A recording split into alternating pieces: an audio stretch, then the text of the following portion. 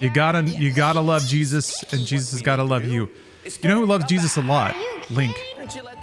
Zelda's Link. Link to the Link. Oh my god. My guts are in a state today, folks. I don't know what happened. I don't know. I had a really weird dream, and I woke up in a strange state of mind. I woke up with a headache. My dream was so intense, and it messed up my guts. Oh, DBE! Oh. Hard pass on their love. A hard pass on their love. Tool DBE, thank you for the extremely generous cheer. That's true. Link does love chic. Hello, Captain. Link loves putting on a midriff exposing, tarted up little top and parading around like he's oh fuck, no, not Gerudo. Shit. What were the name of the hot desert babes? Fuck, this is what I'm supposed to know. I'm supposed to know this. This is why I'm here. Anyway, Yondo, thanks. Thank you. Thank you for being here. Thank you for using the Bing Bong Love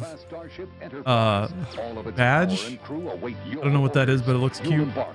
Man, when you click on somebody's profile, you see all of their badges like it's the fruit salad on a war general. Interesting. Gerudo. Okay, never mind. What was I thinking of then? What are the rock dudes called? Oh, Bing Bong is from Peak. Ah, right. That makes sense. That makes sense. Goron! Goron, Gerudo. God, who can keep him straight? Nobody, turns out. Nobody can at all. Hello, Lurker484. Hello, Kyle G. Hello, Brandon B. Moore. Hello, Otters. Little pre-stream. Hello, Bongo. Bongo Man. Hello, Datney. Hello, Jackasses 007. Yeah, man, I got stomach's all crampy, I'm all achy, but I don't feel sick. It's like just those physiological effects. I don't know, I eat weird stuff all the time. Paying more for a new car than it's worth makes me mad. Maybe that's part of it. All right, let's throw it over. Let's play a video game.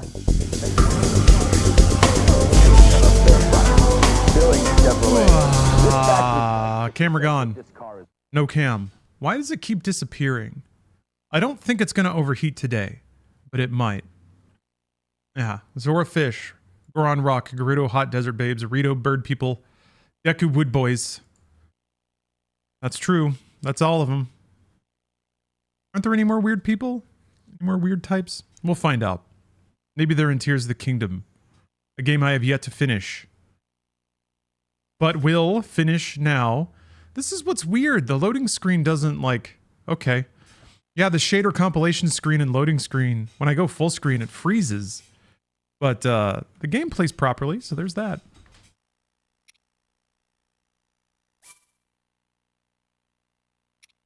I will.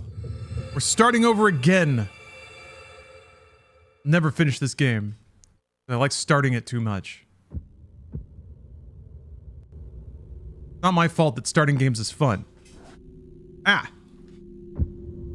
If your Switch 2 doesn't load like that, then perhaps you have to patch your Switch.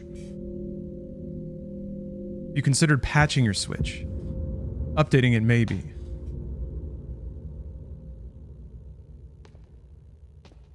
The Tierlandians.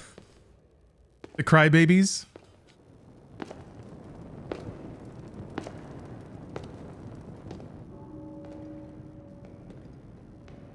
Oh! Hold on. I forgot to do a thing. I gotta downshift my display into 60 FPS. Strange gloom keeps getting thicker. Not like that. Play settings.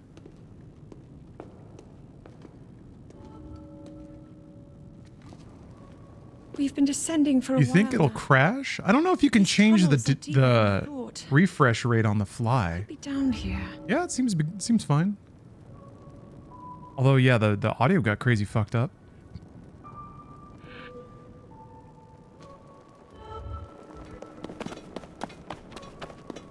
Trot, trot, trot, trot, trot, trot. I don't know, can you speedrun? Can you just outrun Zelda? You gotta be careful though, there's approximately 15 missable items in the intro here. After coming And if you into miss them, you will get the bad contact with ending. drifting through these caverns. That's a little top tip from a guy who's never beat this Though game. Here it seems almost misty and not concentrated enough to harm us. They still haven't done a, like a master mode Keep for going. Tears of the Kingdom, have they? With it coming up from beneath. Isn't that a bit our odd? castle. I feel like they would have. I thought they would have released something like that with the Switch 2 We do update. not know what waits below. No. So we need to be ready for anything. But I Wonder know why they I'll didn't be do any here add-on with you, content with Tears of the Link. Kingdom. Let's go solve this mystery. Maybe they actually just put all their ideas in the game. Maybe they just did them all. There's nothing left. Oops. Special controls.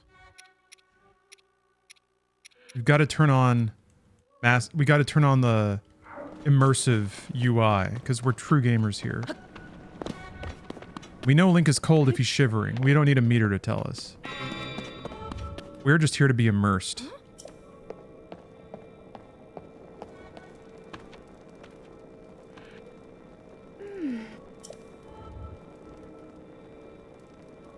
This game owns bones, you guys. Although,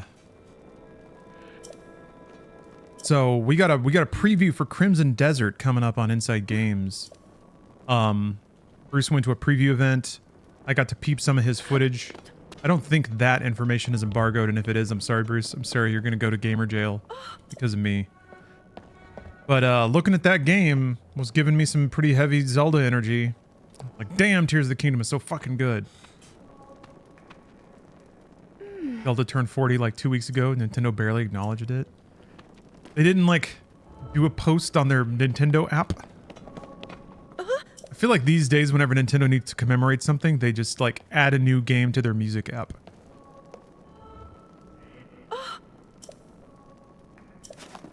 Oh, building a Xenoblade Chronicles X mech model kit and ran out of background noise. Well, I am here for you. Xenoblade is another series I've always wanted to go back to. I put like 70 hours into Xenoblade Chronicles. Yes, the one that came out on Wii. Still didn't finish it. I'm fucking 93 hours into Metaphor. Finally headed towards the final confrontation. I'm torn because if I like perfectly min-max the last handful of days I have in a save, I might be able to cook all the recipes. Or I could just finish the game.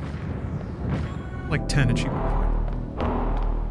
R.I.P. High Guard. Are you, Link? I guess the guard was too high in the end. I guess so. We guarded too close to the sun, boys. Lost our guarding shield. Look at these murals.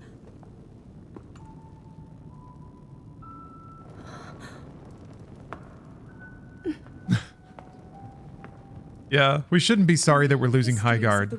We should be happy that we got to spend 3 times the amount of time with it that we got to play Concord. It was a conflict between allied. All right, well, High Guard's setting the bar. Someone only Is Marathon ever gonna referred to as the outlast? Demon King.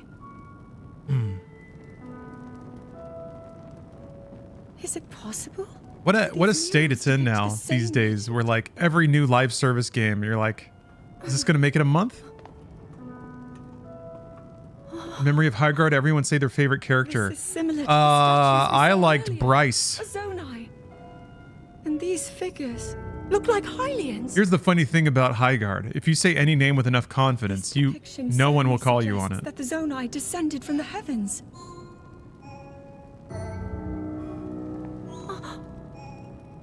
You liked Spider? Spider was pretty cool. It is said that my Yeah, ancestors, they made the first announcement. of Hyrule's royal family, High Guard is shutting down. born from a union with gods who had descended from the heavens. Dr. Lemons? He was good. These murals tell a similar story, and if they are accurate, then the gods Professor mentioned Dump were the Truck? Zonai. He was a fun They must have character. forged a relationship with the Hylians The of that Squeege? time, working together He was a good to one. establish Burrito? the kingdom of Hyrule. It was great. This figure. So many good He characters. seems to be stealing Yeah, something of Blorgus. incredible power from Blorgus had a the great kingdom. ult. This all aligns with what I've read during my Give me studies. 2 dip. And then this. It shows the Demon King. The tutorial merchant? Yeah. The real hero of High Guard was that stoned out little Furby sitting on the merchant's table. If the creature depicted here really does represent the Demon King, then... If Keely didn't push Highguard at the TJ, would it have died as fast? I'm gonna guess faster? Incredible. If Keely didn't push Highguard at all, like how fast did King of Meat die? The Great War recorded in the royal Nobody even knows histories. about that game because it didn't have any marketing at all, as opposed to the one beat of marketing that Highguard had. And the events that led up to it. Yeah, right? King of what? Yeah. Amazon. This is a huge discovery. Amazon threw so much money after King of Meat, and no one knew about it. So, like, marketing still matters, and marketing, like, puts you in front of Now people. to use this invention of Pura's. I'm glad I didn't leave it behind. It's so easy to record. You point it and click. So handy. I didn't notice that the actual shoulder button moves. It looks like the rest of the mirrors are obscured.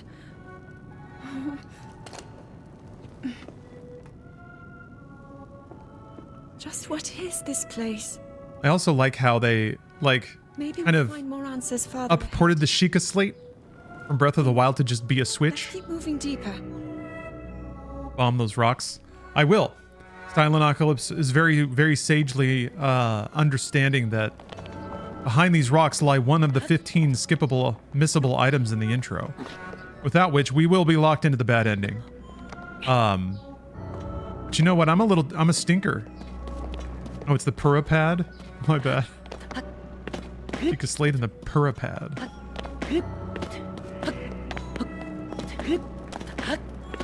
You know what? I just realized.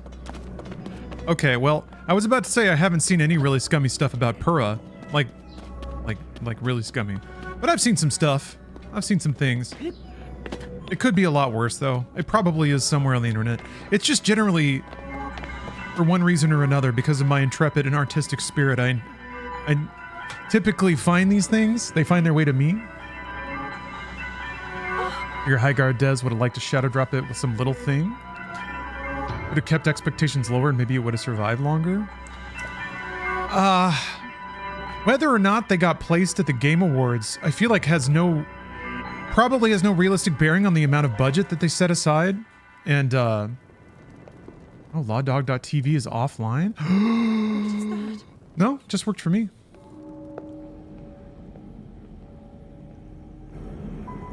Works on my machine. Therefore, no problem exists.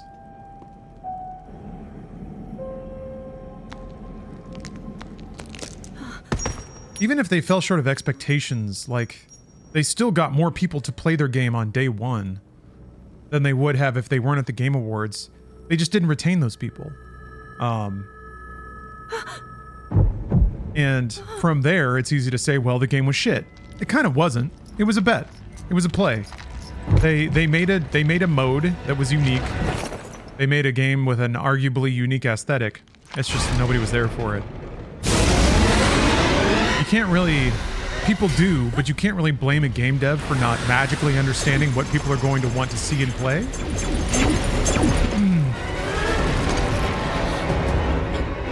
So if they had launched without being at the Game Awards, nobody would have known about it. Nobody would have played it. I have to imagine, it may not be true, Was that the sword that but I have to imagine that getting placed at the Game Awards didn't radically alter their launch strategy, but it may have. For all I know, it may have. Maybe they, maybe getting placed at the Game Awards caused them to shift around their launch budget. that fragile sword? Put more into the launch window, thinking it's like an all or nothing kind of thing. Faith in you. And that was all you could do.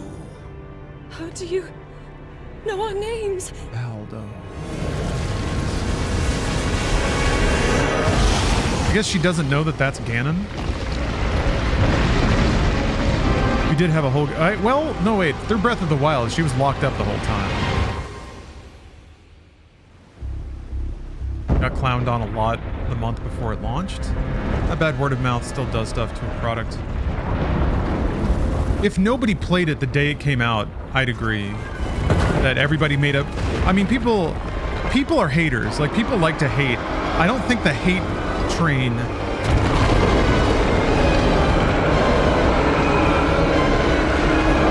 Well, maybe. I don't think the game would have built its own good word of mouth.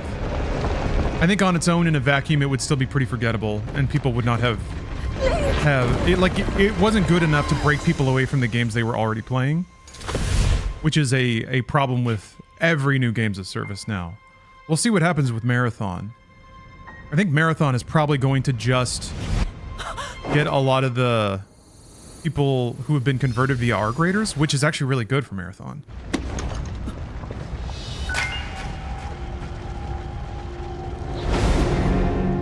If you're making a product, the mountain you have to climb is to get anyone to just try it. And if your product is good, then it'll have a life of its own. It'll exist in the market, people will buy it, it'll make money. I don't know that you get a better shot than what Highguard got, which was free marketing, loads of player interest, for better or worse, player interest on day one. If the game was good enough, there might be some strategy there where, like, over the course of a year, people find it on their own and they feel a little more ownership and they feel a little more, like, willing to accept it. I think it's more reflective of how burned out everyone is on live service games and how little air there is in this particular market for new games. I think the other thing that goes into it too is, like, this is sort of a problem that games of service games have made for themselves, where you don't play a games of service game because you just want to play a game. You play a games of service game because you're invested in it. Because you either think the game's going to run for a long time and you want to get a whole cache of skills and skins and collectibles, and you want to know that a year from now they're still going to be adding new content and there'll still be people playing, and you'll be able to post your epic plays online and people will, like, you'll have friends that to play with. Like, people do this evaluating process now when they even debate starting to play a games of service, which is it going to have legs? Will it exist a year from now? And it's all very valid. But I think with Highguard, that may have been a factor, is that people tried it out for curiosity, but they were immediately like, this game's not long for this world. I've already convinced myself that, so I'll try it, but I'm already checked out. That could be a factor too. Or could. I remember, I think it was, was it Overwatch or something? Like, they were changing how some of the meters worked. And then I was reading some comments online where people were like, well, if they do this, what's even the point? And I was thinking, like, playing the video game and having a fun time playing the video game used to be the point. But people have been so, like, well fed with meters that fill and long-term objectives and the sort of unspoken assumption that game time now converts into like legacy. Every second you spend in Overwatch or any games of service, you're building a vault of stuff. And without that, people don't even, like, know what the point of a game is anymore. Nobody's even thinking on a match by match basis. Like, am I having fun? It's more, is my rank going up? Am I closer to unlocking the things I'm told I want to unlock?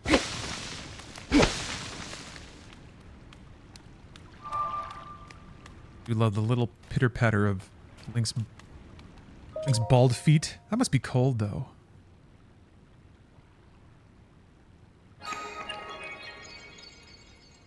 This is why we all need to go back and play Quake Champions. Although I guess it has skins and unlocks and things. Maybe we'll do that on Passions Day, on Soap Opera Sunday one of these days. Get everyone to install, everyone. I say everyone, like, as long as 4 or 5 people install Quake Champions, we can play. And I won't be in there with the, like, elder 40-year-olds that have been playing Quake for the last 30 years. Ah, you're glad you grew up in the arcade era?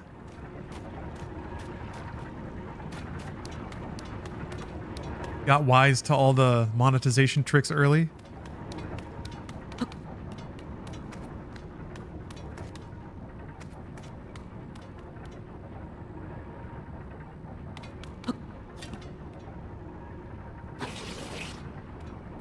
Alright, we got our first devious puzzle.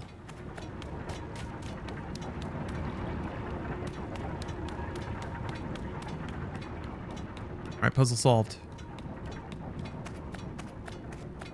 That room actually has the 3rd through 8th missable items, which we have definitely missed.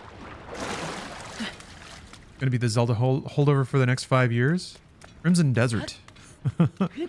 Really seems like Crimson Desert might be the heir apparent to Zelda, or at least this format of like open world Zelda.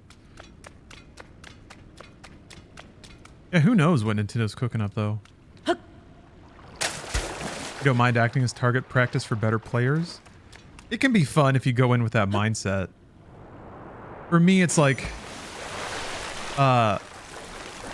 Splishy splish. For me, I can be cool with that if I'm listening to good music and hanging out with friends, but if I'm just getting shredded.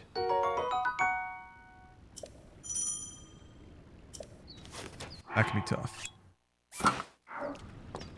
Like how the first pair of pants is just a tube of cloth. No CD Media. The embargo is up tomorrow, which is, I think, it's when our video is going to post on Inside Games. And I think Bruce is probably going to do a stream preview of it. All right. Oh.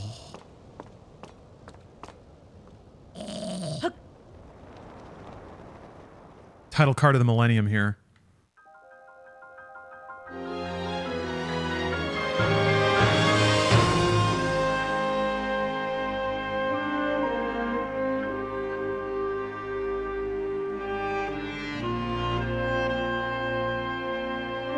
Damn it, I need water. I have water.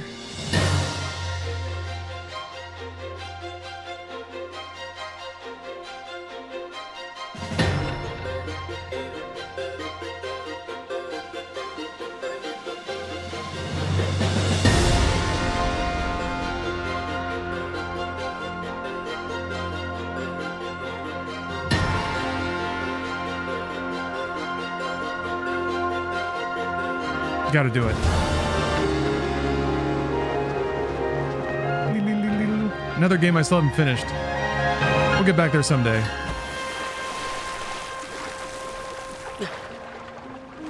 I don't know though. How important is it to finish Baldur's Gate 3?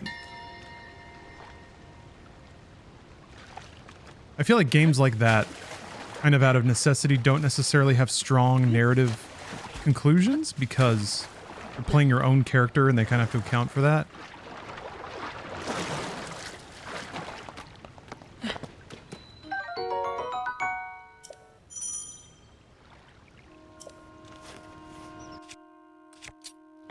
Branch equipped. Tree on tree violence.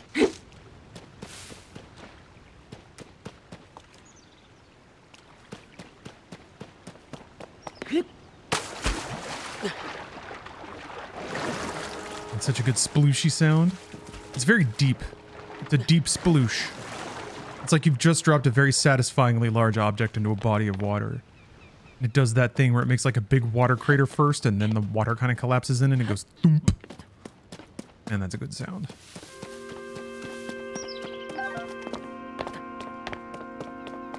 There's got to be some evolutionary reason that we love seeing large objects splash into water, right? Yeah. Badoosh. We got our hops. Oh.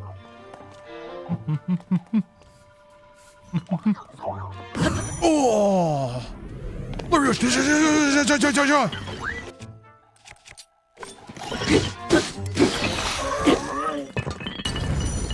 There. Our first victory. Now look at that little pop-up. Any attack that causes your weapon to break does double damage. A good mechanic for a good game. All the Zelda weapon breaking haters simply being mogged by a minor tutorial message.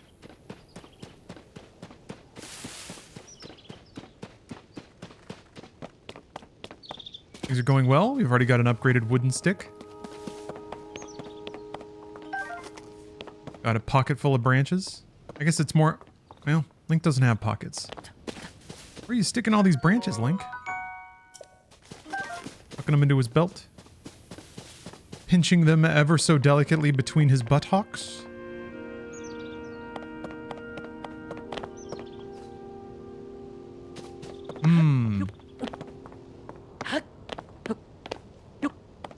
I see what you mean. You're talking more about fighting game arcade culture? Winter stays. The old players get to play longer.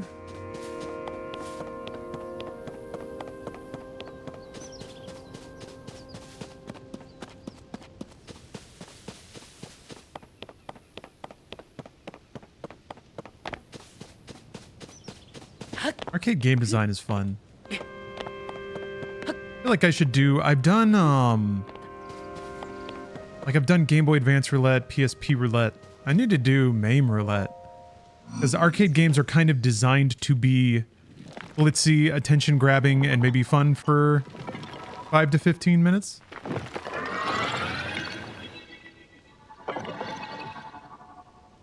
Natural fit for iterating through a ton of games.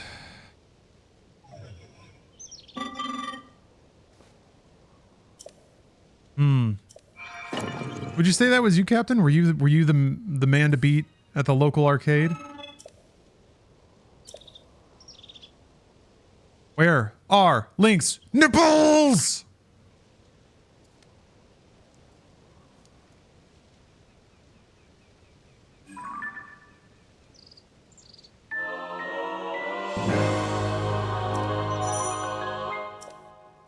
Arcade gaming in the 90s was a particularly fun prospect too, because since arcades had bespoke hardware, they could be produced at a spec above, you know, home console.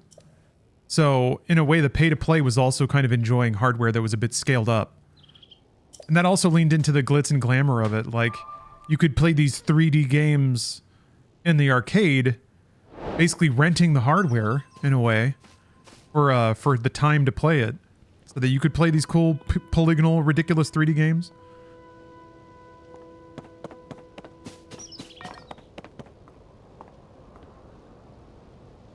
I really do love Link's long barbarian hair. Oh, okay. You were among the guys to beat, but one guy was the dude. Did he have a cool nickname?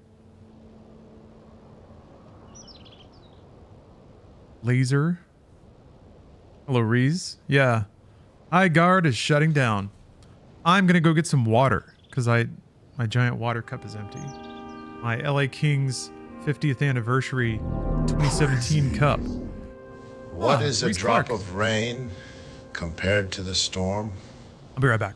What is a thought compared to the mind? System Shock 2.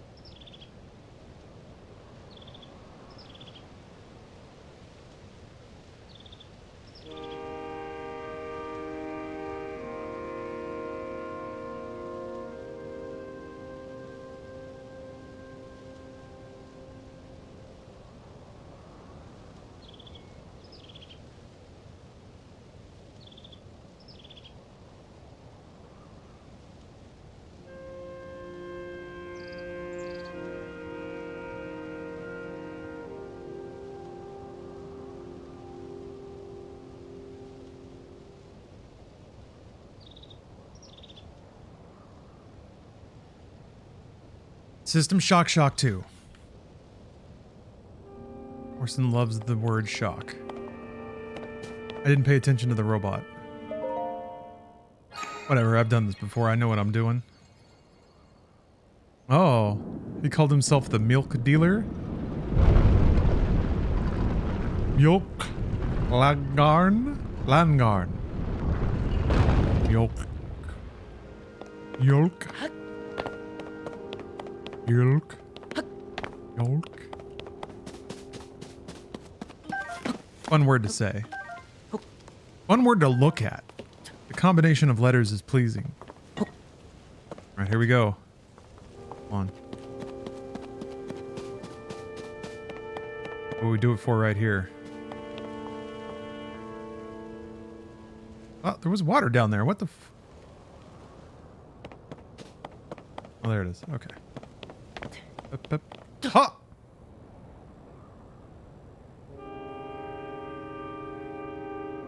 I see a frog down there. There he was, Multiple by frogs. God, a puffy, drink ravaged, disease-ridden caricature, like an awful cartoon version of an old snapshot in some once proud mother's family photo album. It was the face we'd been looking for, and it was, of course, my own. Horrible. Horrible. Horrible.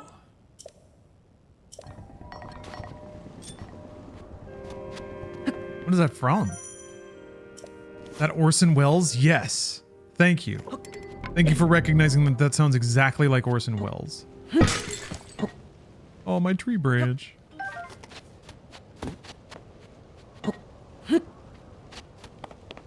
Yolk.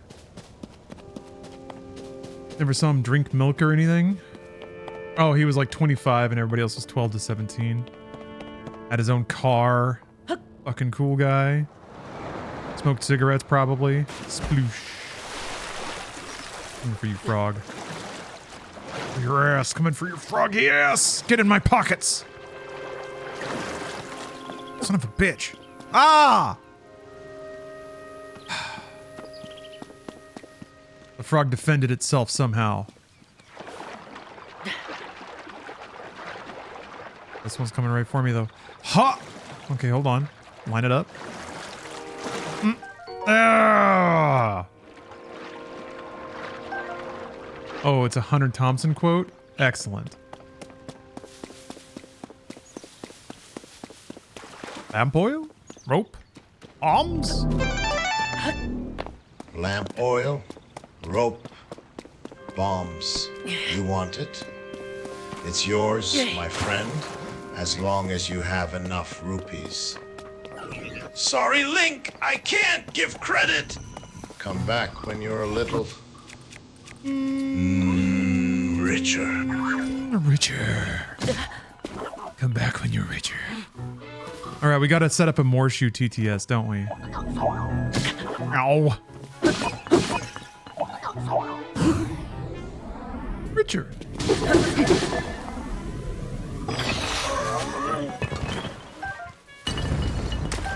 Hold up. Hold up a second. Richard. Hold on a minute. Hold on. See how quickly I can do this. Rope? Bombs? You want it? It's yours, my friend, as long as you have enough rubies. It's yours, my friend. I feel like nobody's going to know who Morshoe is.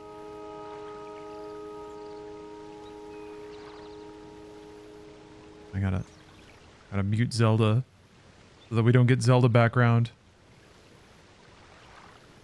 Okay. Lamp oil? Bombs? It's yours, my friend. Lamp oil, rope, bombs? You want it? It's yours, my friend, as long as you have enough rubies.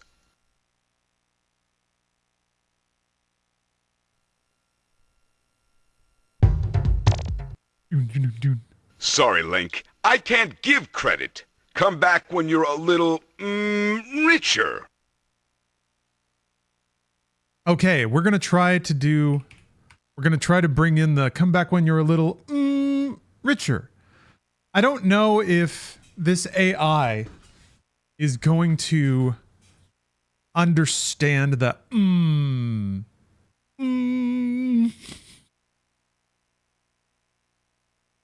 We can't go bananas, Bongo. It's too many. It's too many. That is a really good emote, though. Fuck. It's really good. Yeah. All my salt.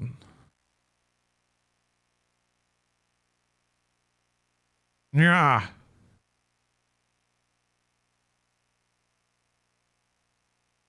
Come back when you're a little, richer. All my son.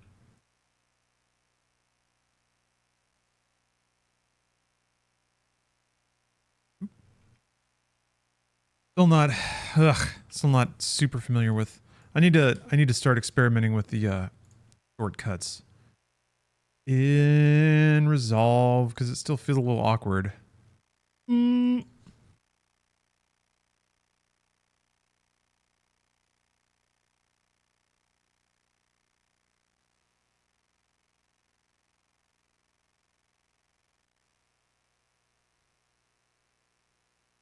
Alms? Lamb oil?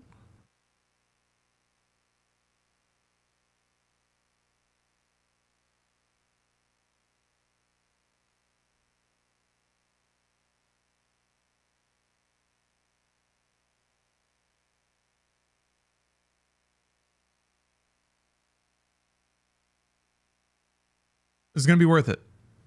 I think. Maybe. We'll see. Hey, Loofbox. Hello, WireMod. Oh, the pretty new game that was mimicking the Zelda CDIs? Fuck, what was that called? That looked really good. I played it a little bit. It was good. I'm gonna go back to that. I still haven't played the Zelda CDI game, the one where you play as Zelda. Or no, wait, no, I did. It's the top-down one I haven't. That one's all like pre-rendered, though. It actually has a pretty cool look. Ah, yes, Arzette, the Jewel of Faramore.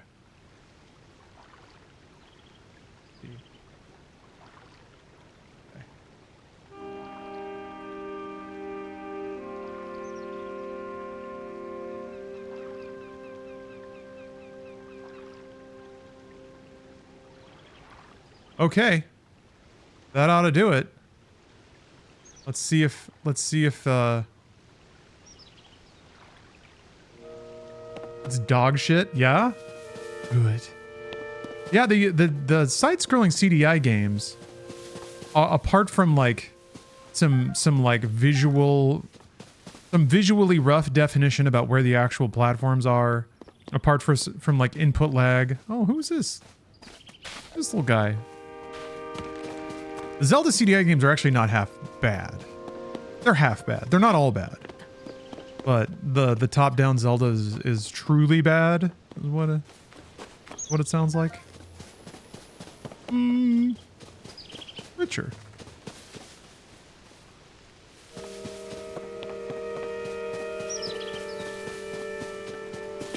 Got home from just got home having a White Claw. For some reason, I read that as just got home from having a White Claw. He went out for one White Claw. Hemingway had his spot on the islands. Me as you know.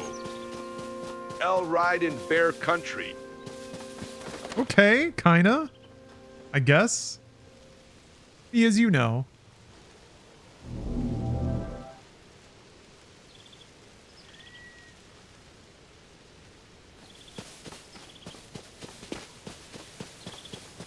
Hello, barkeep.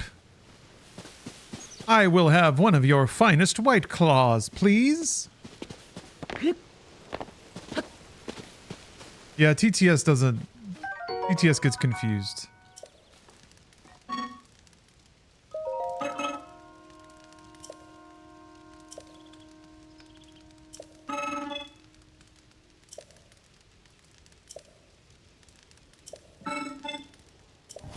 All right.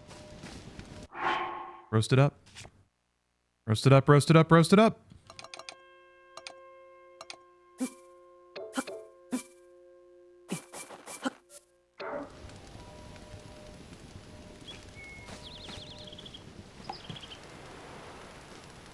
Look at this. Look at this massed roast I'm doing.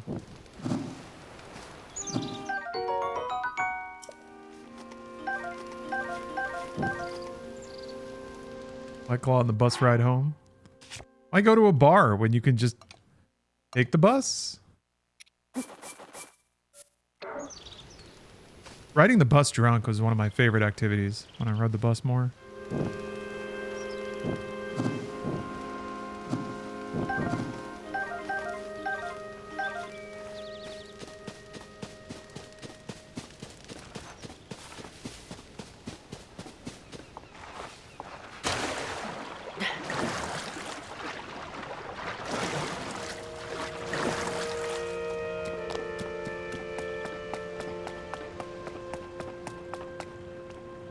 People who enjoy riding them drunk are the opposite of what you like about the bus.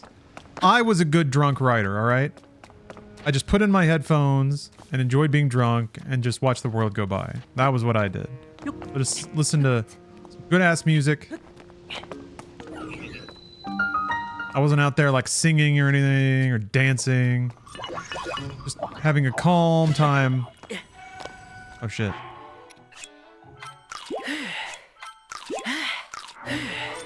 Yeah. I peed my pants like a normal person. Quietly. No, I have ridden the LA Metro with people that barf. That was not fun. Some lady puked on the bus, and then like her boyfriend ushered her off real quick, and then just left the puke there. And then every time the bus would accelerate or decelerate, it would just kind of slosh to the front and back. People would just like pick up their feet and try to move to the other side.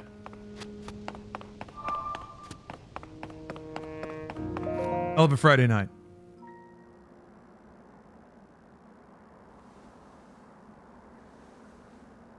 Yeah, exactly, Lootbox. Same here. I am a gentlemanly drunk. On a couple of drinks, I pull out my little top hat, a little monocle. That door. My conversation skills improve. With sufficient power.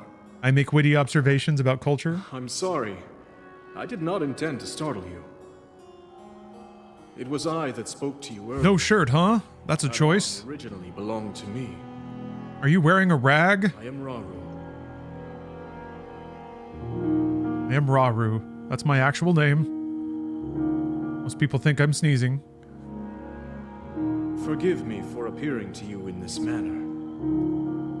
Unfortunately, I no longer have a physical form. Does he have nipples? In any case, I thought I saw nipples before, but now I can't see them anymore. It seems to have lost the power to do so. Always a Ken doll. Bullshit. You might be able to restore it. I feel like Zelda would be mega into nipple play. A place filled with sacred light. Okay. Really an idea alert that no one's had before. Why not visit the a sexy Zelda knockoff, but all the artifacts you get are sex toys. So you like get the nipple clamps and shit out of treasure chests. And Zelda's a freak, and the goal is to make her come. Yes, I'm sure they are the key. You gotta really lambast her with every tool you can find across the kingdom. She's burned herself out. Gooning to heated rivalry AI. The woke mob stole my hot lad Link's nipples! No amount of rupees can get them back! Kinda? I remember Morshu being, like, deeper, but the exclamation points keep pushing him up. I don't give credit. Maybe I should try a different sample. Lamp oil, rope, bombs. You want it? It's yours, my... Lamp oil, rope, bombs. Let's just try that. Lamp oil, rope, bombs. Do any masters of Resolve know how to cut every track?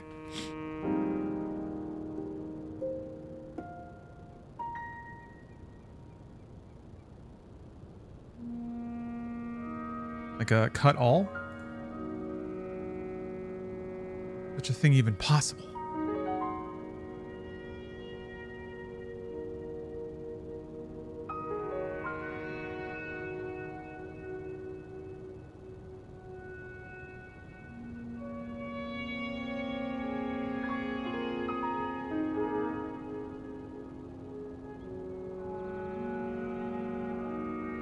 Lamp oil? Rope?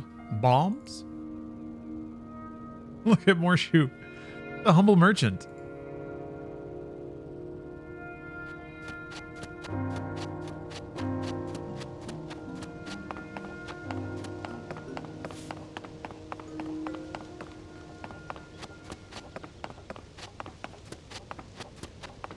This is something I could Google.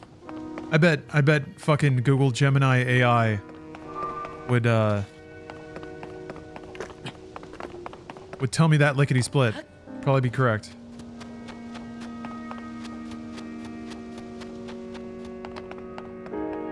Maybe the lickety slit would be one of the items in Sexy Zelda.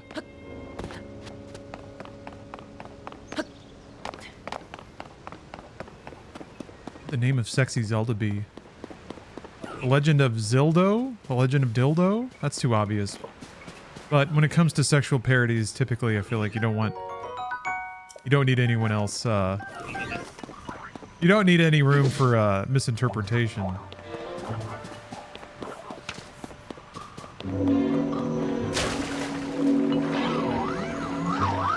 Doing glowing at me. Oh, are you annoyed at my ability, my fleshy ability to swim? My natural buoyancy? Legend of Segda. Perfect. We're done. We did it. We can all go home, folks. Wrap it up. You don't even have to stay for lunch. Feel free to take a sandwich. Oh yeah, kink. Kink and Dilda.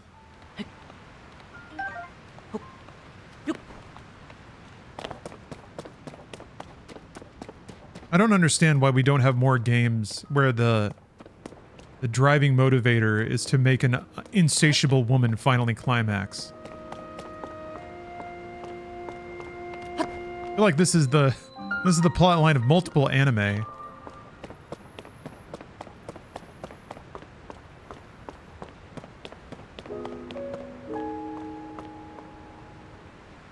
So pretty.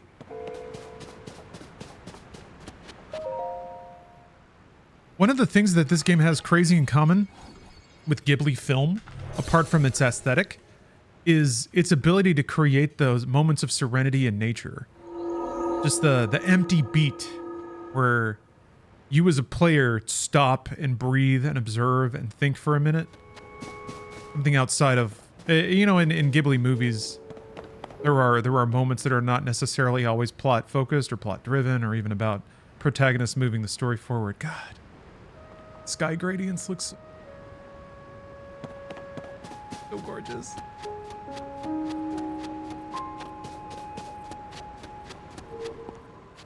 All right. First temple.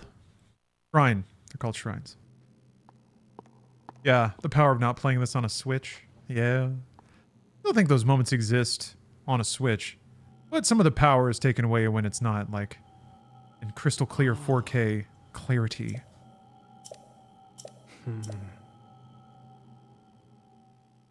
The Switch 2 port's good enough. Not for me, of course, but for other people. They did make a Switch 2 version, yeah. It runs at 60 FPS. I think it's 1440p, upscaled. If you play it docked, that's just a guess. Just based on how it looked. But it's, yeah, 60 FPS is enough. For people that don't feel like riding dirty. Trying to set up an emulator, although that's harder than ever now. I guess Nintendo went and DMCA'd the rest of them. The emulators that weren't even, like, charging money. I kind of hope that Nintendo would, oh, that's weird. Whoa, okay, whoa. Huh. That's strange.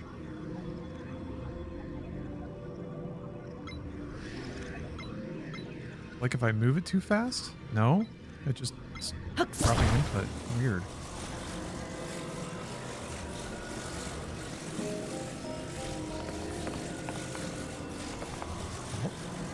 Hold a button. Wow! There's a way to hold a button and like rotate it. Nope, it's not that one. Nope. Nope. Nope. Oh, did Steph log something on Letterboxd? Which one is it? Is it The Big Hit starring Mark Wahlberg? A movie that I can't believe I hadn't seen? That movie sucks ass, but it's also kind of great. I saw like Big Hit seems like it's a well, there we go. Well, that was one. Yeah, it's a Hong Kong movie. It's super weird. I I remember my friends kind of bringing it up when I was in school, like when it came out. They mostly talked about like the running gag of the dude who had just figured out how to jerk off. But as a kid, of course, I had no basis for knowing what kind of movie it was. But now as an adult, it's like, oh, they were trying to make like a Jackie Chan action, comedy, like everything movie way before that was a thing in the US. I mean, The Matrix really broke Hong Kong films open wide in the US. But like, this is before Charlie's Angels or anything like that. It was produced by John Woo and Wesley Snipes, which makes a lot of sense too. Yeah, casting is very strange. I can see why they would have cast Mark Wahlberg. They shouldn't have cast Mark Wahlberg, but I can see why they did. Big ups to, Lou Diamond Phillips, who basically plays a JoJo character in the movie. There's a part where he like shoots a dude, but then he strikes a cool pose before he does it. It's great. That part is great. And Lou Diamond Phillips's like outfits are fucking exceptional.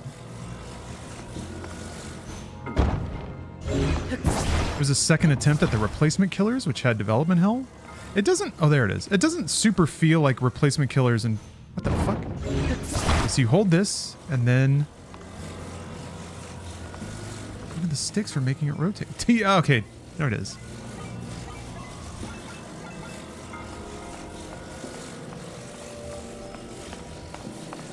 I will not guess which other movie the writer of it has worked on. I think I looked this up, though.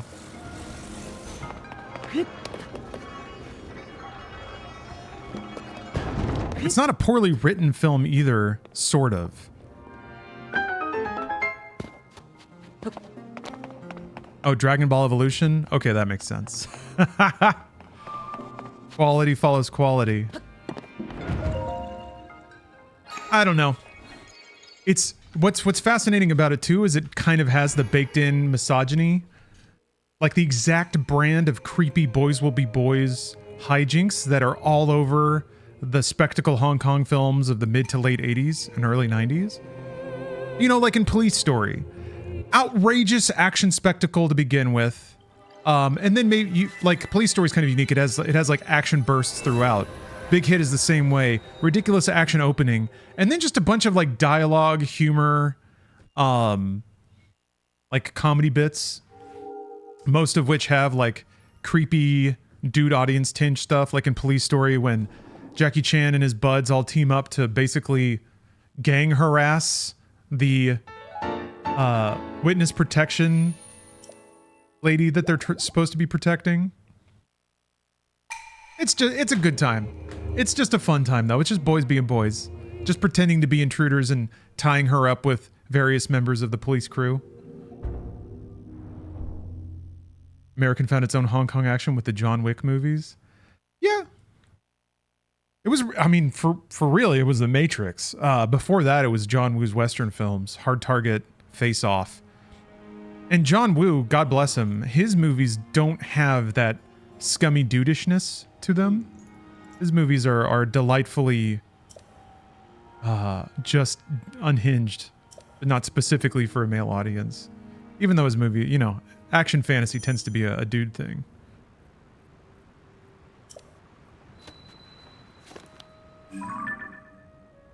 Oh. Yeah, that's weird. The gyro's all fucked.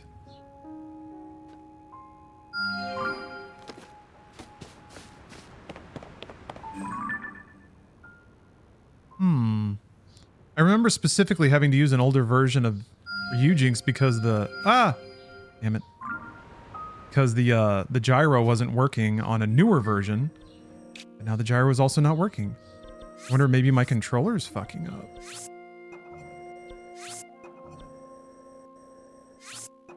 Got some drift.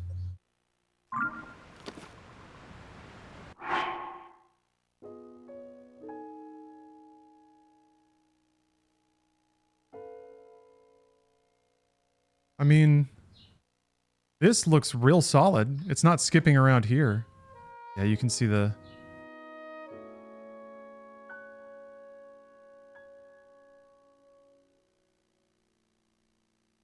I guess I gotta... Let me Gotta open up the dead zone a little bit. So the stick drift on this doesn't get too bad.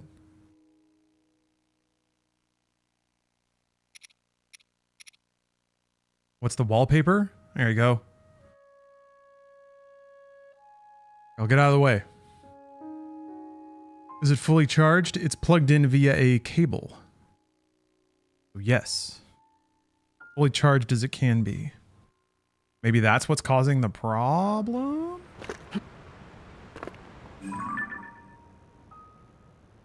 Fine now.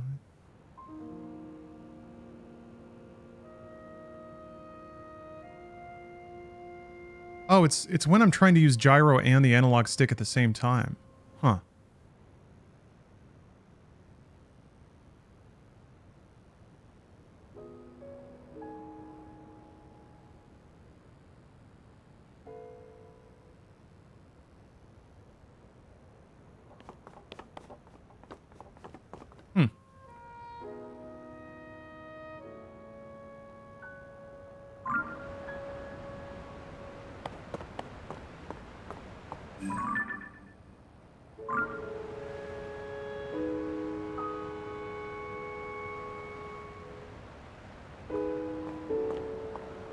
That's okay.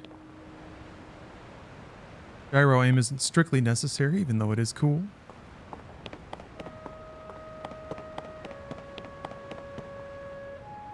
Right, we got the master hand. First of our many sex toys.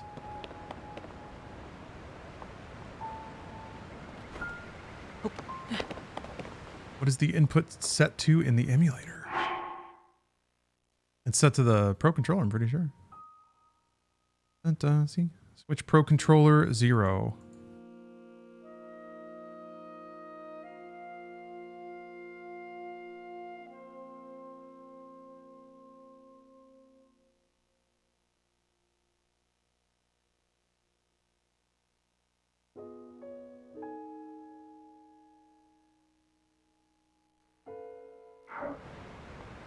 Day's been pretty good. Robot Space Prince. Kind of feeling a little funky. Woke up with a headache and some weird stomach issues. I don't know what that's all about. But it's fading away, I think.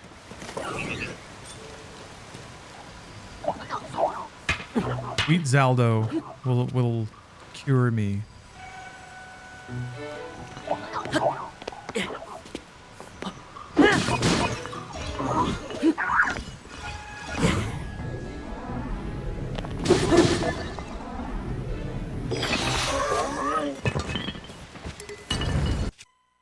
Current plan for bad good movie? Don't really have one.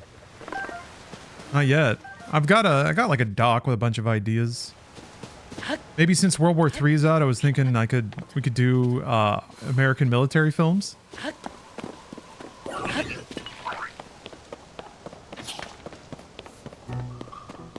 The Indomitable McHale's Navy. Down Periscope. Oh yeah, the WWE movies, like the Marine.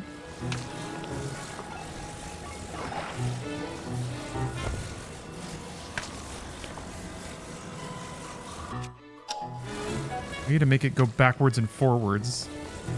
Fuck.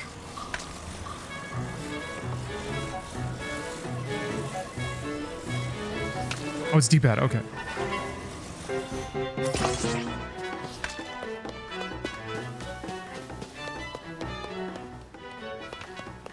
They make all this nice little stuff so you can make a cool little car. I love it. Meanwhile, I'm just going to take one plank.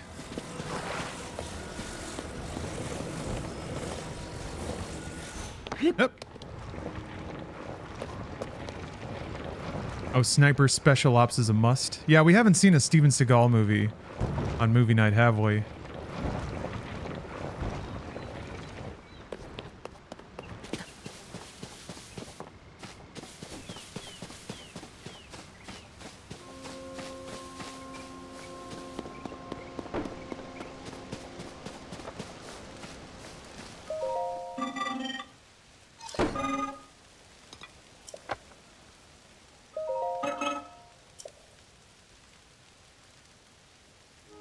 Bind to assemble platforms.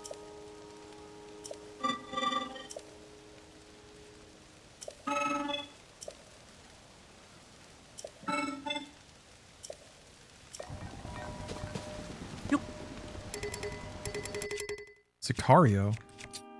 Sicario's about, like, drug trafficking and shit. No. We need films that prove the rightness, justness, and purity of American military actions throughout the globe. I'm just thinking military shit. Yeah, I mean, there was all the, like, post 9/11 movies, Black Hawk Down, all the World War II movies, the post Saving Private Ryan films. Shit. Starship Troopers. Oh yeah, Full Metal Jacket. Shit, maybe we watch Full Metal Jacket. Yeah, Zero Dark 30.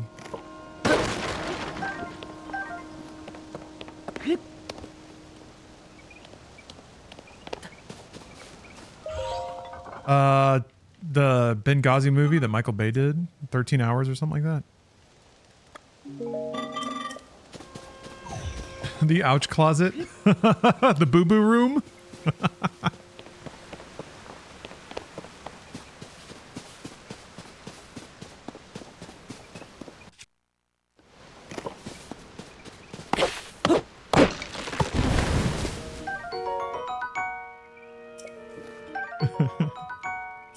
Yeah, Hurt Locker was pretty good.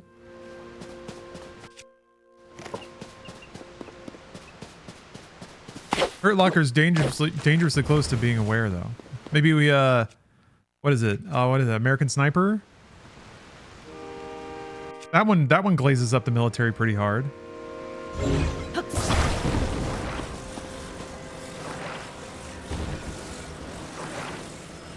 Thank you, Clint Eastwood, for making good movies for Americans to watch. Yeah. I mean, it's a sad story, but also... Whoa! Oh, no, my log! No! No, my log! Stop falling! I need my log.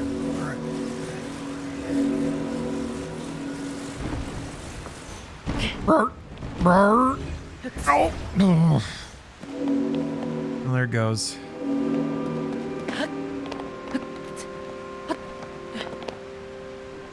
Link has lost log. Ah.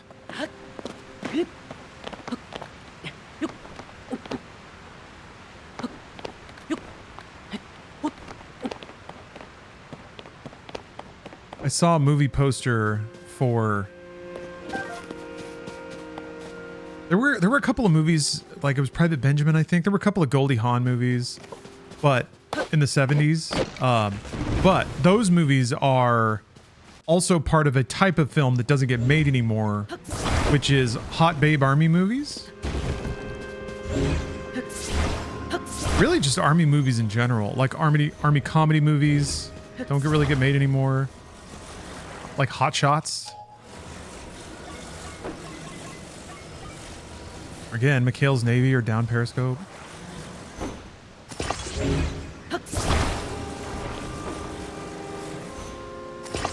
Alright, we just needed a few more logs. Or we could really throw it on its head and watch Wolf Warrior, where I'm pretty sure Scott Adkins plays like a villainous US dude, and it's more about Chinese military.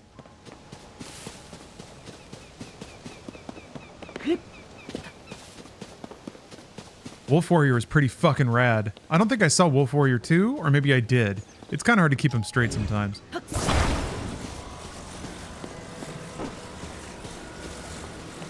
Look at this design though. They like make a little notch for the logs to go in. One of the mastered things about Zelda that like everyone appreciates without really knowing it is how every environment you're in is just packed with contextual clues that all sort of nudge you towards the solution or a solution.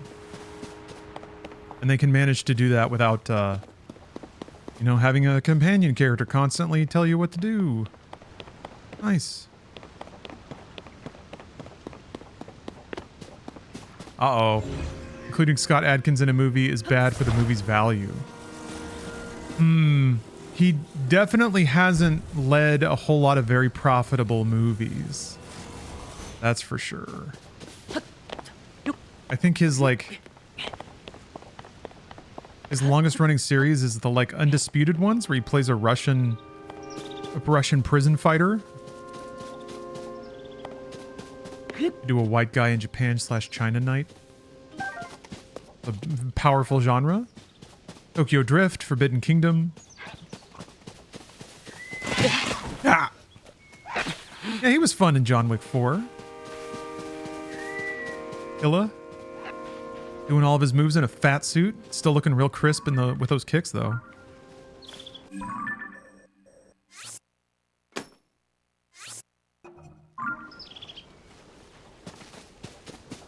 Yeah. I bet plenty of people skip over those clues in the same way they do when trying to orient a USB plug. Get it correct on the first attempt? Well, that's the other fun thing about Zelda, is that the way that they architect a lot of these spaces, even if you don't do it right the first time, the nature of the puzzle typically gives you feedback about what went wrong, and how to fix it. So if you're making a contraption that you have to balance on a rail and ride, if it falls off the rail, you like see it happen and the physics makes sense, and you can parse what occurred, and then you can you basically undergo the process of engineering. You take your test and you try it again. It sounds so simple, but it's so complicated to do well and to do wordlessly, and loads of games do not do it well or wordlessly.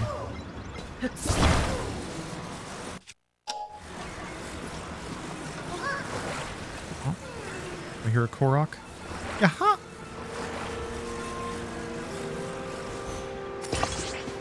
Where are you, Korok? There you are. Oh yeah, that's right. We got to take him to his buddy.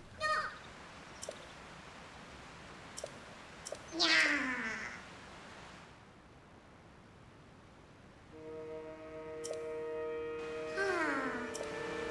tired.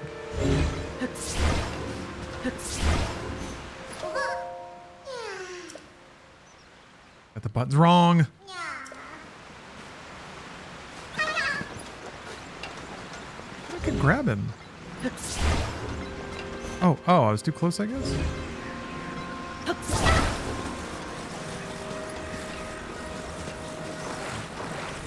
Jam you on the side here. There you go.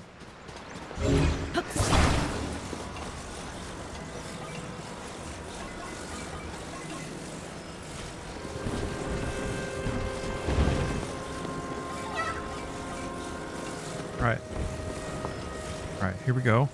I'm gonna have to get on it after I let it go. Okay.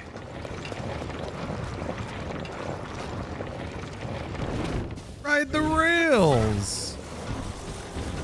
There we go. That is how to do it.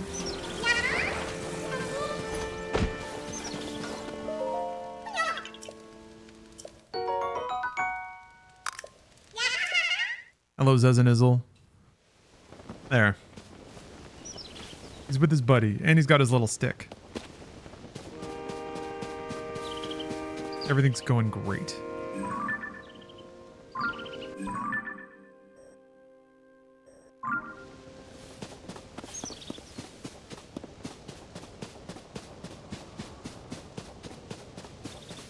Guess I can just keep taking my log. Taking my log and cranking my hog.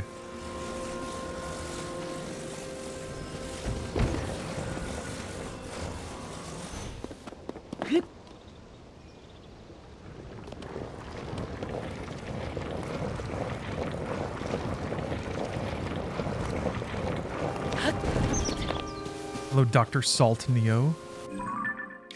Finest beverage in all Persona. Every time I got a Dr. Salt, I was like, damn, I want a Dr. Pepper.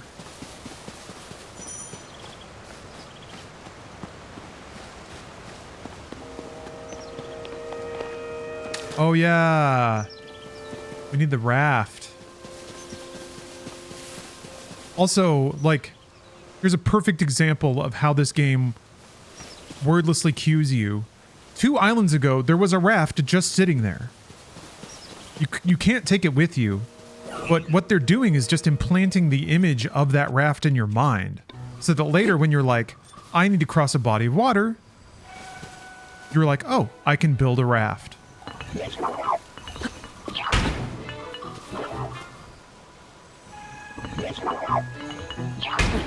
That's what annoys me with a lot of modern game design's getting a lot better about it.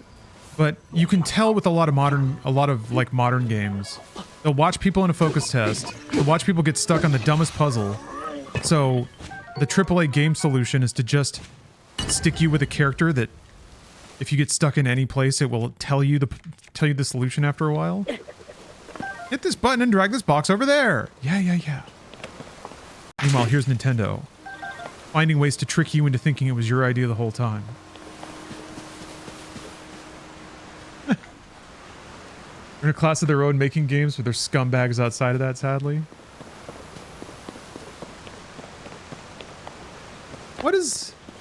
I'm gonna regret this, but what does Nintendo do that's scummier than any other game company?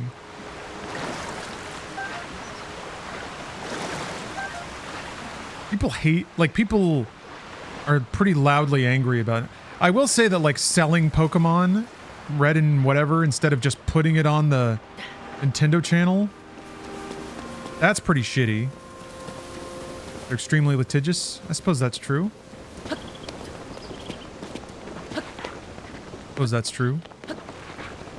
I don't know. To me, the way that Nintendo interacts with Pokemon and Game Freak is so different than how they do anything else in their business,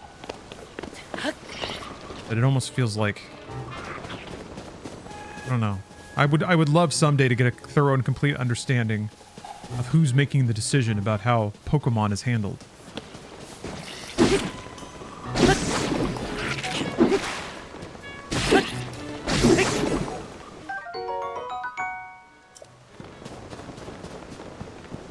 Alright. Yeah.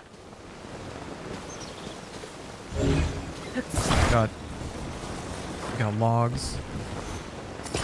Nope. Yeah, they give you, it's interesting because this is that situation where they demonstrate all of the parts in part or in full in different spots, and now they give you an open-ended space that has all of those ingredients in it, and all you have to do is demonstrate that you were paying some kind of attention. But it doesn't, like, it can even be passive.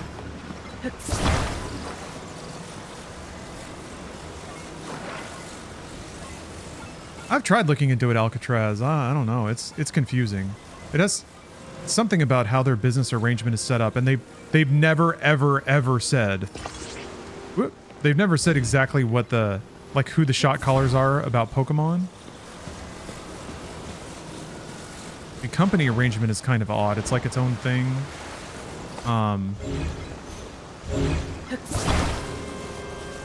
Oh, they do shit like the Mario 3D collection thing.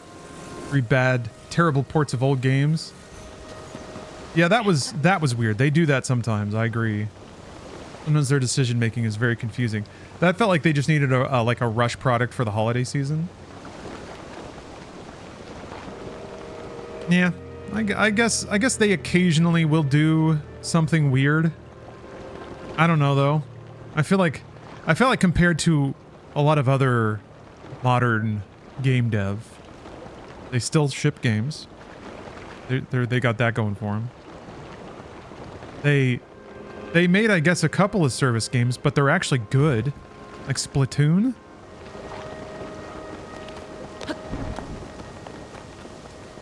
In the handful of service multiplayer shooters that have survived more than a year, you can count them on one hand, maybe.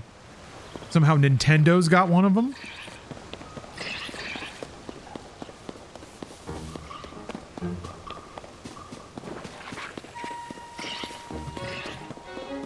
Apparently Pokopia is real good. I was ready to write Pokopia off completely, but I don't know. The journos love it. I guess that's a good point, Captain. Nintendo's a scumbag. It doesn't exclude everyone else also being scumbags.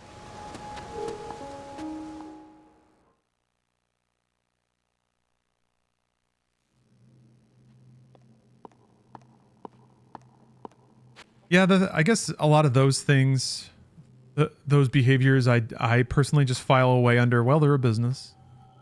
Ah. A lot of other companies are businesses and also way worse at it.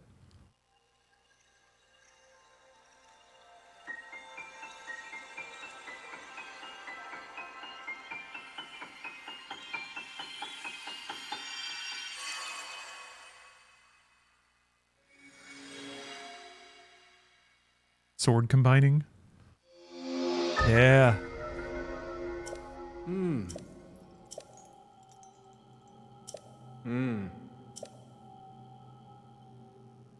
Start doing Animal Crossing, get high reviews, and you just leave it at it's not for you. Yeah, that's fair.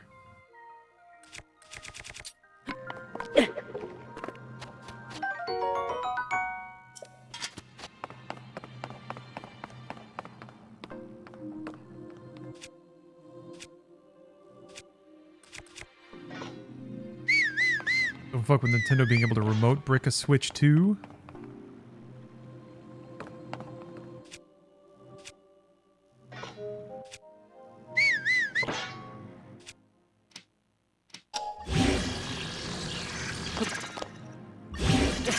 Here we are.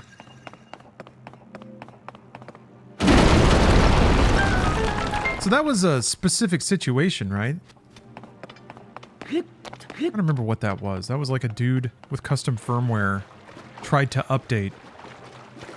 And the update bricked. And then his hardware was just fully fucked. I agree though, I would...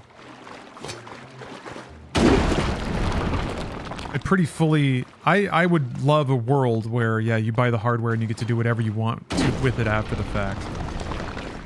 But the specifics of that didn't sound too terribly different than what normally happens to do custom firmware. I could be wrong though, I don't know. I'm getting a little too Nintendo slobbery. I don't know, I was just curious about it because I've gone to like creator events and stuff. And I've talked with people and just like, man, fuck Nintendo, fuck them, fuck Nintendo. And I'm just like, Jesus Christ, where's this coming from? There are these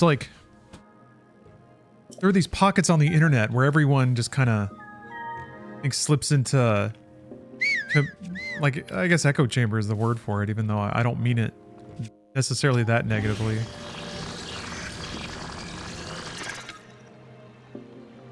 Confused.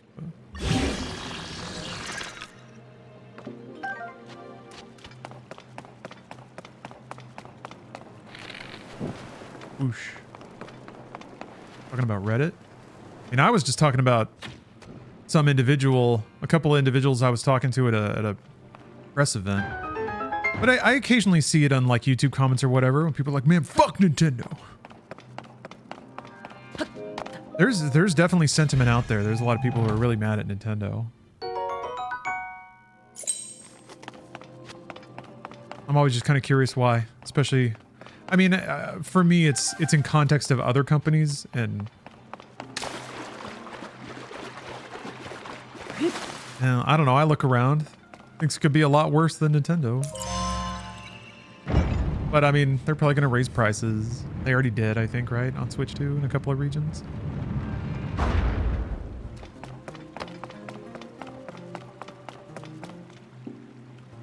I forgot. Oh, I got all the chests though. Did I get all the chests in this? Oh, thank God. $80 for Mario Kart World was a choice. It was a choice. Yeah, that's not so great. I get that though. Mario Kart's their seller. I swear, they were looking at their sales for Mario Kart on Switch 1. And they were seeing that like people were buying Mario Kart 4, 5, 6 years after the game came out. So I think they were just like, well shit. If we launch it at 70, we're stuck at $70 forever. We can never raise it. But if we launch at 80... Yeah, I agree, Captain. I agree completely. I think they charged 60, or they charged 80 for Mario Kart World. Because they could. And because I think they knew it was a long tail game and they... How do you...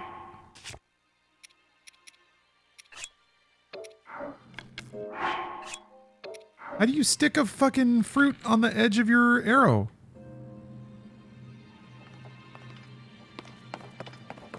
Although, to be fair, it wasn't 50 at launch. Or sorry, it wasn't 80 at launch technically if you bought it with some inventory. Hold. Cancel. It was available for $50 if you bought it as a bundle.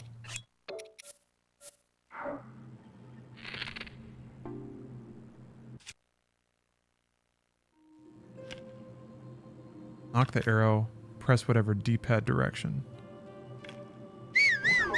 Damn it. Ah, it's up. Okay.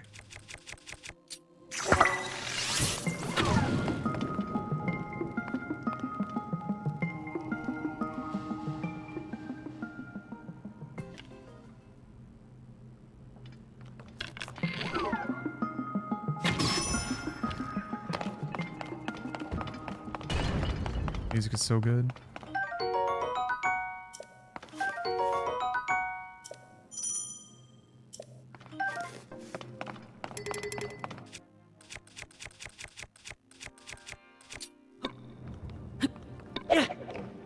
The spiky thing on your sword, you got it.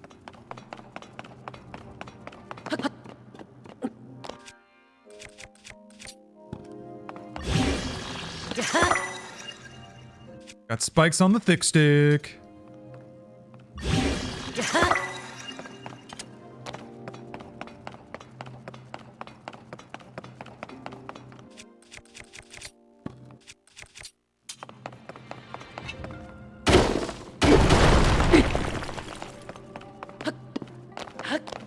Care not for rocks. Fusing is really fun. I agree. I thought fusing was such a good way to like add dynamics to the breakable weapon system. Any stick can be useful if you stick something spiky on the end of it. It also just gives you a lot of opportunity to express your own resourcefulness.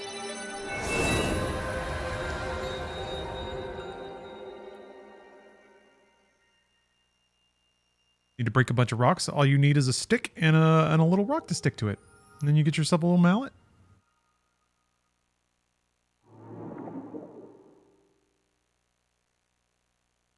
Crazy how much of this game came and went for people versus Breath of the Wild. I've heard that before too. I guess. I think people are maybe basing that on what they see on the internet. And the internet is different now. Although I still see random clips, Breath of the Wild, or sorry, from Tears of the Kingdom, of the random shit people make.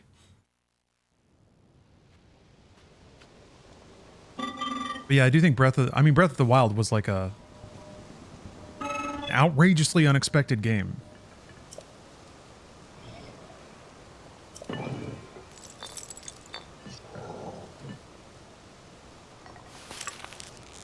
I think the shock of that stuck with folks. Even though I think Tears of the Kingdom is like just a bafflingly amazing improvement over all that.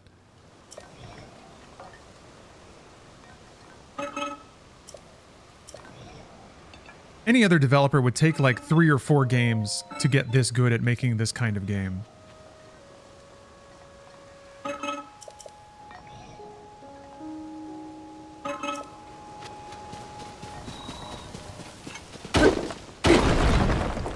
What do they do for the next Zelda game? God, I don't know.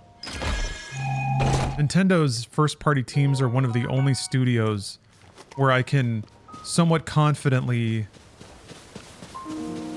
be like, whatever they come up with is going to be far better than anything I could imagine. And they're going to do it to a degree that is better than I could, like, even if I came up with the idea, the way that they implement it and make gameplay systems around it is still better than what I could think of.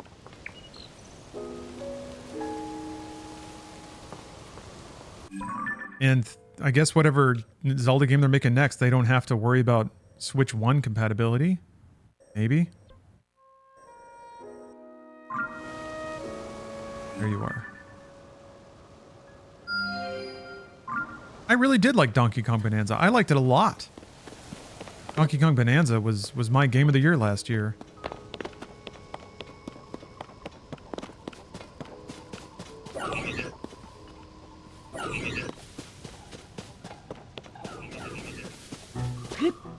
Captain agrees.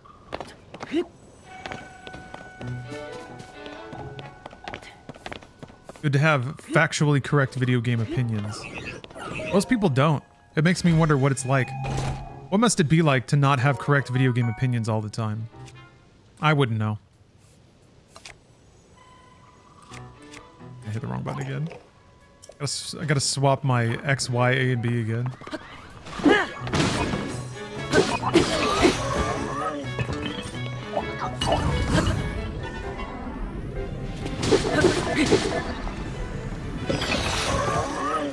Yeah, just pure joy the whole time. It was one of those games that, like, it perfectly nailed the second-to-second gameplay. Just the kinesthetics, the feedback, the audio of smashing things was fun. It was just fun. You just wanted, well, I just wanted to do it. But then it married the, like, stage destructibility with really impressive design. Most other studios, if they can get a system where you can smash things and it's fun to do, they kind of just leave it at that. But they built these whole, like, level sets that use that mechanic in a really interesting way, I thought.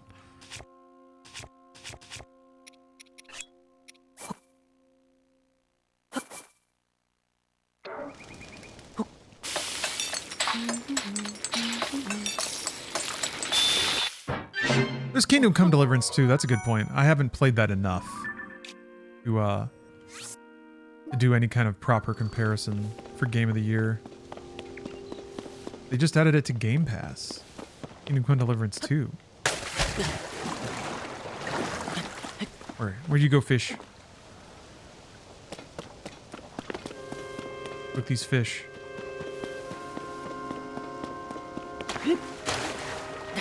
You think being a fish on a tiny little Sky Island pond is kind of like being a streamer?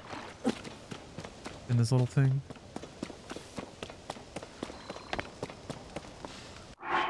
Yeah.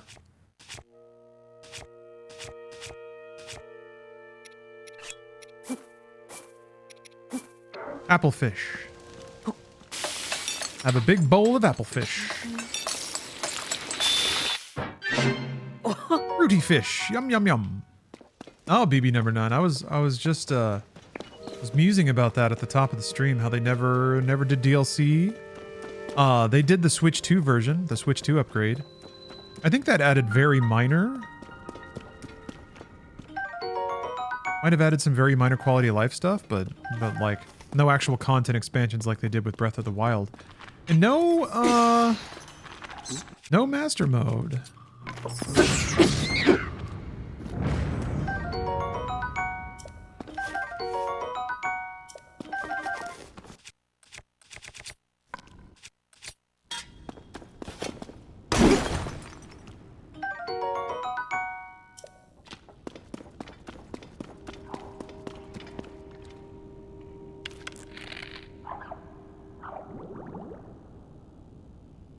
Like I need to stick something on the end of my arrows. Guess I could shoot him with a horn. Oh, the eyes I think make them homing?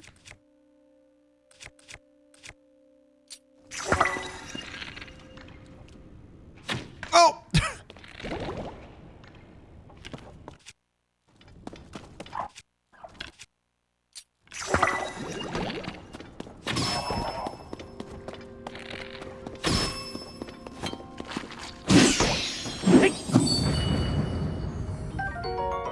There we go. Booble gem.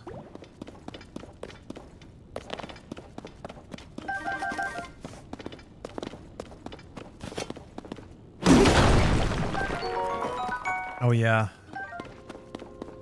That's probably maybe the one downside to Breath or Tears. Is that you don't get those big monolithic dungeons. It's all been busted up. Instead of one big ass dungeon with tons of puzzle rooms, now every shrine is its own little mini dungeon.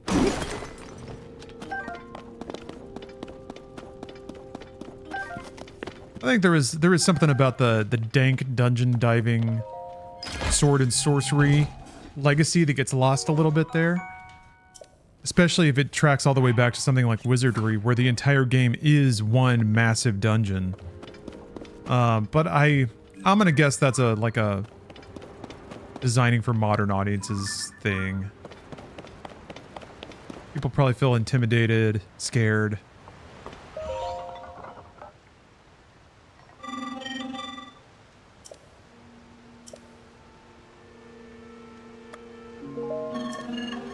Problem, buddy.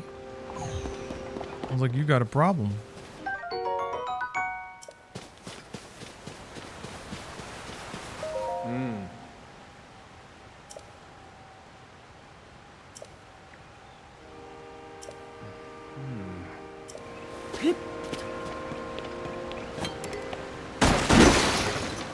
Yeah. Think Dark Souls? Well, Dark Souls only got popular when they did Elden Ring. And then you can fast travel whenever you want in that game.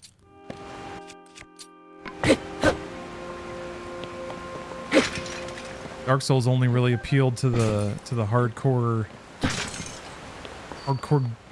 dungeon dudes.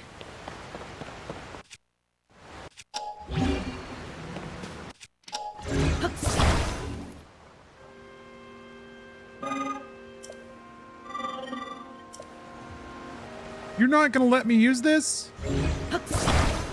Yeah, another situation where like this is a little blunt, but like they put all the pieces there, but they're like, no, you can't use these. But we are going to show you all the pieces. You just gotta go find them somewhere else. So they're trying to get you into the mode of like putting together a mental shopping list of the parts you need and then going to find them.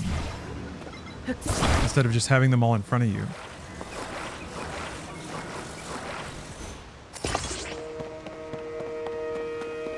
It's so weird to be replaying this, and I'm having flashes of memories of all the things I did in the past. Including trying to get up there.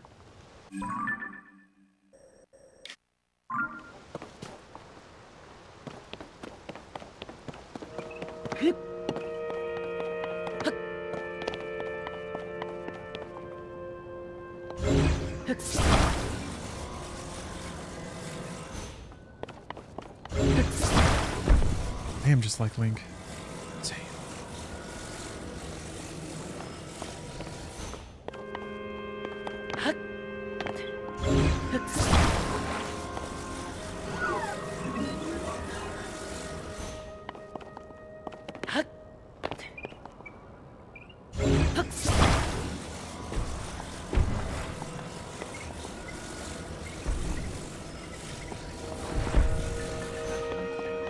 Regular 3D Zelda would sell just fine. I don't know. I think people would write it off as being dated. That pretty much happened with Skyward Sword. I remember Skyward Sword launched against Skyrim. And people overwhelmingly thought the open world thing was like cooler, better, more advanced, more fun to run around in.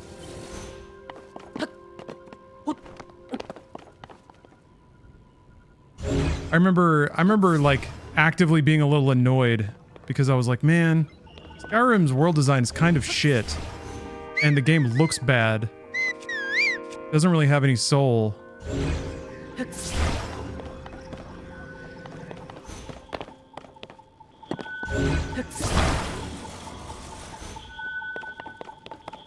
Oh! That was cool.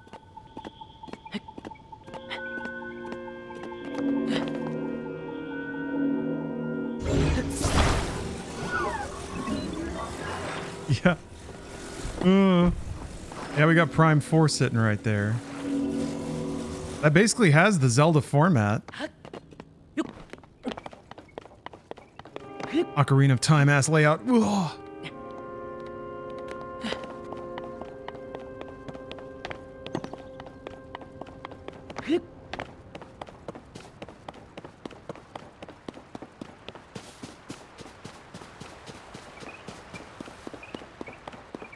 Metroid's never been as popular. Well, neither was Zelda before Breath of the Wild. Zelda wasn't really a big seller, I don't think. I could be wrong about that. Away! Yeah, we're playing... Oh, did Twilight Princess sell really well? Okay. I guess it was the dark, gritty Zelda. It was a good Zelda, though.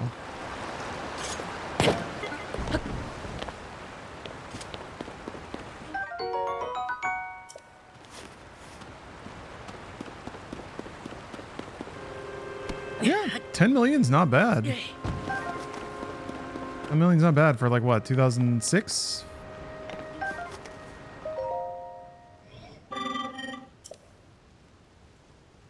Oh. Rugged tips. Must have fire. Yeah, some of this stuff. Sometimes I like to imagine the things that they have to just straight up tell you. Put flint next to wood and then strike it. I mean, they have this setup right here. But I feel like players, even though there's a ready-made situation to demonstrate the behavior, may not actually observe it. You do need an NPC to tell you what the deal is. That's right, Decisive Dolphin. We're Nintendo streaming. We're a Nintendo streamer now. That's another weird thing. I guess it's partially Peter Pan syndrome. But what's the deal with like people that like Nintendo dedicating to Nintendo? Maybe it's just a content creator thing, but it feels like you're either all Nintendo all the time or you're everything else. It made more sense when Nintendo was kind of operating in their own ecosystem in the, you know, the Wii days. I think it's just tribalism? Yeah, it could be. Trying to get out of the Nintendo niche? So is it a thing that that the audience reinforces? If you get any kind of following or renown from a Nintendo property, that audience will just like they only care about Nintendo?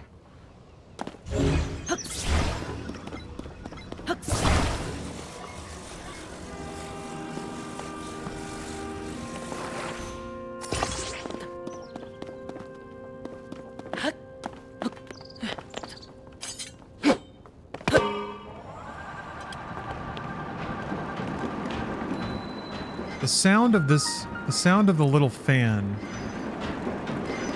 reminds me of a sound effect in Super Metroid. But I can't place which one.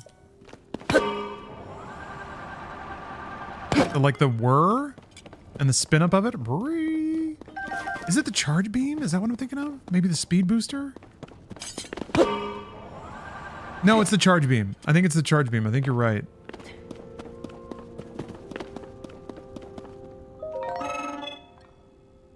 From my personal experience, it is a lot of babies and little kids and such who want to see nothing else. Huh. Still, though?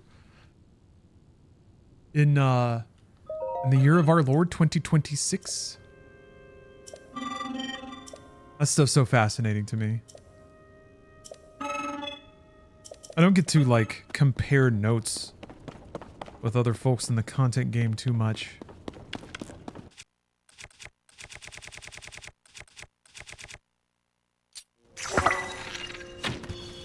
Oh.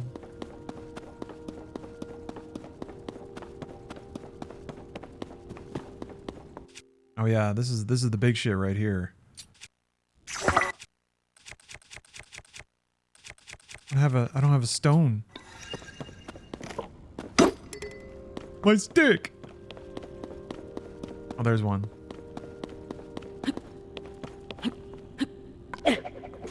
Is it speed booster? Okay.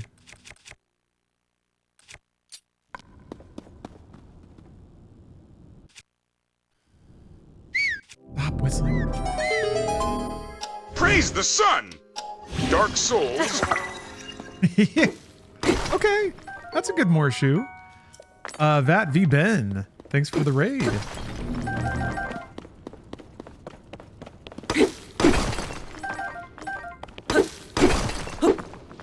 fuse stuff to the broken master sword? I'm gonna guess not, but let's try it. Can I... Can't fuse on a damaged blade.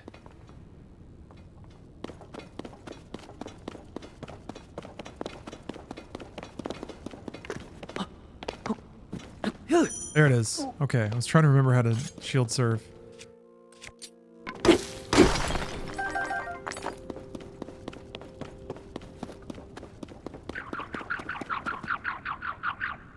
How does that? What? Kind of squeaky sandal, I guess.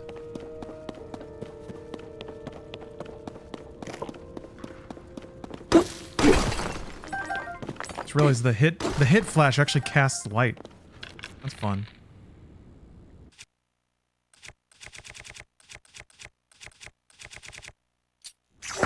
Nope.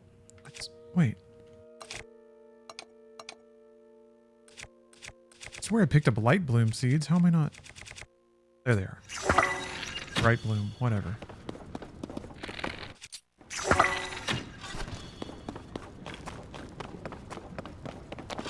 I don't give credit.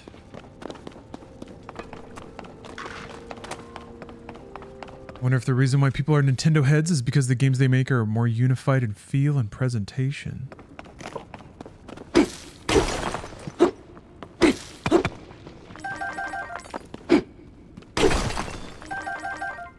Yeah, for the most part.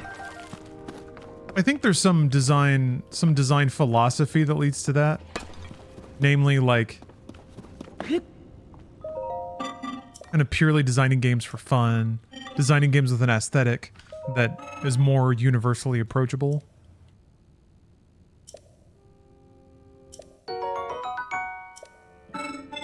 It tends to lead to like a more cartoony, colorful, vibrant, bouncy, rounded aesthetic.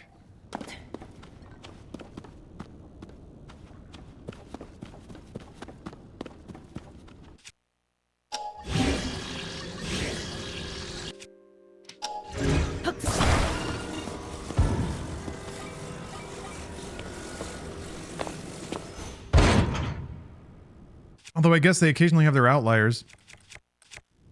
They just did another, what is it? Like Mystery Dungeon? No.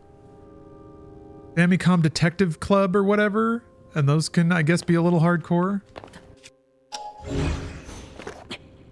Yeah, they just, what was it? MEO? They just did? I'd say just, like an hour ago. Oh yeah, I didn't talk to the Forge guy. I think he doesn't...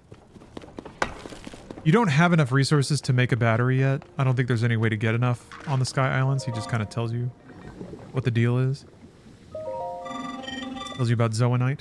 Or Zonaite.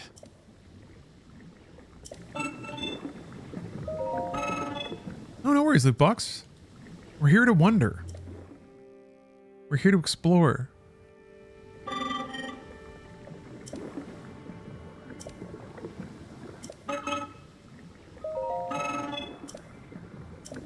Batteries. Crystallized charges.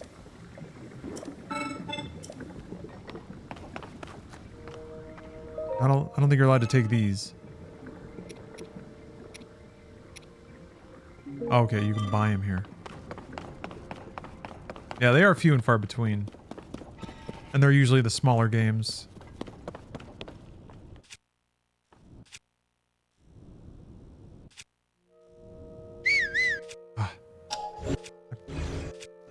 Buttons. So...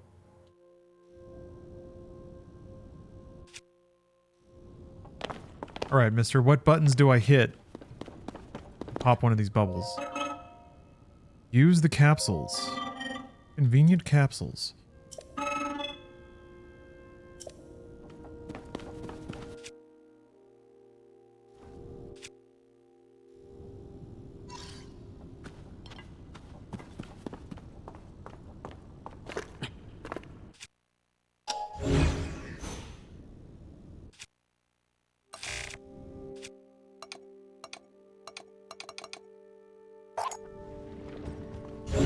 Here we go. All right.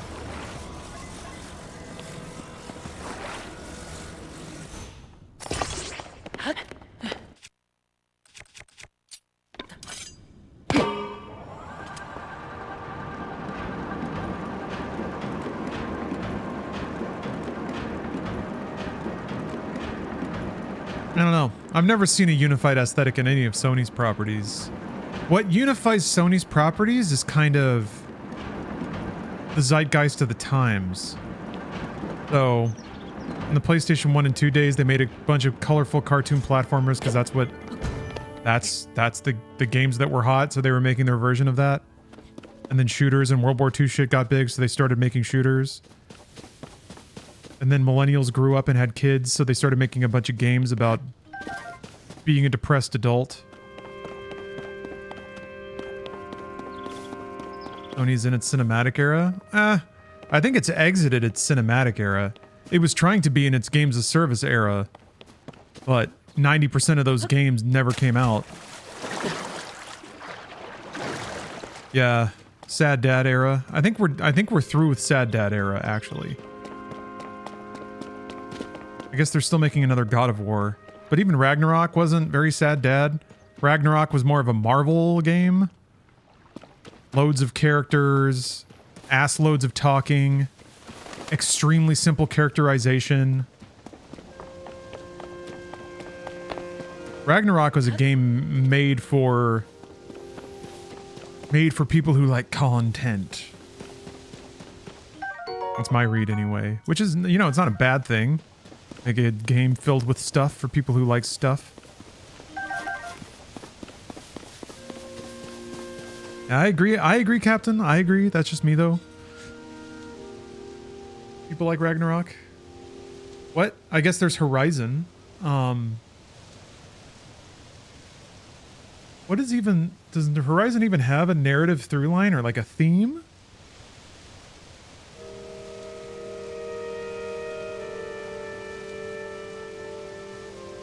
Now they're doing Intergalactic, I guess. That's Naughty Dog's next thing. You know, character action platforming game. Space.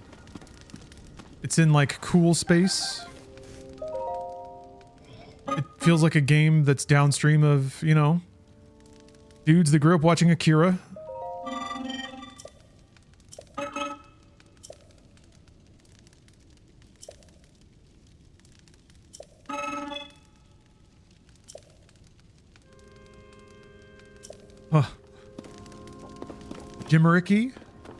Jimericky, perhaps? Like Jamiroquai? I am still doing my thing. Still gaming. Still doing Inside Gaming, basically, even though I don't have the rights to it. Now it's called Inside Games.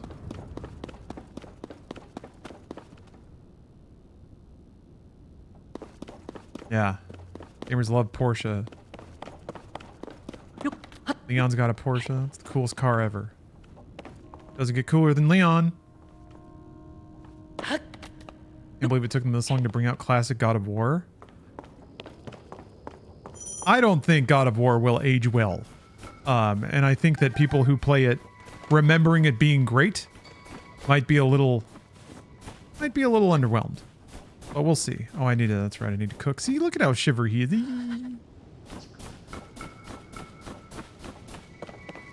I mean, remakes, luckily they can remake it and will remake it. So they have a chance to kind of brush up everything. God of War is fine. It had spectacle as a late PlayStation 2 game. And also people weren't sick to death of QTEs yet. So a game that had a cinematic camera, which is to say it takes control away from you and you get to play this like vaguely interactive cutscene of a lot of cool epic shit happening. That was all you needed. But man, the story of God of War out of the first game is not good.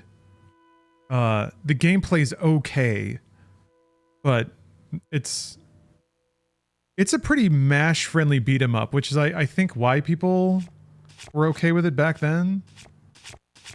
2018 was so much more technical and interesting in terms of its actual mechanics. And yeah, Ragnarok just kind of went overboard. What if we had 15 million particle effects going off all the time?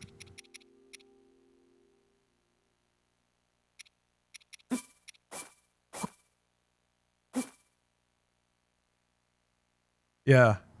God of War is like Devil May Cry without the self-awareness. Spicy apples. Oops! Threw it all on the floor.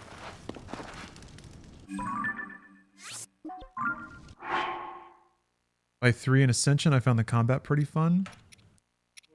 It might be better in 3.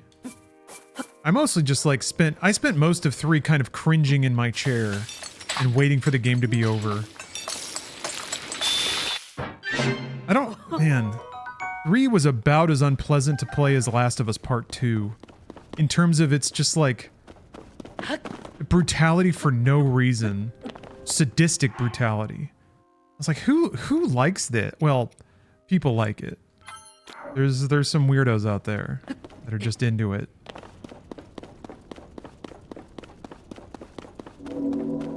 You were into it, James Fisto? You were all about that? Ansem liked it. Well, there you go. There you go, the weirdos are here. What does that sound? There's like a... Oh, wait, yeah, there's like a bell that keeps playing on these islands. We've got some grade A sickos in chat.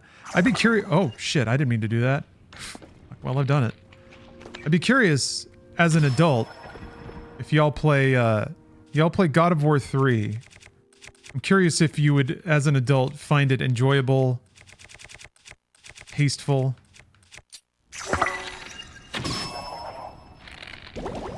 That's dead.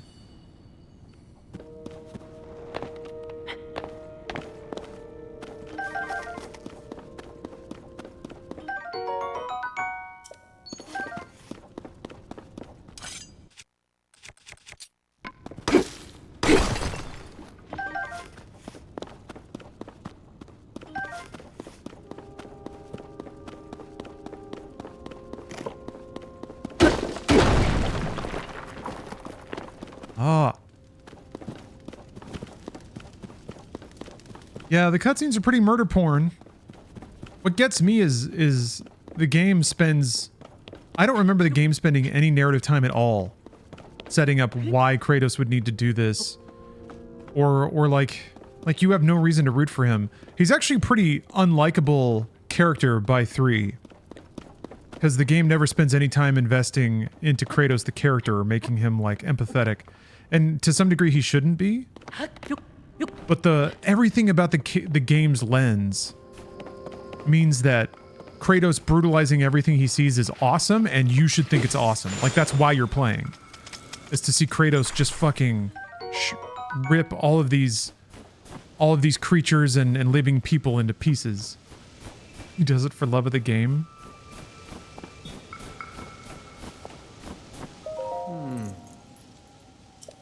And that could be fine too. I mean, you have something like No More Heroes.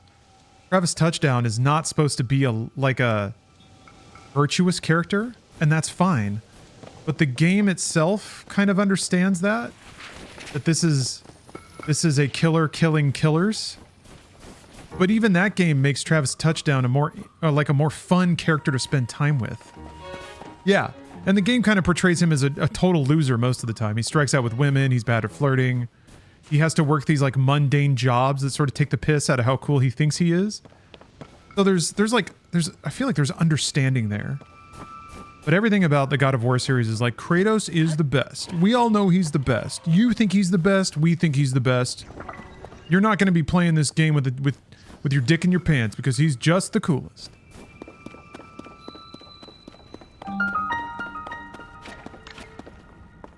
God of War 1 opens with him fucking. Yeah, fucking minigames. God of War 1 was fun about it. God of War 1 is good. 2 and 3 are concerning to the point of being, like, creepy. 3 especially. 2 was going somewhere, I think. 2 at least started with, like...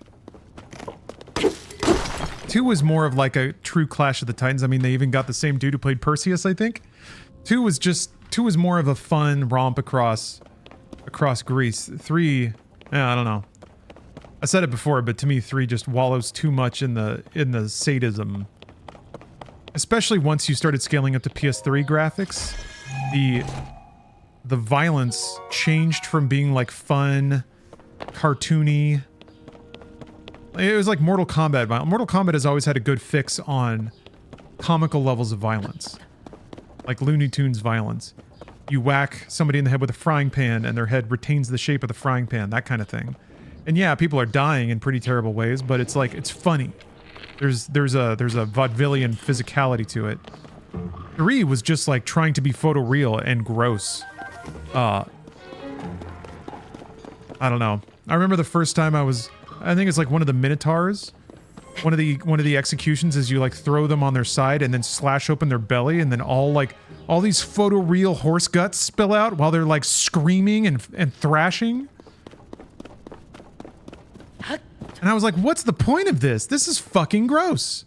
These horse dudes, like, they're just regular enemies, but you're supposed to thrill in just like eviscerating them in the most brutal way. But it's not fun brutality. It's like photoreal brutality, which is kind of why I'm like, The Last of Us also, at least The Last of Us's tone understood that a little more and was very intentionally trying for that. What about Dante's Inferno?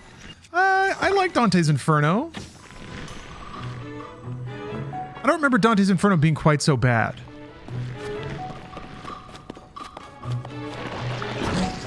Also, it's called Dante's Inferno, and the main character has like a crucifix of skin torn out of his chest. So, to me, Dante's Inferno communicated its tone better and understood its tonal boundaries a little better. But I would need to play Dante's Inferno again.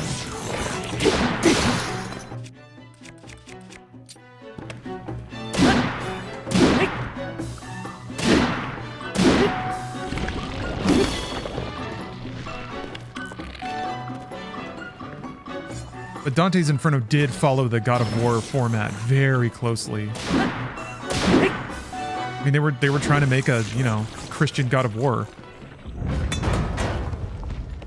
They did make a Christian God of War. Man, fucking Visceral. One of those studios that just slaughtered every single project they were tasked with, and somehow still couldn't stay alive. Can't beat the EA Scythe. The Reaper cut's too low. Prince of Persia was pretty similar to God of War. Maybe in that it was like it's like a cinematic, QTE heavy, animation heavy fighting game. Prince of Persia was never graphic though.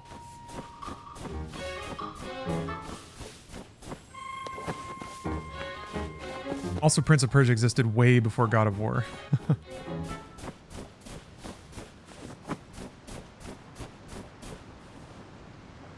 But it is that kind of game. I guess Batman Arkham was kind of the next evolution of the animation-heavy cinematic brawler game. Yeah, King Egg, I saw the first season of Fallout. And I saw the first episode of the second season of Fallout. I'm gonna get around to watching it. I'm gonna get around to it. Oh, yeah. That's right. We gotta make a little ladder.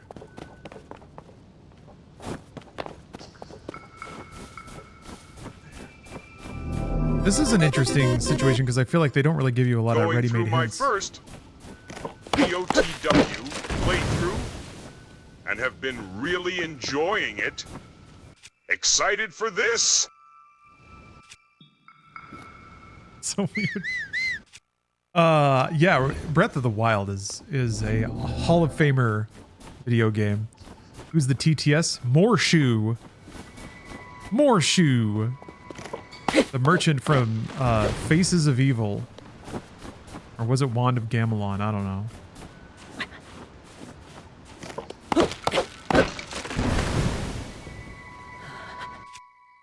Yes, CDI Zelda Merchant. That's exactly who it is.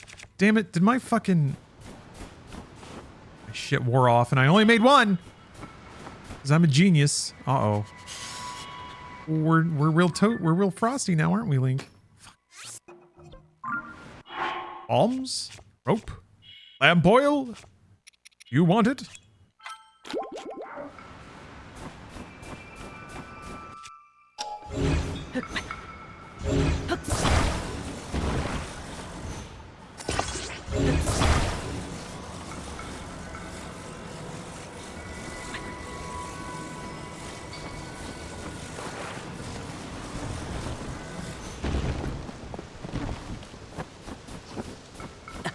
Do I have flint? I don't think I have twigs. Uh-oh. It's a little cronged at the end there. Shit. Why didn't I make more than one? I thought 7 minutes was for sure going to be enough time. Oh yeah, fire seed on an arrow. Hold on a minute. Oh, I think I'm holding. Yeah, here we go. Oh, what X is? That's not X anymore.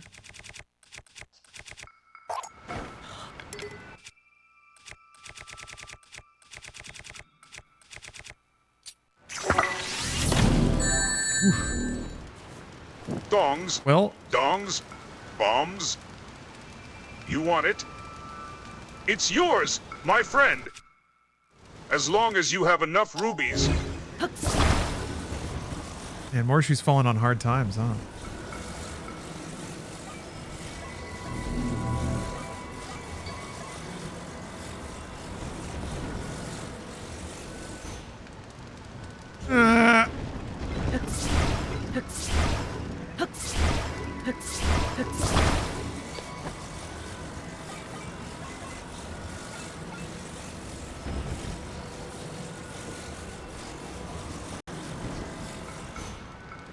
Oh!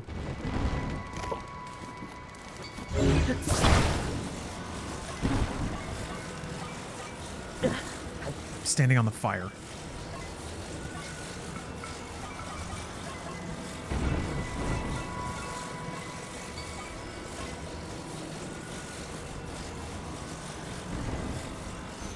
Perfect. Go warm up.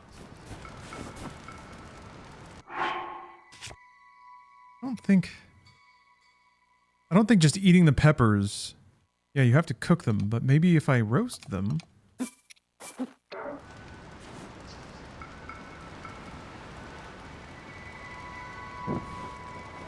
What the?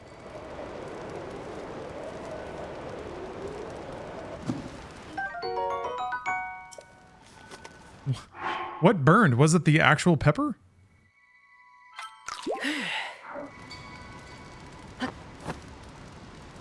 Forgot about that. You can make an updraft.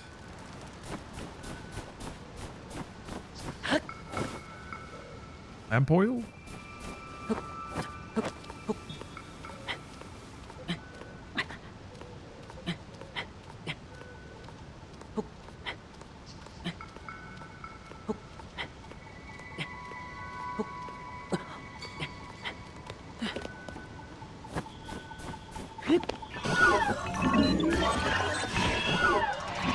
Let me have it. Let me have it. Let me open it. What? You have to kill everything? Hold on.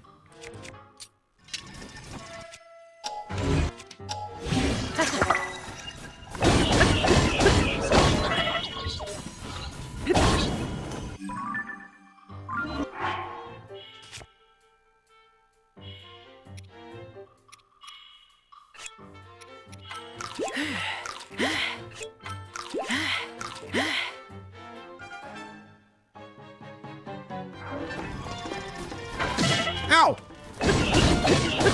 No! Oh. Oh, he's so upset. So angry. Took forever. I should have just backtracked.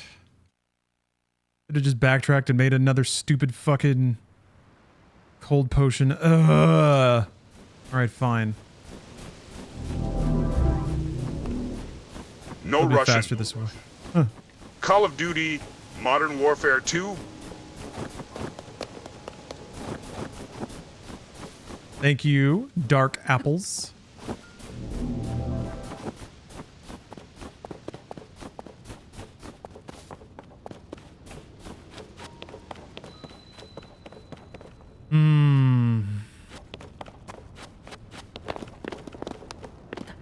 how far back the fire pit was.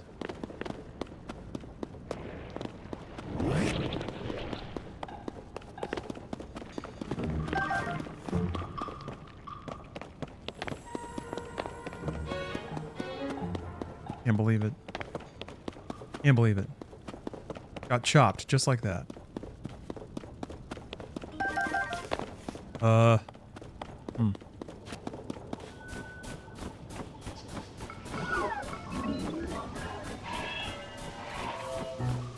Hold again.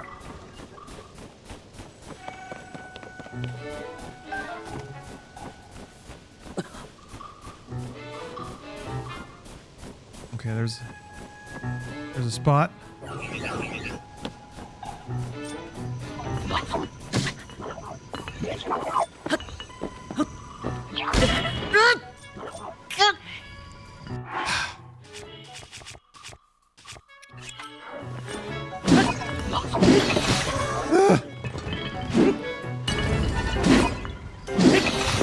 There.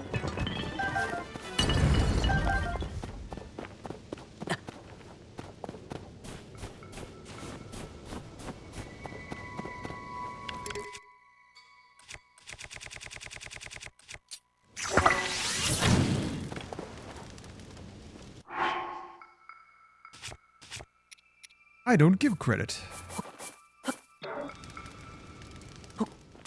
Can't remember if that makes it last longer or just be... I guess it lasts a long time. 12 whole minutes.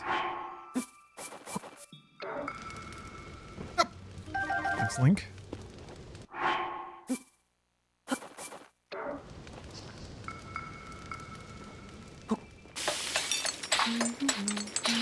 What the fuck, Dart? Oh, okay.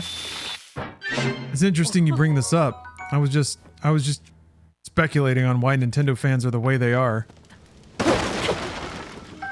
Or Nintendo enthusiasts. I had a 2-hour debate with a friend recently, with him saying Breath of the Wild was the worst game he's ever played. Bold. Lazy cash-in by Nintendo. Got weird with him, eventually saying a developer's goal should be to answer every gamer's taste when making something. Yeah, many such cases. No, I had debates, very sobering and disappointing debates with people who were full-time video game reviewers that unironically said that if they experience any negativity when playing a game, that it's the game's fault and the designer's fault. Like if there's ever a situation where they don't know what button to hit, or they experience a moment of like, what do I do now? That is a failing of the game. The game should be non-stop bliss, entertainment, and friction-free like fun. And the sign of a good game is that it can provide that experience to as many people as possible. And I was just like, I can't believe this person that has this mindset about games is like critically reviewing games and telling people if it's good or not. Yeesh. Lost a lot of faith. Lost a lot of respect for that person's editorial opinions, but also a lot of faith for games criticism in general. When I realized that most of the people in the scene at the time had not really like critically evaluated their own approach to critiquing games. It was just like, am I having fun? 9 out of 10.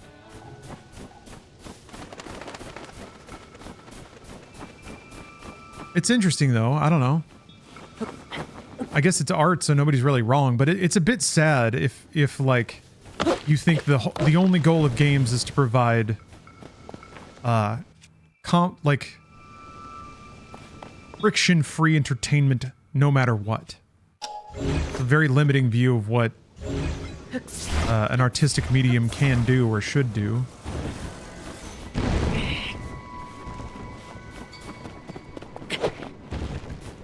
But I also I embrace the fact that people can come to games for a lot of different reasons with a lot of different expectations. The most common is that you're paying money to be entertained.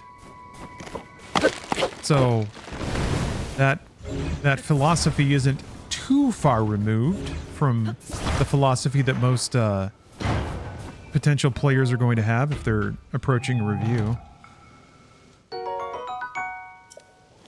I think the limiting factor there is with that kind of mindset, you will never be able to properly critique anything that's outside of your own taste. Or like you'll never be able to understand anyone else's taste. Like the individual that accused Breath of the Wild of being a cash-in? Man, of all the games to accuse of being a cash-in, the game that's like the most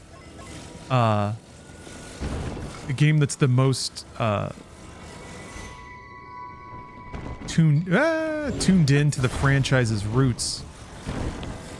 The game that, like, after 30 years, more fully realized the concept of the original. Games like that don't happen often. Or ever, really.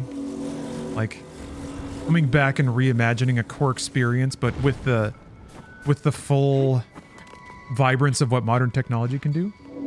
No, Islamic, it wasn't Schreier. I've never had a face-to-face conversation with Jason Schreier. I've brushed past him at Summer Game Fest, and that's about it. That's okay. He's not a critic. He's a reporter. So I do think his philosophy on reporting is a little busted, or at least it used to be. I think he's shifted in recent years. At least that's how it seems to me. He's not quite as insufferable as he was. How am I so bad at the timing? Yeah, anyone that's been around the internet has probably seen an annoying interaction with Mr. Schreier. For better or worse, he is a very internet man.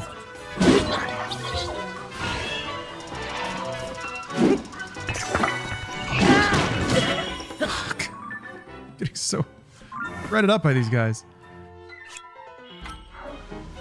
Yeah, he's still pretty stuffy. What gets me is like the straight up... Stop fucking me up so badly. What gets me are the dad jokes that he'll post to social media, and people eat him up though. People love him.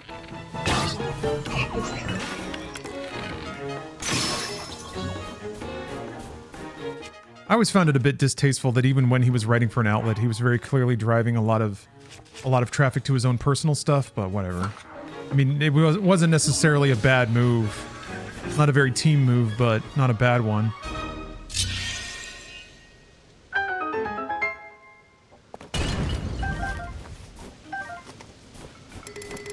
I mean, I can have my own like, I can have my own ick in my own I would have done that differently's, but we do need, I mean, the game scene needs basically a Jason. Dude who's out there trying to like scare up headlines and claim the credit for them. Because for every this is just like you're just whipping up drama posts. There's a few that are actually important.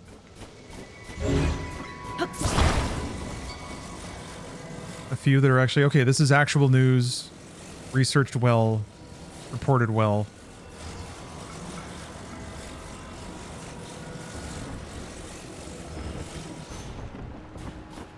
We need our gossiping Gertie. I think that's from Batman. Oh, he and I used to be on Lua Links together. Said a lot of things in private that should stay private. I don't want to ruin his entire life or get sued, but woof. Yeah, I've heard stories of. I guess I don't know what you might be alluding to.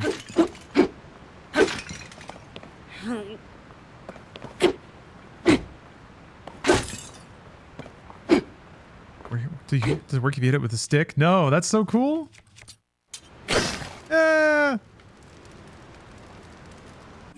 Yeah, it was a long time ago. We were all dumb on the internet once. I mean, like I said, Schreier is a very internet dude. I would see him post on NeoGAF and shit, and he would show his whole ass, thinking that he was being virtuous. He was very brain rotted, internet brain rotted for a long time. He might still be, for all I know. His desire to get kudos on the internet through social media says that he still cares a little bit.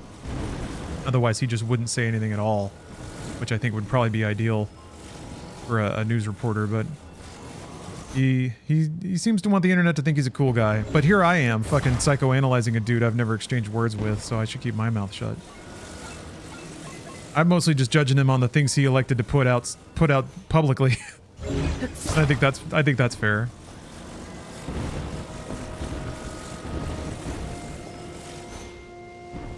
But I've certainly shot my mouth off on the internet before.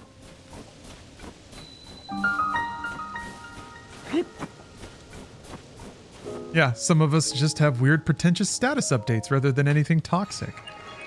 Yeah, I'm trying to think of, like, what's the most toxic stuff? Certainly I said some unsavory things in gameplays and things. But I think most people understand that that's just like... You're on stage. You're not speaking genuinely, and in that context, none of the things said should be interpreted as being, like, statements of belief.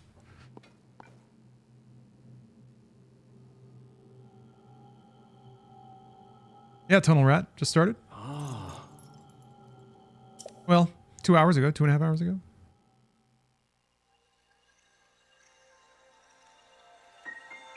Still in the intro, though. Still on the tutorial island.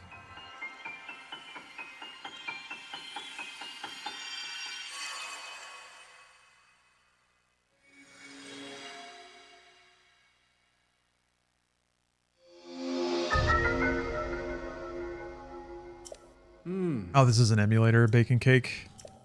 I have the Switch 2 version, but emulator's still better.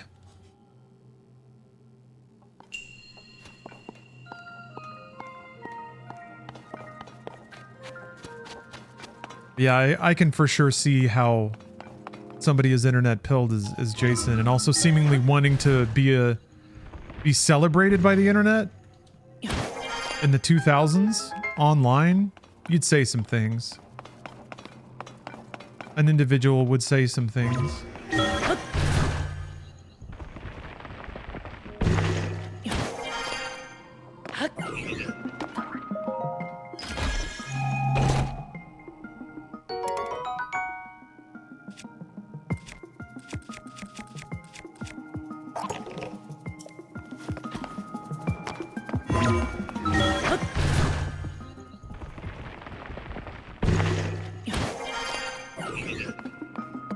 Someone played Majora's Mask.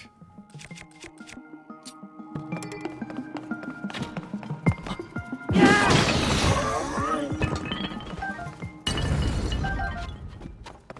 started it, but does the emulator require a beast of a PC? Probably a pretty beefy one, yeah. I don't know about a beast. This is a good game to reflect about stuff while playing. I agree, Morshu. Good game for thinking. Well, it's because there's not a lot of dialogue, almost none. You can just kind of do whatever. Talk over the whole thing. Environmental. It's moody.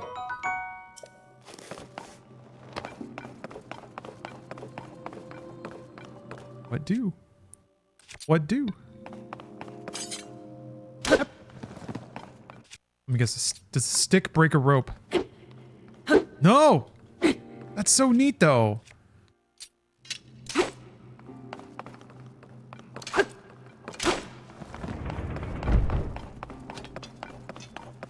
Hello, Dr. Walrus? Stopping by to re-up my sub and say, Sirlar, thanks for the many years of hard gaming and gaming news.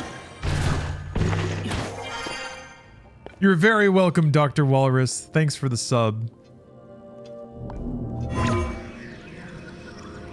Yeah, good dramatic pause there. Morshoe knows how to deliver a line. Alright, we got all the chests. If you don't get all the chests and all the shrines, you won't get the best ending. You will get a bad ending. What emulator am I using? This is Sudachi. But setting up a Switch emulator is not easy. They're doing it the right way used to be easier. But now Nintendo's driven everyone to ground.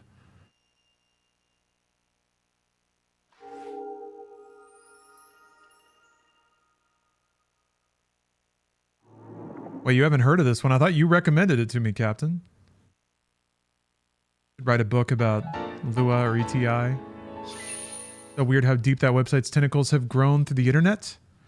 You know, Jeff Loveness, the guy who wrote Ant-Man 3 and created Mr. Nimbus on Rick and Morty, was a regular user?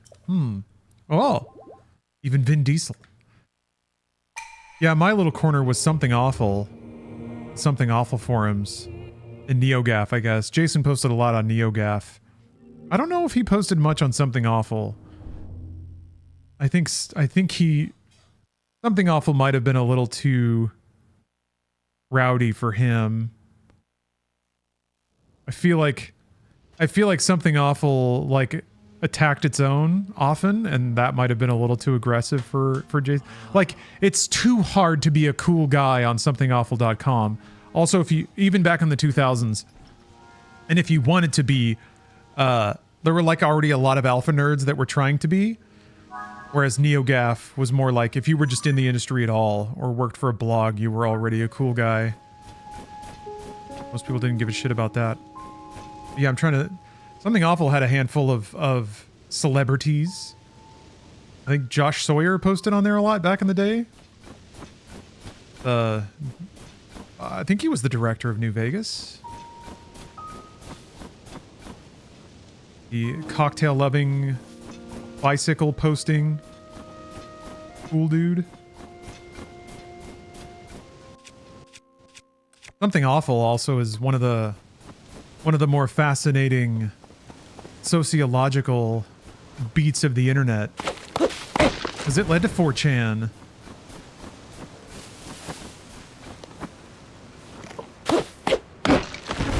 Something Awful is one of those beats in the long line of historical events that delivered us a Trump presidency. One of those. Something Awful banned a bunch of fucking anime nerds. And now we have a fucking Trump president.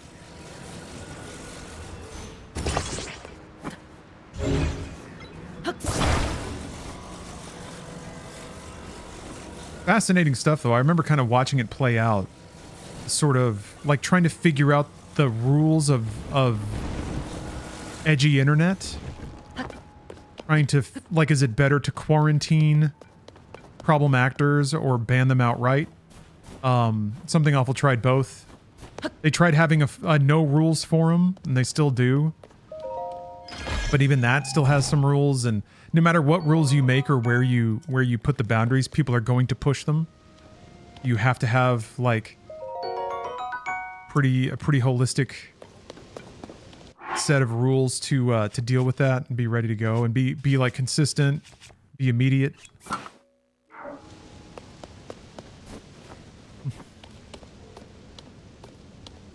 Yeah.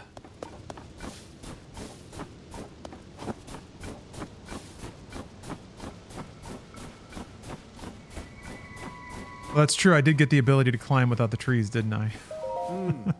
I like climbing.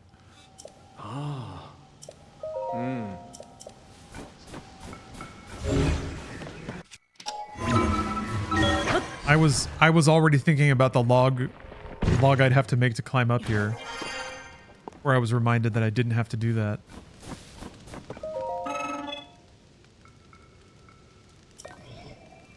Whoa, ETI had no rules? I'm not familiar with ETI.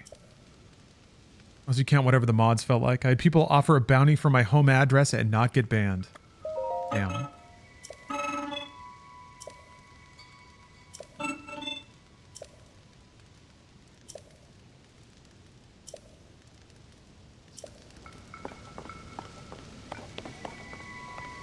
Okay.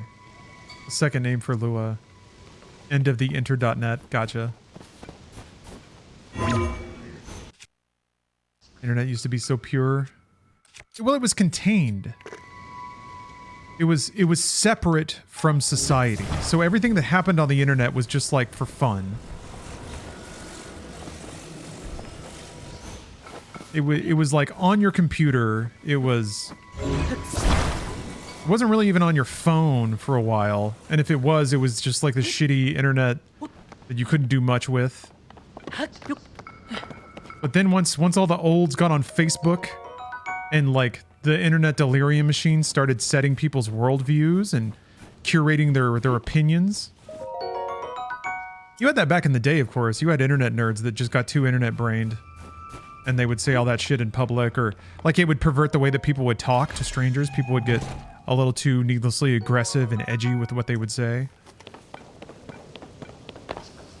Whoa.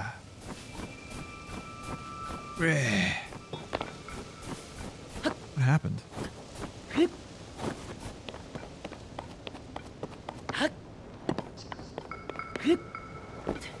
Weird.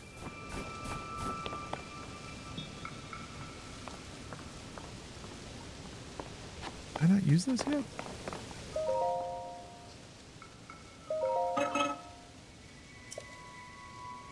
Oh, hold materials and then put them into the receptacle. Construct torrents or zonite charges. Alright, fine.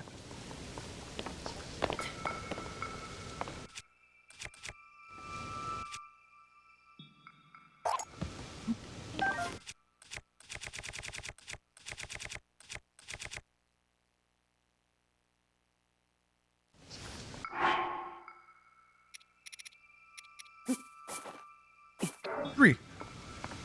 3 seems like a respectable amount.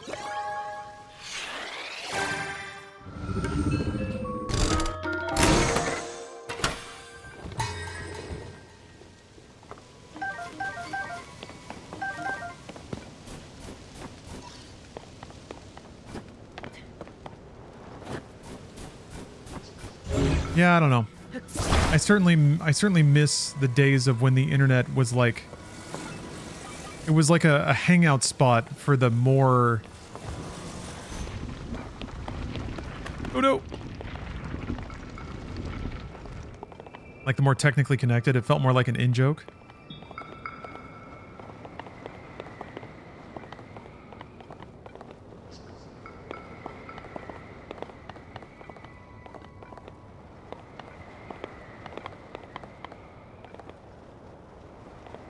I don't know, of the many things that I utterly resent Facebook for, I basically blame it for killing the fun internet. If it wasn't Facebook, it would have been something else. But as far as I know, Facebook was the first tech company to, like, knowingly manipulate the flow of data for specific money-making ends. And to like, specifically fuck with people's lives.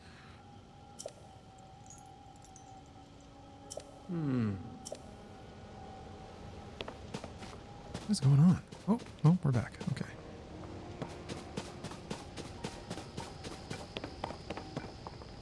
But it's not gonna turn around. It seems like nowadays, like instead of the internet kind of pushing one worldview to everyone, now it seems like the internet is going to be able to create a worldview specifically for you. The goal of, I guess, engagement. We always love engagement. Alright. Now I can go into the temple, right? They do all the things? There are only 3? How do I hope I didn't miss one? I guess it would be lit up if I hadn't done it. Interesting to hear someone who was born in 2000. By the time I was in high school, social media was seen as an extension of social culture. Yeah. And that sucks. I'm sorry. I am sorry that, I mean, it probably feels normal to you. Having grown up in it. As time goes by, I am so incredibly grateful that I got to experience at least a sliver of life before the internet had pervaded everything. And what is going on? It's getting all stuttery. Hold on a second. Let me close some things. I doubt this is having an effect. I'm sure it's something else, but.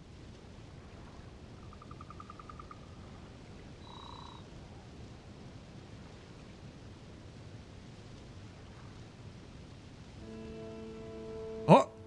The games is up. Post it on Discord real quick.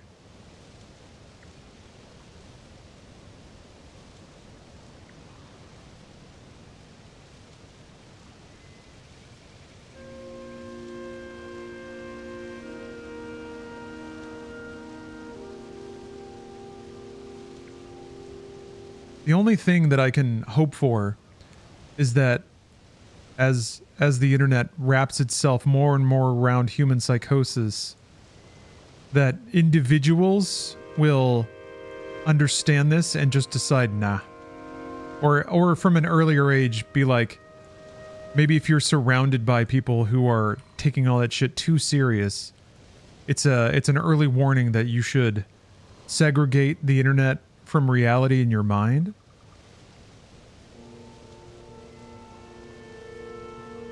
Yeah, reserved spot. I was thinking about that the other day. Let's see here. Reserved spot says, it stems in convos where people don't watch the same things and have the same reference points for what's cool. It becomes much harder to nerd out as there's so much more to nerd out about. That makes sense. It makes total sense. It makes total sense. When there was just less media in the world, it kind of forced people to, if connecting through media is what you were doing, it tended to force people into fewer like points of connection. But now if you're into video games, like you can even be into the same genre of video game as someone else and not have played the same games. On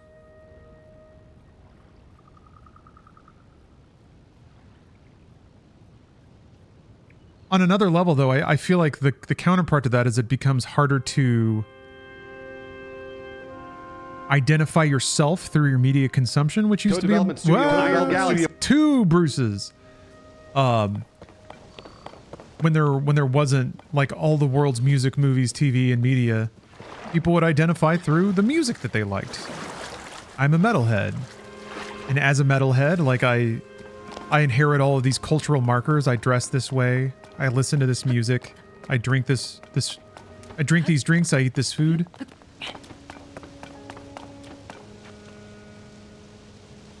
Kiddos make you hopeful. That's good to hear. JMH. Eldest is more interested in listening to physical CDs than looking at lists of streaming UI. There are signs that these kids won't completely give themselves up to the net. I support the resistance. Yeah, I agree. I think it's almost like it's the only other thing you can do. You have to kind of narrow your focus, and a way to do that is to return to austerity, to return to the 90s times. Dumb phones, MP3 players, yeah.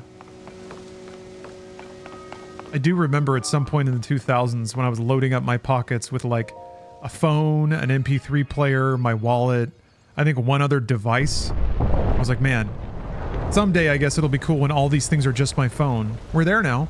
Even the wallet, you can just pay with your phone. Hello, Ashley. Oh yeah, dating apps? God, I can't fucking imagine. I can't fucking imagine dating today. Like, not only dating apps, but how like social media brained people can get. I can't even imagine. I can't. Probably even worse for women. Poor women. Like it was never good for them having to date men in general. But now you've got like, back in the 2000s, there were things called pickup artists, or They were basically the menists of their time. Same shit though, same grift. Reaching out to lonely dudes and convincing them it's women's fault that they're lonely. Yeah, mystery. Sweet, sweet mystery. But nowadays, gosh, you have loads of content creators that are willing to just spit the shittiest shit directly to 20-year-old dudes that are sad and lonely and don't have any guidance. Tragic. Can't imagine going on a date and some dude is like, yeah, social media has just convinced women to abandon traditional values. I'd be like, nope, we're done. Bye. Super Seducer is funny. And weirdly, Super Seducer was not nearly as scummy as I was expecting. Like, some of the bits in Super Seducer might actually be mildly helpful, but the game and Richard LaRuina never addressed the core problem, which is that you can't treat human beings like a dialogue tree to be solved. Social media's plain ruined everyone. Yeah, it's easy to fixate on the negatives. I think social media does a lot of good too. But what does scare me is that, like, social media allows everyone to pick their truth.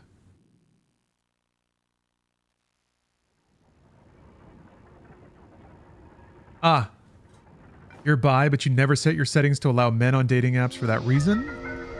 Because of the men you've dated IRL? Yeah, I've heard nothing but horror stories. Ugh.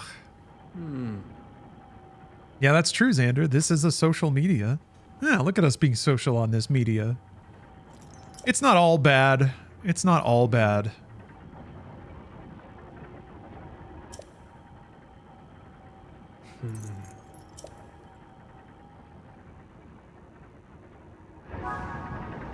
Huh. I guess you could say that as a positive, couldn't you?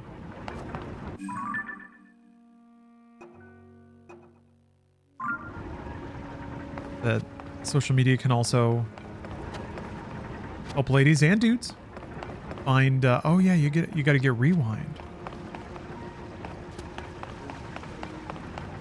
And help people find connection.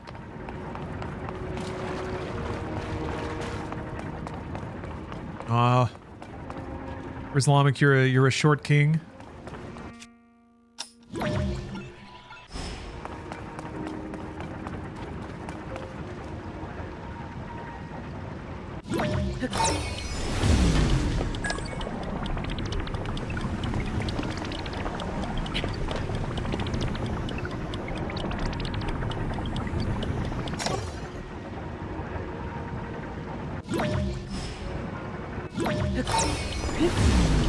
Relatively, 5'6", not bitter about it, but it doesn't help.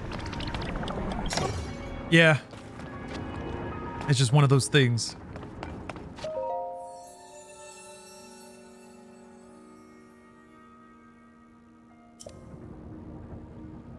That's one of those things where, like, everybody's got a preference, and everybody needs to find the person that matches them.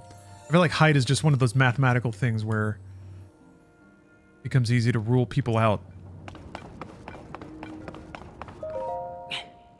That's never fun. Oh.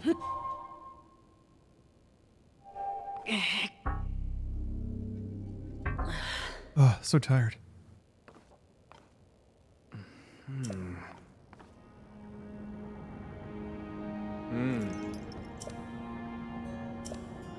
Ridiculous when people have unrealistic expectations that you must be over 6 feet. Everyone does it. Yeah, that's just the dating world.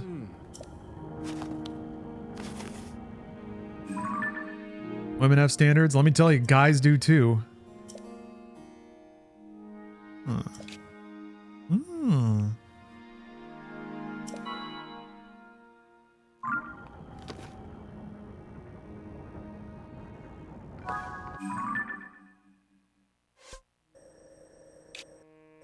Only about 50% of the US population is over 6 feet. What percentage of the US population have D-cup titties? Or bigger? Yes. All boys are beautiful. Even our short kings. Yeah, that'll be a fun Google. Hip. 30% of women, 32% of men. This is the future I signed up for. Where everyone's got big honkin' knockers. Big old slappy danglers.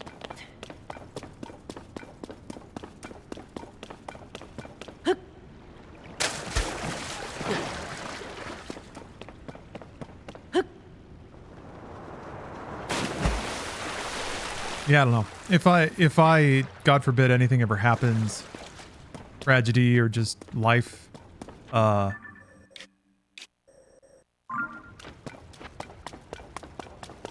feel like, yeah, I would not go onto a dating app. I would just live the rest of my life in quiet solitude, and if anything ever happened, what the hell? Get up there. What are you thinking?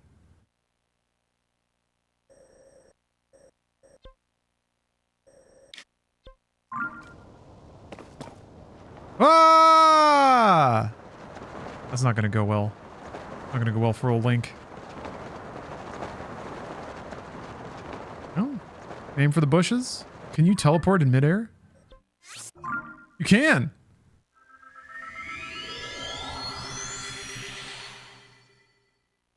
I think I was headed towards the water, though.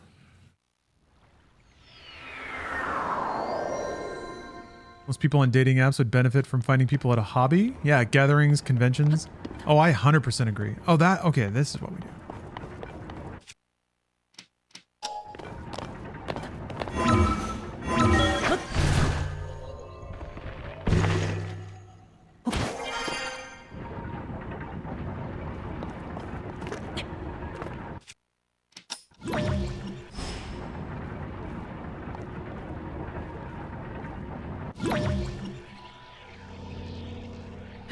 Wait, what? Your Tinder date asked you for gas money before the date? Ooh, that's not good.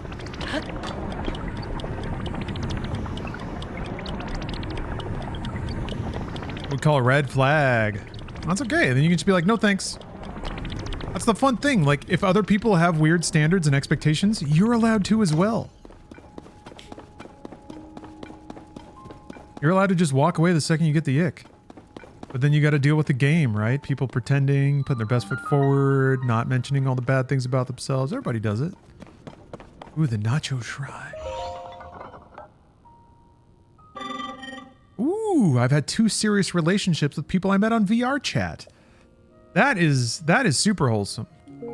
I'm a big fan of like relationships that start where people meet in a virtual setting. Like, you don't see each other's body. You get to know somebody's identity first.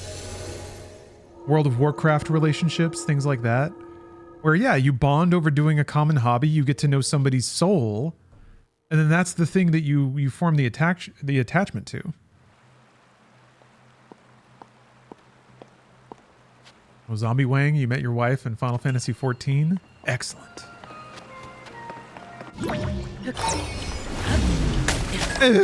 Oh no! Oh no!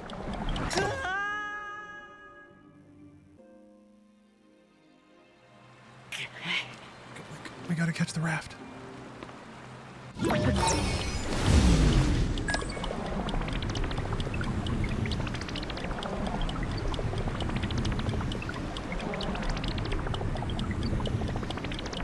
What the? It's stuck. That was weird. Oh, I guess because it was like spawning?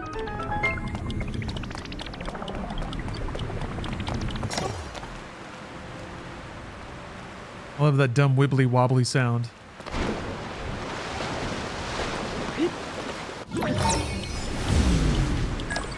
That's a really cool way to illustrate how rewind really works. That's so awesome.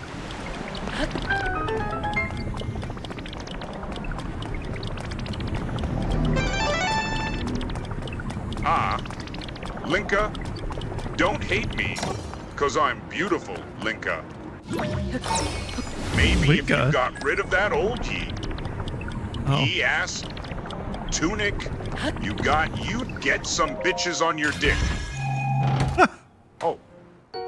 Better yet, maybe Zelda, call your dog, ask if she ever stop fucking with that Ganondorf or lawyer she fucking with. Linka?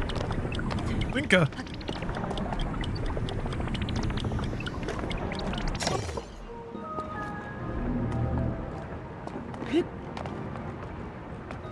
Why is Morshu stumbling so much? I don't know. Morshu's having trouble.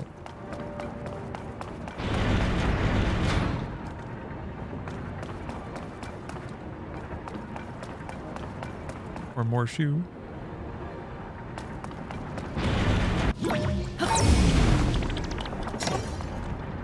Oh, I fucked it up.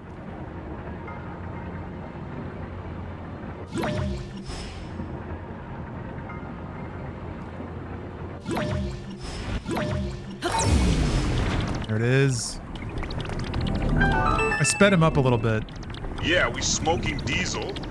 Yeah, we smoke kush. I just smoked some shit. I think they call it George Bush. Got me feeling dumb. Got me feeling numb. I'm high. How much lower can the ceiling come?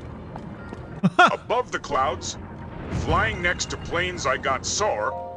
You got lemon haze. Let's exchange my money like my weed. Yeah, make it grow. Yeah, I make it grow. I got everything you need. Call me Trader Joe. I'm making dough. So I smoked the finer trees. It got me seeing double. So I call it Siamese. Ah, so good. I never did finish Animal Well. Ah. I need to get back to that. I didn't finish Hollow Knight.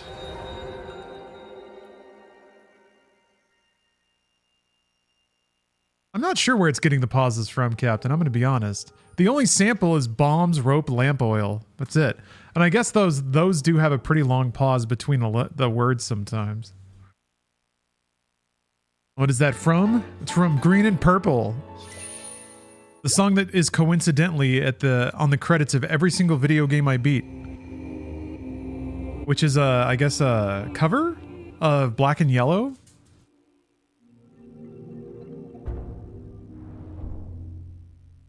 I don't know what you'd call it. Not really a cover. Because it's different lyrics, but it's got the hook.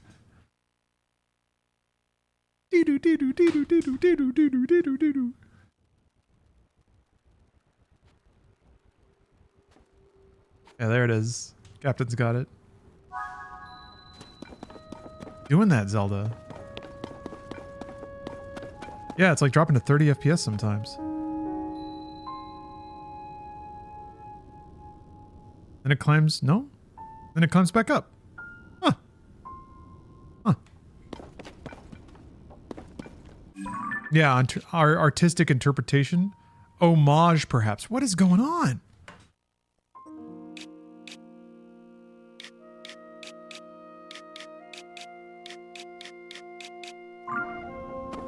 Hmm.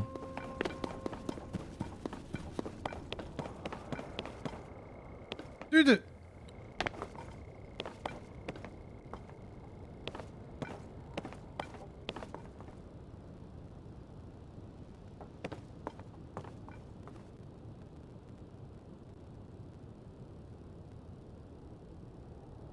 Huh. Huh. Ah.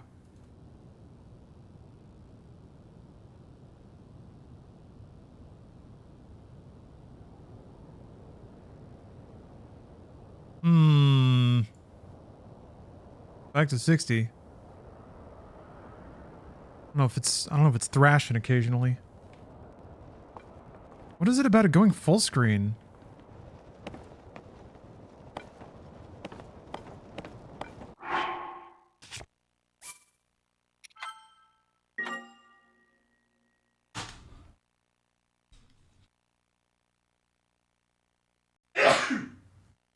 Oh, excuse me.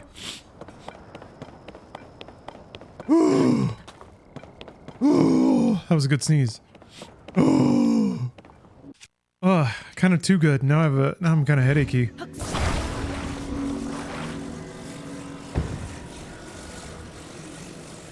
Confession time. College party. Lots of music and drinks. It was a sophomore or junior year. I was someone's first kiss, and then she said, "Wait, here, I'm gonna go get a drink." 15 to 20 minutes later, I'm talking to someone else, and she was sad. Felt bad about that one. Whatever. It's college. It's college. Wait, hold on. Yeah. Uh-oh.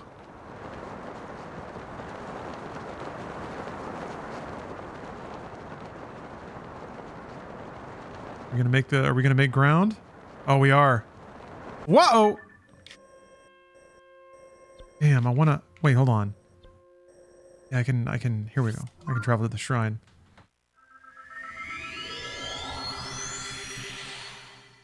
Does the resolution change? It shouldn't. No.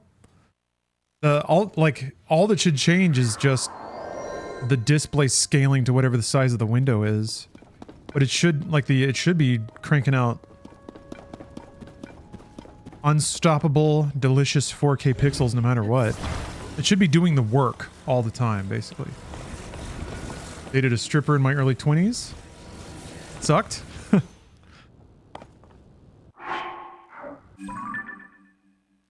Yeah, what sucked about it?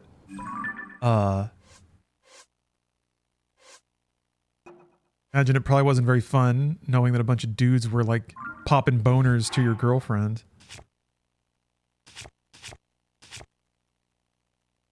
Popping boners, popping boners, popping boners. Yeah, I didn't know if it was just jealousy or if there was some other... Fucking hell, what's going on? Some other angle to it. Maybe I just need a cheeky little reset. I haven't rebooted my machine in like weeks.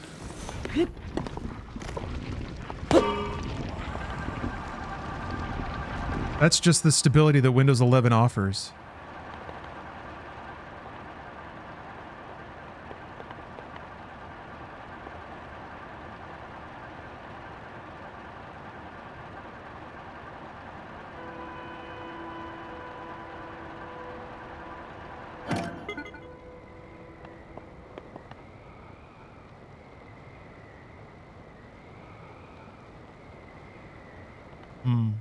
Wanted to get on the top of the building. Gonna have to like curl it around though. Oh, she cheated? Well, that sucks.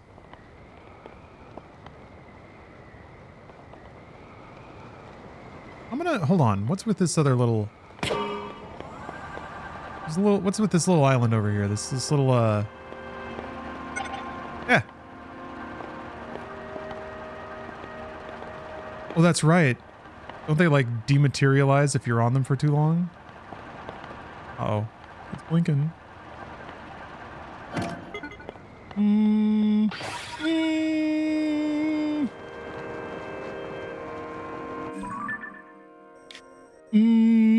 Forgot about that.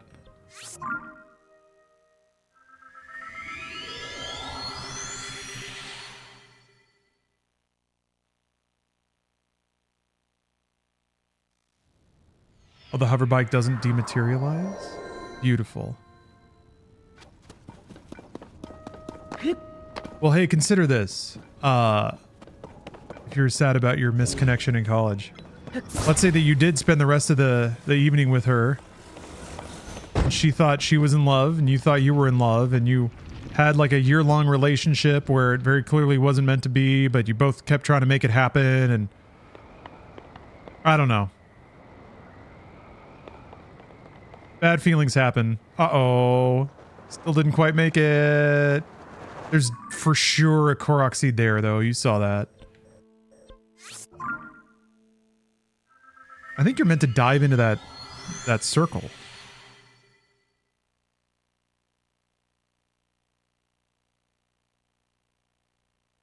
We saw that. We all saw that seed. We beheld the seed. That's just the sound you make whenever you see nachos. Nacho, yeah! Alright, where's that stupid island? Alright.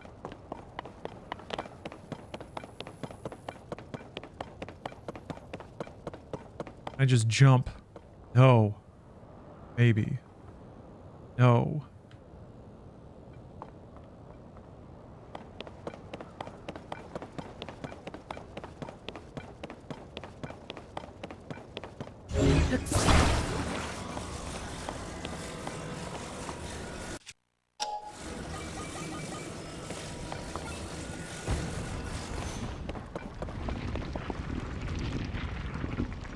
No, don't have the glider yet. I don't think. Did they give me the glider? No, no glider. Okay, here we go. Ah! Uh-oh. We can make it! Into the bushes! We can make it!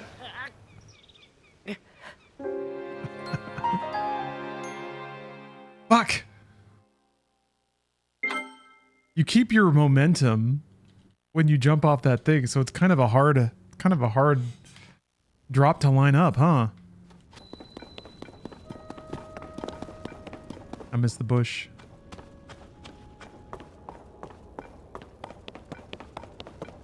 Yeah. In line for the reference. Looking just as cool as The Rock and Samuel L. Jackson. Thinking what I'm thinking, buddy? Looking for the bushes. I will watch the whole vid later, but New Vegas teased. Yes. And you pretty much already have all the news.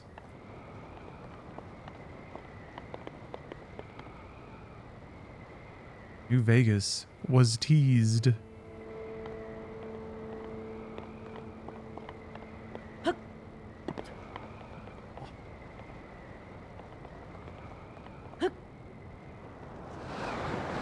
Here we go. Line it up. Sploosh. That's right.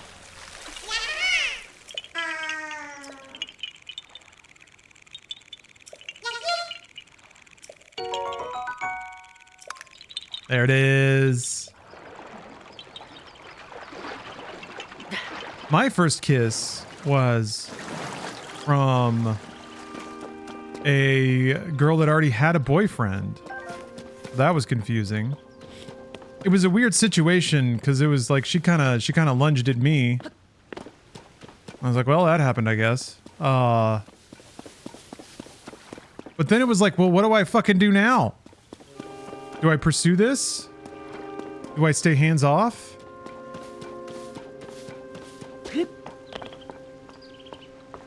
I pursued it a little bit.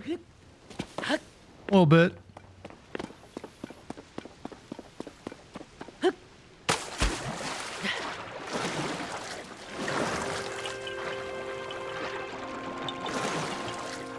I did see a titty. That was a pretty special moment. Not that day. Later. Titty reveal, but nothing more than that. I was like, man, I can't have intercourse with somebody else's partner.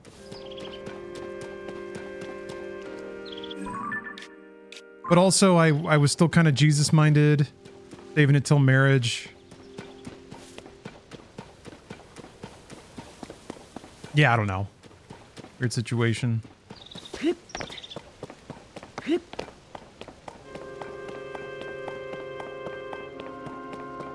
Another island over there. There might be another Korok seed in that. Yeah, 2 JC pilled. Big JC wouldn't want me to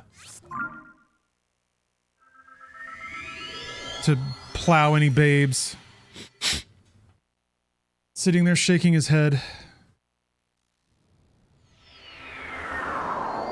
Ooh, first kiss was the truth or dare. Also felt a pair over the clothes, bra and boobs that same night. It was probably 10.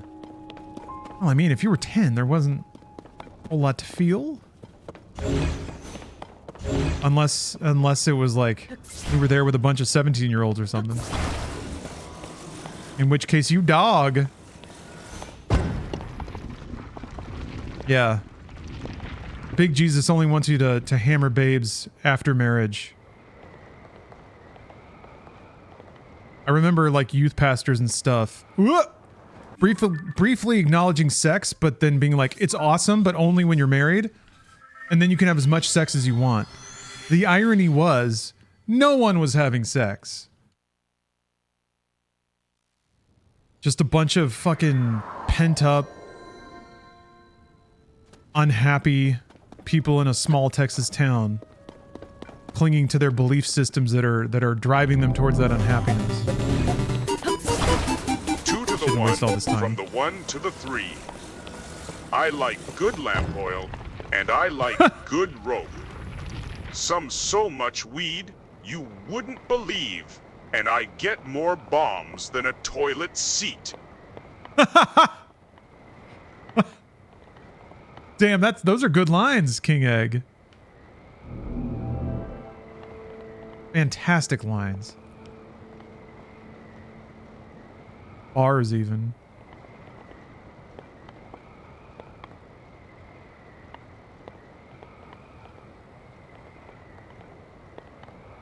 Oh no, I didn't jump! Fucking Link! Chickadee China, the Chinese chicken. You have a drumstick and your brain stops ticking. Watching X-Files with no lights on. We're Dan's La Maison. Dan's La I hope Maison? the smoking man's I don't know in what this that one. means. I never understood like that lyric. Ford, I'm getting La frantic. Maison? Like Sting, I'm tantric. Like Snickers, guaranteed to satisfy. Like Kurosawa, I make mad films. K, I don't make films. But if I did, they'd have a samurai. 19 minutes to 420 fuckos. Oh, it means in the house in French. Okay.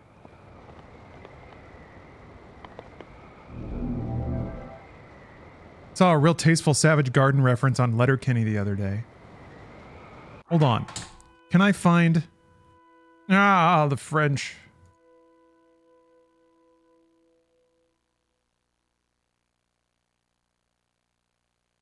Yeah, let me... Hopefully this scene is just in YouTube. Yes! Fantastic. Yeah, no, it's not Letterkenny, Australia. It's just Letterkenny. Yeah, Australians and Kiwis squaring off. But then they, spoilers, they bond over out drinking the Yanks. Like, 2 women show up and they're just like, oh my god, I want a beer.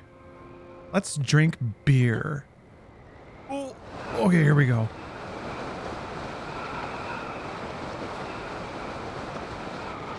Splash. Man, all the little drippies that hit around you after you splash into the water. God, it's so good. That's accurate.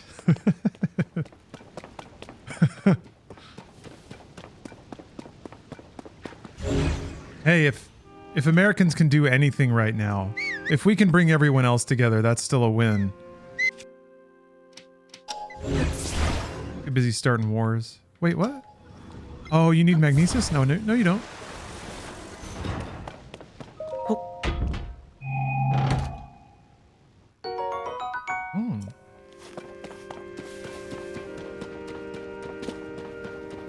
Seen how well Switch games run on the AYN Thor.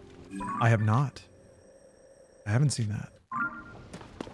I haven't tried them out on the ROG Xbox Ally. A little curious about that. Oh, we got a hype train. I didn't even notice. 90 seconds left.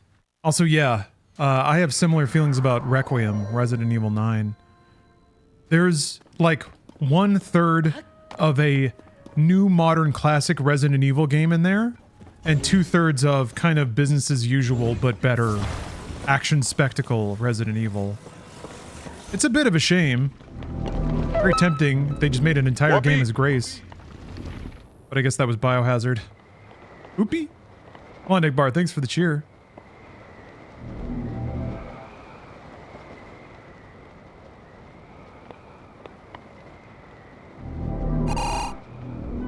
You're fucking 10-ply Lawrence.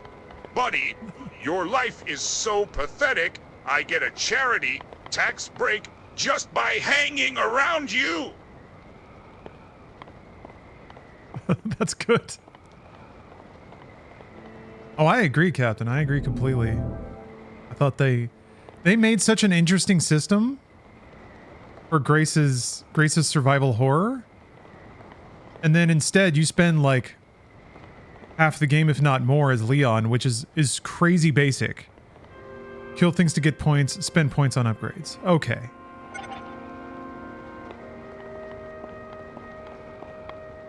And that's basically like 5.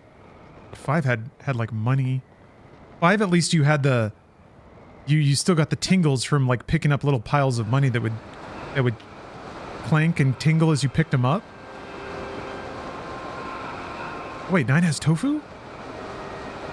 Oh yeah, I think I saw a headline that people have solved the Easter egg mini quest or whatever.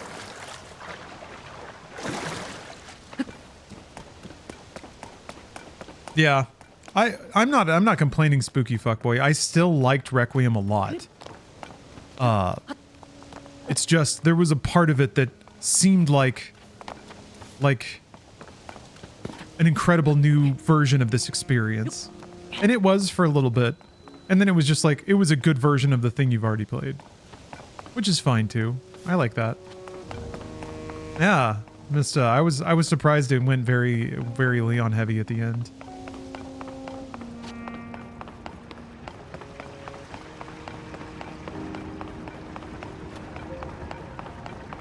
It almost felt like they had more, and then maybe it just didn't play out or didn't work out. And so they had to just kind of like cull it back to something that they knew how to do, gameplay that they knew worked.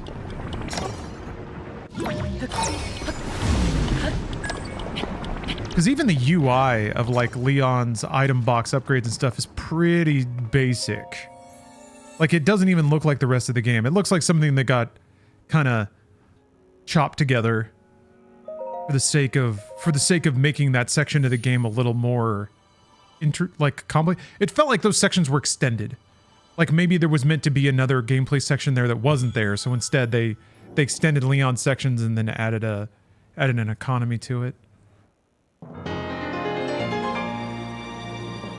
Oh, you think it was because of Resident Evil 4 remake? Maybe. Yeah, maybe. I would also explain. Yeah, maybe. Like, they're halfway through making the game. RE4 remake comes out, and everybody goes Leon mad. I don't know. Could be. But even RE4 remake had like more action mechanics and survival horror mechanics. Being able to sharpen your axe is fine, I guess. But that feels like a thing you do when it's like a small section. Whereas RE4, since you have the whole game as Leon, they made a whole ecosystem around knives and knife durability. Ah, good. I see you. It works into the survival horror economy way more intricately. That is to be expected. For as important of a mechanic as it is. Almost beyond saving. By visiting the shrines and receiving their blessings, you have mitigated some of the corruption's effects. Sharpening slower on higher difficulties? I don't think so. Has been brief.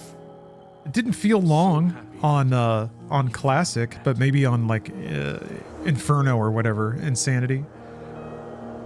You are exactly as zealous. Sharpening the axe is equivalent to like reloading. You wait until a zombie or a boss or whatever is in an animation and then you do it. And there's no cost to it. Everything I can for her. Oh, you just lose more durability? Okay, Now I guess that makes sense. you. Yeah, if you could only like parry once or twice before the axe breaks, that might make a little more sense. Like it's purely just an oh shit last ditch maneuver.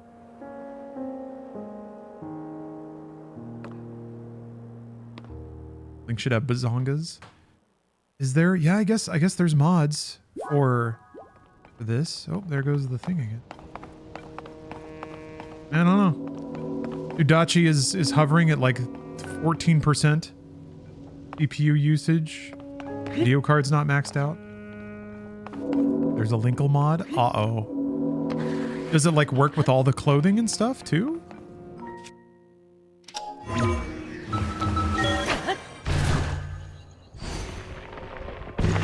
RE9 insane difficulty is unreasonable without infinite ammo. Yeah. Yeah, I could see that. I'm curious to try it out. It's kind of, I mean, it feels like it's almost meant to be played with that.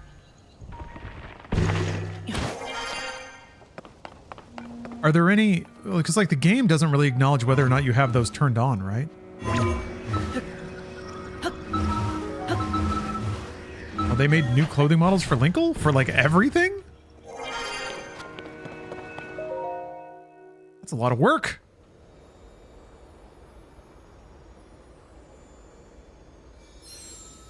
Oh no, it's broken. People aren't really enjoying the insane mode. Interesting. Okay.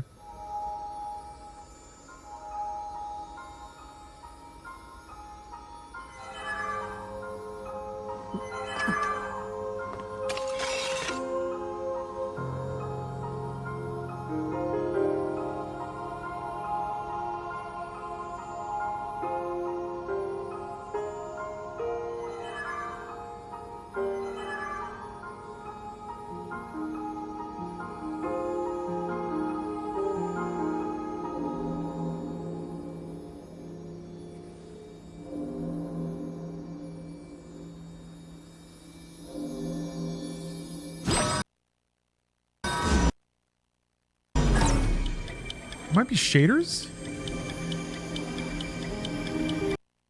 Yeah, because this is like a new scene with a ton of effects. Man, what the fuck?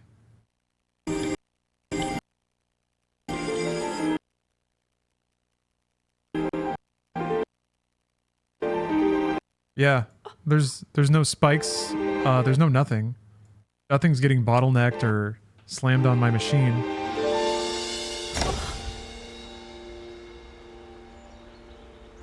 Does making it windowed seem to help?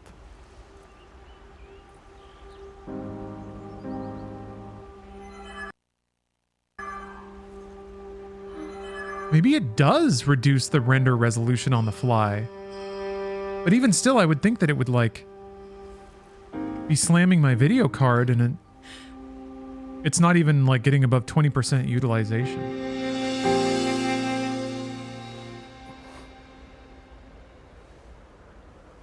Took my sword.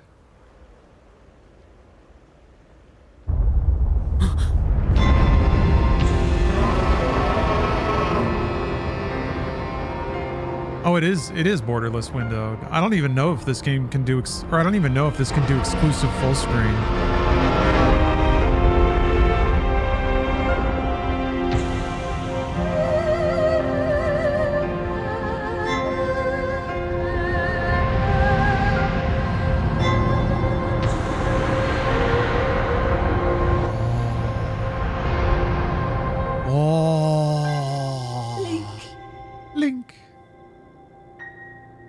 I don't give credit.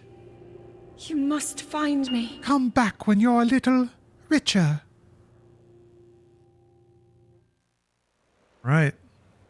I like how you can go directly into the spicy hole if you want. Still don't have a glider though.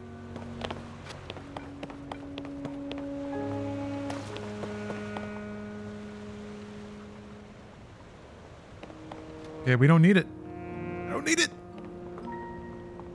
Jump directly into this. Up! So rad. Again, more games need skydiving sequences.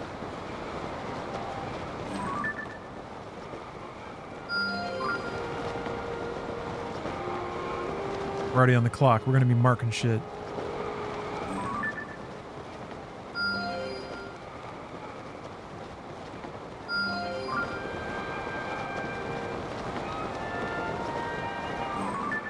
Did I get that one? No.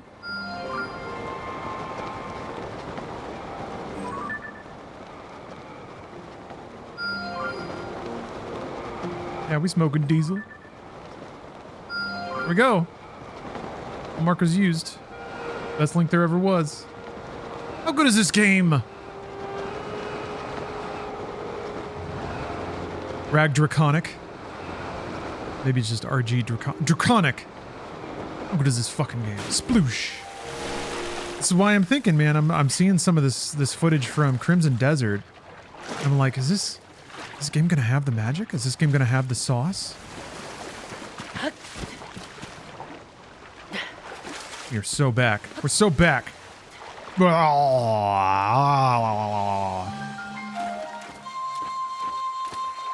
So this is interesting. When this happens, my video card usage actually dropped. It went from like 20 to 10, and it's stuck there.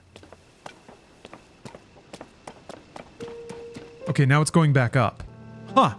So there's some weird fucking throttling going on. It's actually like...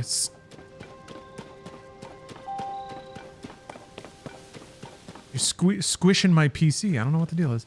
I turned off... What is it? I turned off that one thing to make... Is it resizable bar? That's the one. I turned that off to make Rebirth play well. Maybe there's a problem there. Maybe I gotta have bar back on. Yeah, I thought it might be shader caching, but shader caching is different. Whenever a shader process hits, usually it's like 1 or 2 frames drop because the entire game doesn't render for a second. This is just more like the video card gets throttled or something. I don't know what the deal is.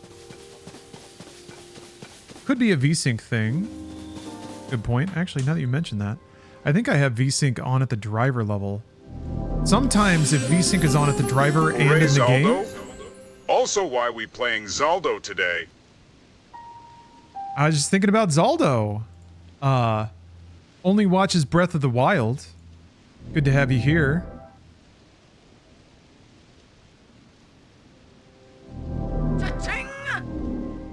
Maybe it needs more milk. Maybe it needs more milk? Yeah, it could be a thing where, like, the game's putting out a frame at a particular timing and then the driver wants it at, like, 1 millisecond later.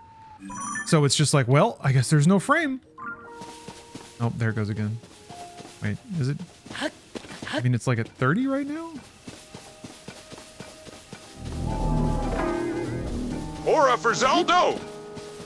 Oh, no, I need it on. Okay. It's rendering unconstrained. Well, what the fuck? The video card spiked to like 80% during that little frame hitch. Now it's fine. Yeah, I think what I might need to do, if I don't see more stable behavior, I think the next step is... Oh, Koroxide. The next step is, turning it off at the driver level and turning it on at the emulator level. That's what the emulator expects anyway. So I'm basically like passing it through another render check that it's not expecting. Oh, the FPS is already capped. Also, if VSync is on, that will also cap the FPS to whatever your refresh rate is. So, never fear. It is capped.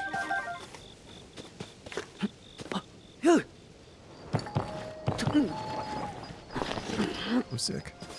So extreme.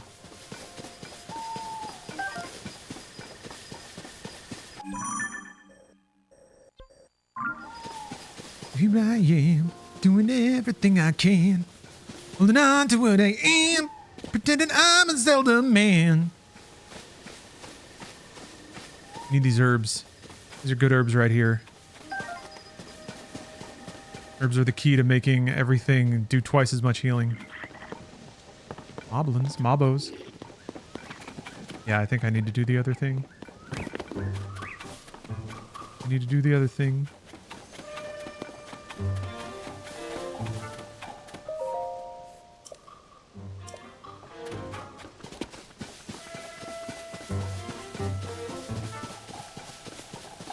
Yeah! Ah!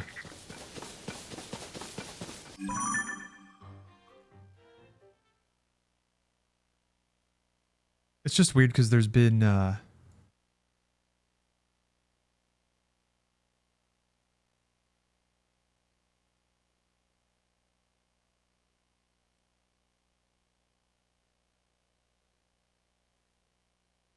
In games that don't apply VSync, even if it's set in the thing. Okay. Try that. Oh yeah, that looks way more normal. Yeah. Okay. No, it doesn't. Never mind. It just dropped. I don't know. Sometimes I'll like. Okay, what's going on? What's going on here? It looked way more normal for a second.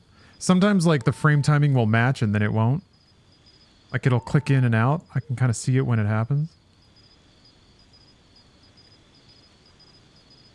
Yeah, it says it's just 60 hertz.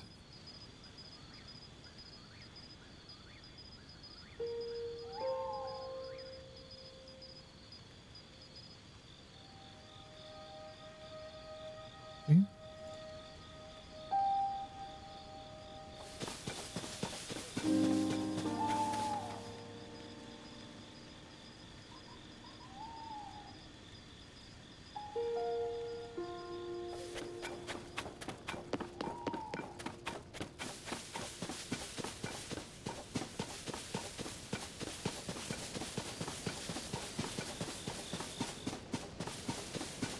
You get the glider over here, right?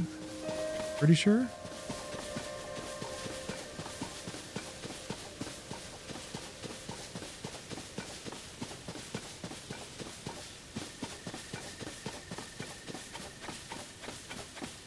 Ugh. Why it's running like that? It might also just be I might just need to reboot.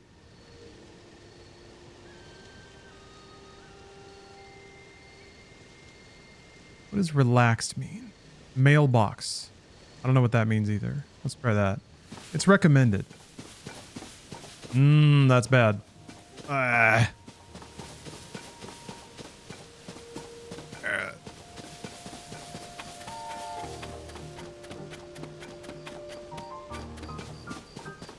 How was it better before?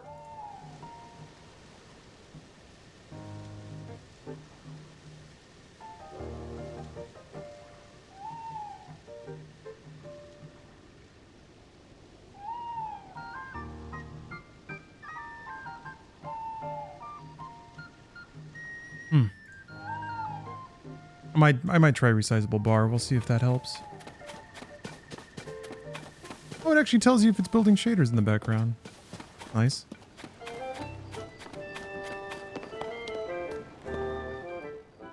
Oh.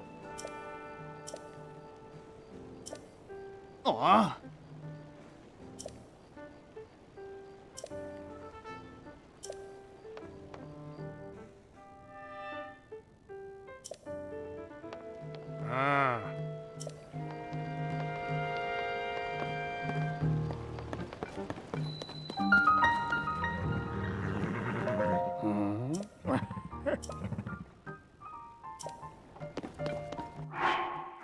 Alright, I think I'm gonna reboot. Alright, it's the frickin' bat. I'm back. I've enabled resizable bar. I actually just realized it would probably be pretty weird if a Switch emulator could or did use that.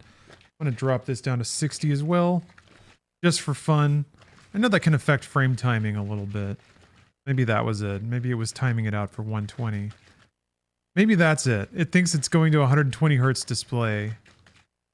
So it's sending a frame every other time. Or maybe the display driver is telling the emulator that it doesn't need to do anything since there's no frame to be displayed. I don't know. I don't know, man. It's weird. Hello, Fontaine. Doing okay. I got me some protein powder here. I'm gonna slurp on this. Steph got clear protein powder. Doesn't look very clear though, does it?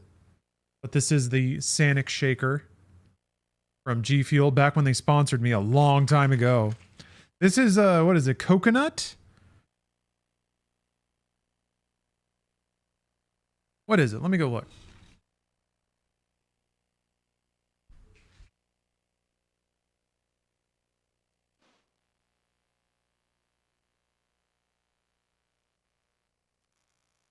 Coconut colada. And yeah, they brand it as They branded as clear because it's supposed to taste like a... Supposed to not taste gritty. It's supposed to taste like a refreshing drink. Or not be thick. Eh. Yeah. Yeah. Not bad. Not bad. What gets me is it's 20 grams protein for 10 calories. Or sorry. Look at that. Okay, so the V-Sync is fucked. That shouldn't be doing that. Off.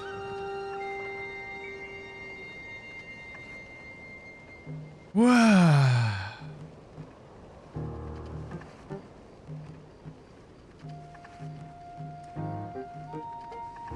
It can do exclusive full screen.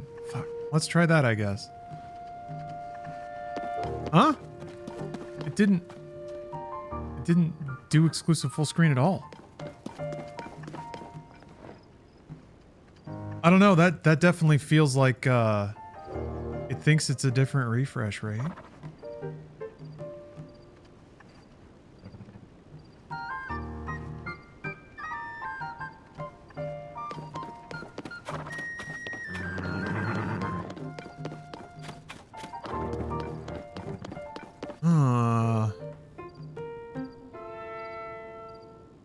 Yes, the TTS is now Morshu.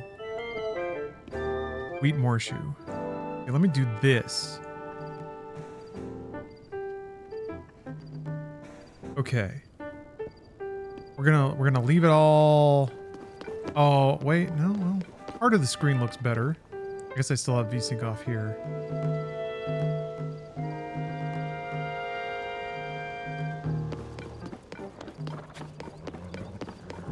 Weird that the frame tearing.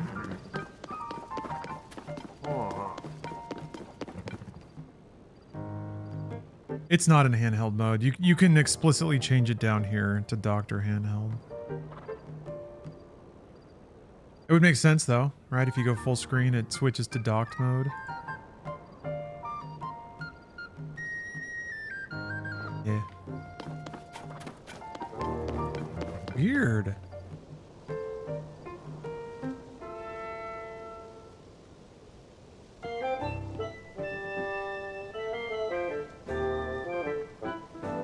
I used to have a lot of weirdness because I was passing through a capture card.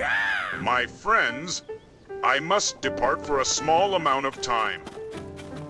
I must watch the Toronto Raptors engage in contest against the Knickerbockers of New York. Adieu.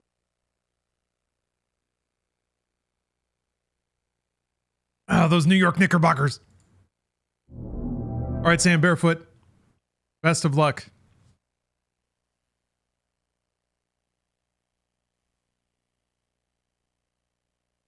I hope the best for you and your team. Adieu. Adieu. Which TTS was that? Morshu. The merchant from the CDI Zelda games.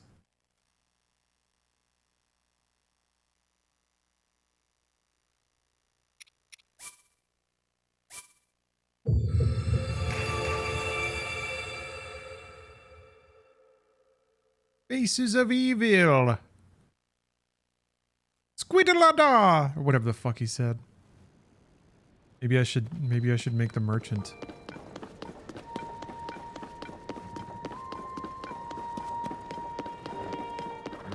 Dude, that looks perfect. Saw a frame drop there. The frame timing slows down a bit.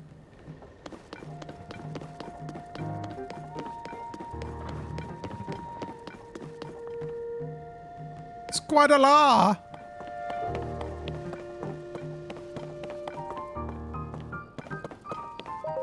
No.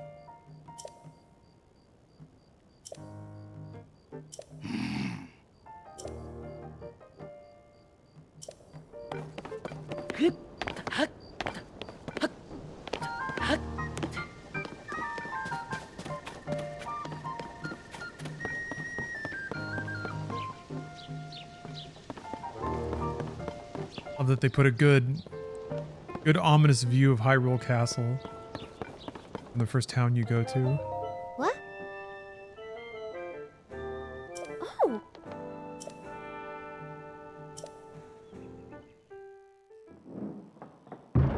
I used to watch your brother play all the old Zeldas.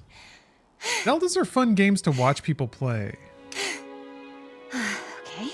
Now where have you been? Yeah, Pura rocks. Pura. Linky, you're not a ghost, are you? Hey. That looks interesting. Oddly, one of the more normal Zelda NPCs. Phew. One step at a time. What exactly happened?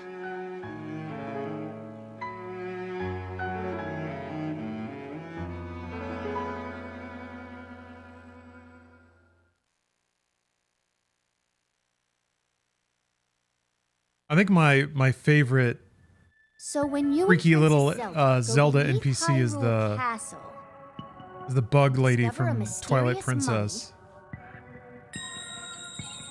which suddenly reanimates. Then Zelda falls into a fissure and vanishes. The guy who does the like battleship been when the game castle in rose Wind and Waker the is pretty ruins high fell. ranking. Yeah, Then, Tingle's great. Later, you wake up on a sky island, saved by the arm that was stuck to the mummy. You get the Pura pad from an unusual creature. The guy who makes all the sound effects for the game with his Learned mouth. Your new arm belonged to someone named Sploosh. Red. That guy rocks. The Master Sword disappears. You hear the princess's voice and find your way here.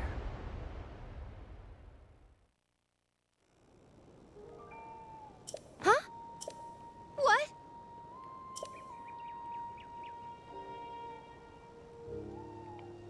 Yeah, this game looks so crispy on PC.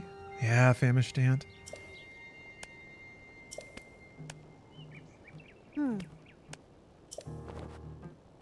It truly is shocking how well this game scales up. Same with Breath of the Wild. I think that's, I mean, I think that's because they tune the game around a low spec in the right way, which is kind of using more geometry and shading versus really high resolution textures. Yes. Also how you keep the size of the game down. Texture data is very large, or can be.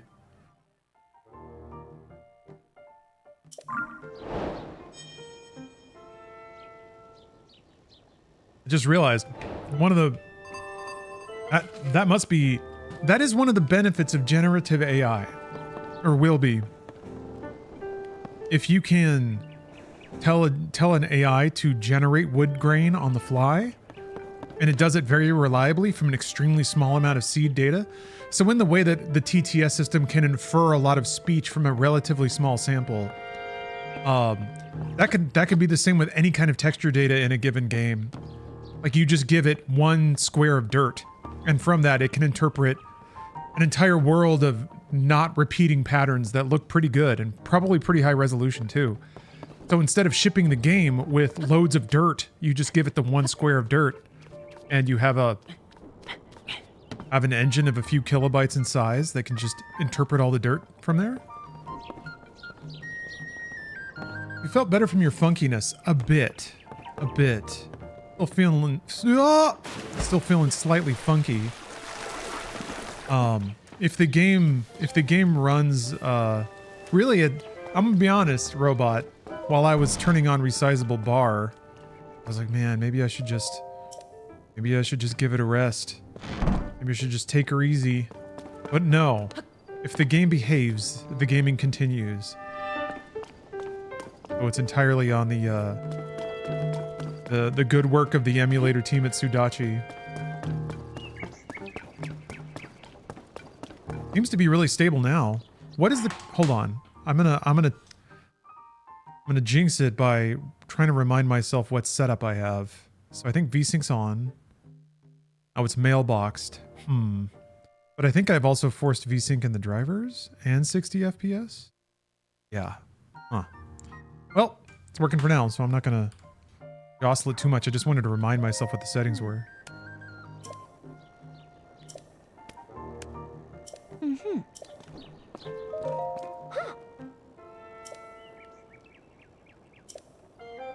Still dripping.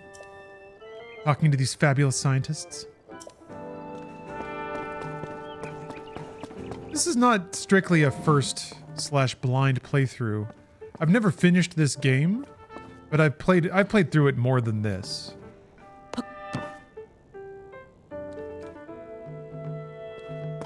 I think I did 2 of the Guardian dungeons. I built a house.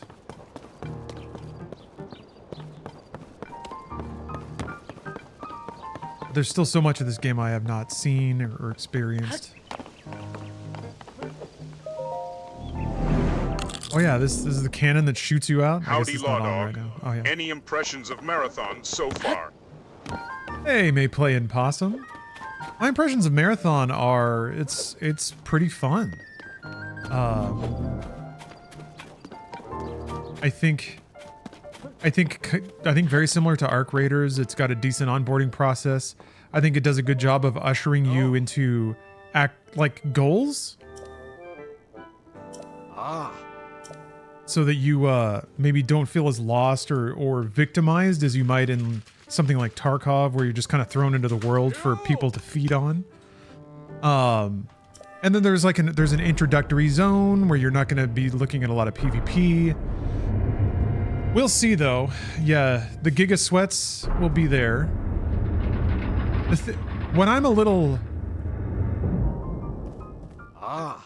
Giga Sweats are not a problem if you can just leave. And that's kind of the fun part of, I guess, the way Arc Raiders does it, is gunfire is so audible that you can just walk away from gunfire. And then the only other way that you'll get killed by a Giga Sweat is if they find you. And they have to find you. Or I guess they'll camp extracts. Like, they'll camp places where you're likely to go. So, for me, it's like, if they give Giga Sweats the tools to find players, like to hunt them down, that'll make it rough.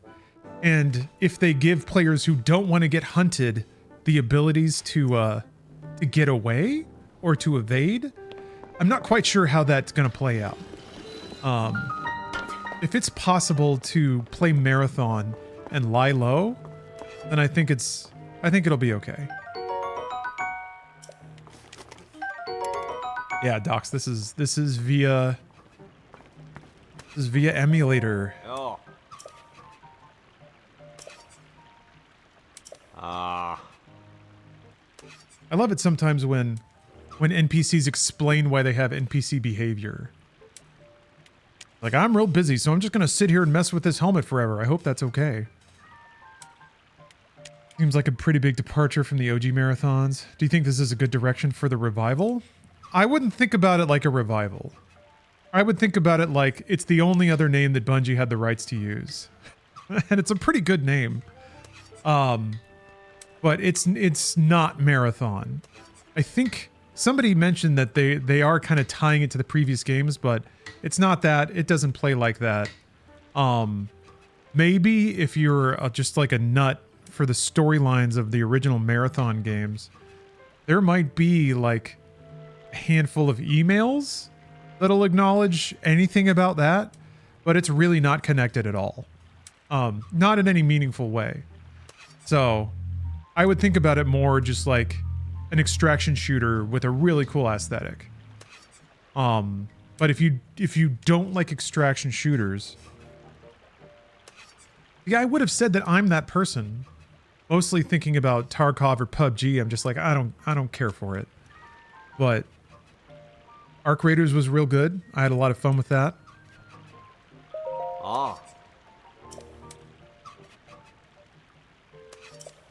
Reminds you the way Doom was rebooted? I guess. Doom 2016 still kind of plays like Doom. I guess to some degree you're still first-person shooting. Well, man, those are very different games. Marathon and Marathon.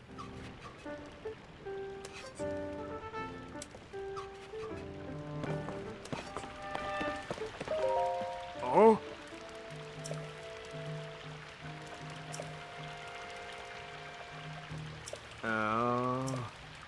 Plum out of apples. Oh. Doing quests or giving people apples. I was shocked when Breath of the Wild had like quests, and then Tears of the Kingdom has even more like video gamey quests. It's not quite as overstuffed as games like this tend to be, where you have like 30 quests at a time and then the map just starts gleaming like the night sky. Complete.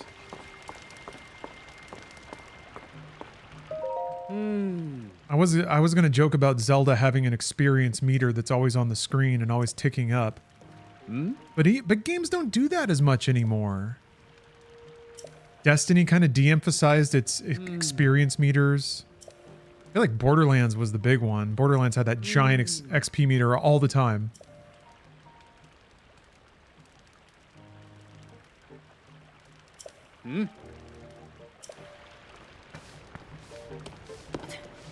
Oh.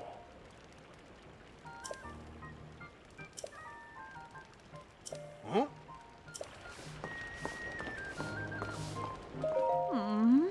Ooh, have I tried Daggerfall Unity? I haven't actually. No, Morrowind remains the earliest Elder Scrolls I've played. I do want to try it though. It would actually be really fascinating to play Bethesda's earlier games.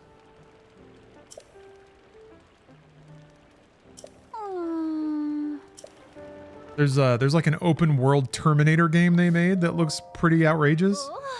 Kind of in a Bethesda way. It doesn't look like the most fun game, but its ambitious environment simulation is interesting.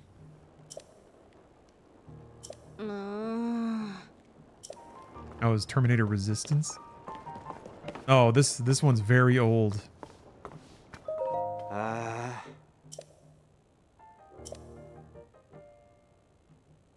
Oh, there's a new Terminator game. Okay.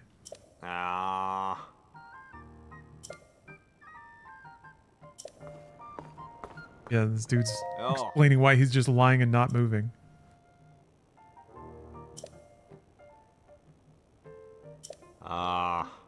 Happens.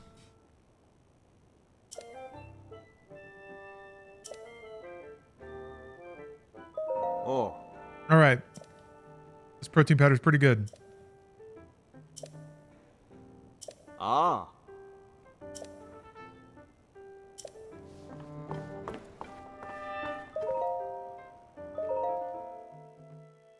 Yeah, his name was Nappin.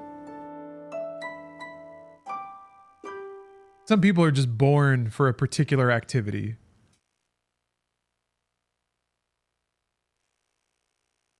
Highly recommend Daggerfall Unity. I've meant to check it out. I mean, I'm gonna have to play Arena before that, obviously. I won't know what the Elder Scrolls are. What up, Wet Godzilla?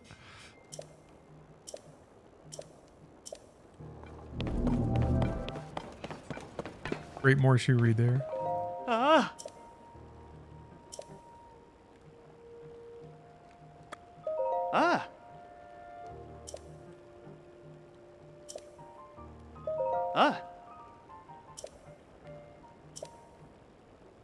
Hi.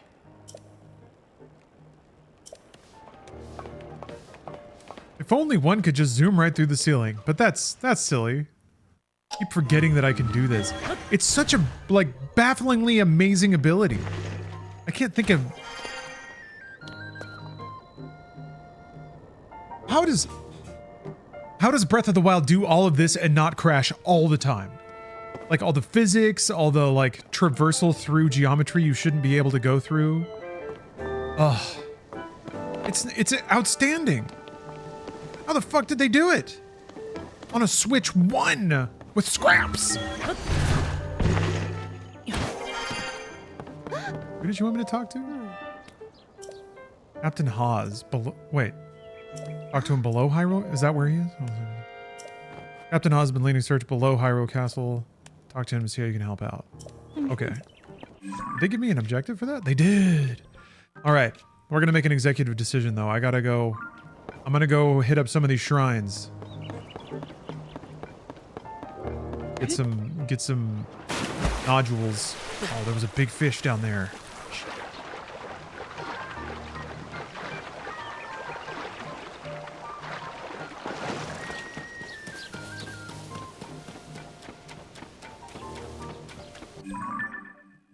Yeah, giving devs time and space to breathe and implement correctly. My understanding is that is actually a big part of it. Is that Nintendo has kept the same engineers working on the same thing for decades. And now they are enjoying the very real business benefit of cultivating good talent and retaining good talent.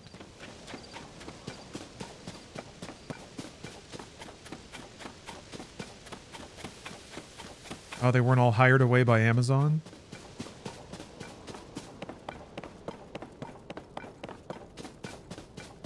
You love to see it, though. I feel like Capcom might be in a similar boat. Where on a long enough time scale, like if you do it right, not constantly hiring and laying off employees is actually a business advantage. It actually saves you money because your employees become so much better at what they do.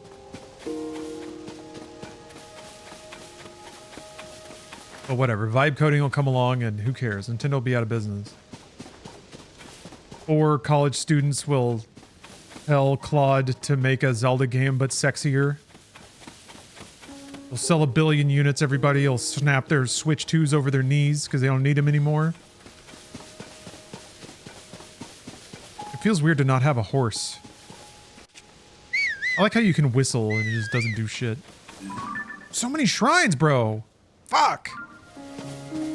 Put all these markers down and I'm seeing shrines I can't even mark. Nintendo must have managed to tie up all the shareholders in a basement so they can focus on long-term goals. Well, Nintendo makes money. They always have. Now, not like companies are just cool with that. Or investors. They always want more, of course.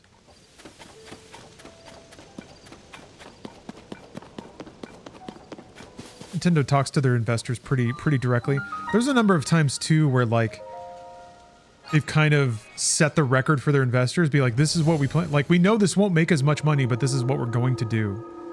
I remember when they announced that they were going to get into mobile, they specifically told their investors, we're not doing it like that though.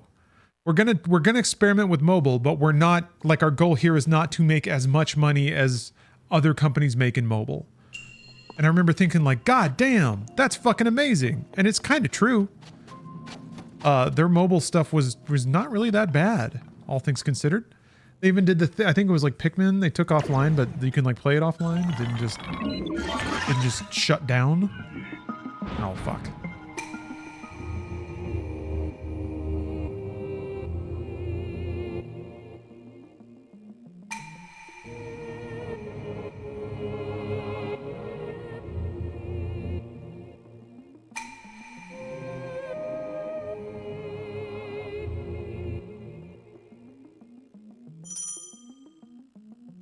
A lot of it comes from Nintendo having so many forms of revenue besides the games they create. That's a big part of it. They've done such an outrageous job cultivating their brand. Oh, wait a minute.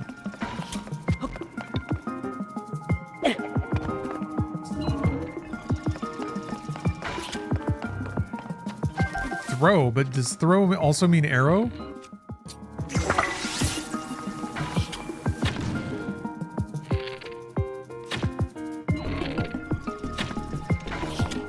I have to admit, I didn't read the first part. I didn't read it.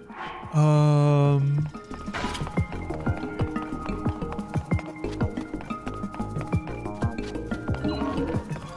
right, I guess I'll have to leave and come back. Properly read the tutorial. Oh, I can't leave.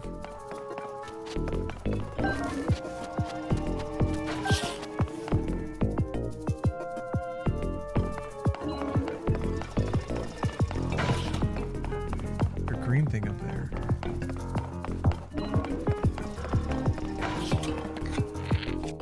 All right, what do I do, chat? I wasn't paying attention. I wasn't looking. Do I have to stick the fire thing to a weapon and then?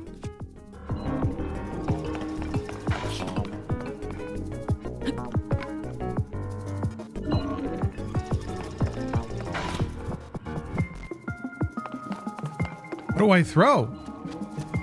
Just said aim true and throw the material. How do you throw a fruit? One. No. Drop back. You can attach it to an arrow. You can attach it to a weapon and throw that, maybe. Maybe that's how we do it. I have to hold it. Put it down. Pull out my weapon. Oh, D-pad up while you have it ready to throw. Oh my god! Ugh, okay, thank you. Holy shit. I thought I tried that. Oh my goodness. Zelda's controls are really good for how much they let you do just through the D-pads, but boy do you have to learn them. Yowza. People get so unnaturally mad at making jump the top button, which I actually think makes sense, especially with the way Zelda does it. I really actually crazy appreciate all the like jump lists and sub-menus they let you access from D-pads without having to go into menus.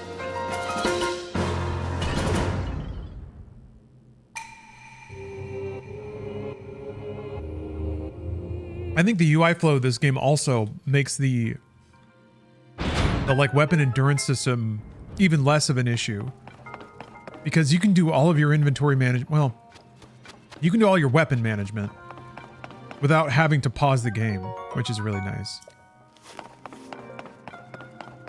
Or just from a jump menu. And like, they make going into the menu holding a button and leaving the menu releasing the button. So it's not like hit release to launch the menu, press another button to go out. It's just like, it's so fast. It's so fucking fast. Once you know. You've got to know though. All right, we got the chest. 100% ending still intact.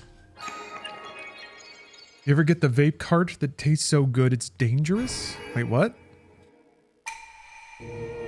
How am I supposed to... Oh, are you talking about a specific vape cart that everyone agrees tastes so good it's dangerous? Or are you just asking me if I've had one like that? Just any, I see. I massively misinterpreted that. I can't say that I've ever really enjoyed the flavor of a vape cart. Because mostly it just hits the back of my tongue, and like sometimes I guess there's a couple of times where there will be like something will be really piney or herbal or like maybe a bit fruitier. But I wouldn't say that I ever go to flavor country. Shit I got right now for real tastes like pina colada mix. Oh. Well, I mean, that's basically the protein powder I'm having.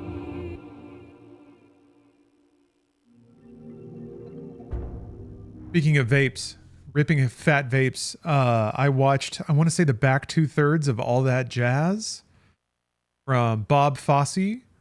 I didn't know that movie was essentially like a very kind of snarky autobiography. I ended up really liking it. But the one thing that movie does, which is actually pretty amazing for 79, is that everyone is smoking and coughing all the time. I didn't watch Fosse Verdon. I saw the Sam Rockwell one, which actually might be that. Which actually might be what you're talking about. Oh, fuck off. Oh, that is the one. Okay, yeah, that was fucking amazing. And yeah, seeing All That Jazz after seeing that, I was like, wait, I'm just kind of I'm watching the same thing. Except this is the even more theatric version.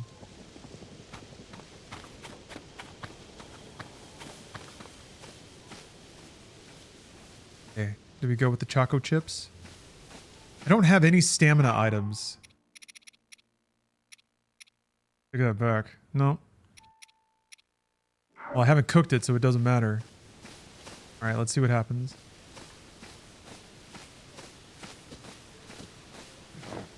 Oh!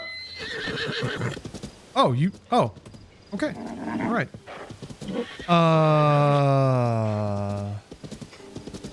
Occurred to me, I don't know how to register this. Okay, well, I guess we just got a horse for the time being. I guess I'll take this to the story objective. I mean, it'll be nice. I need to get the glider, so there's still... Oh, I got a headstrong horse here. Oh, ho. Oh, ho, ho. Shwee. Oh, ho. Oh, ho. Oh, oh. Wild spirit. Ho, ho. Somebody needs an apple. You know, trails are so fucking good.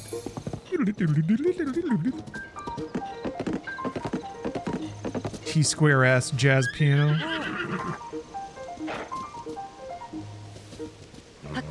Gonna chill if I get off. You know I need that Hyrule herb.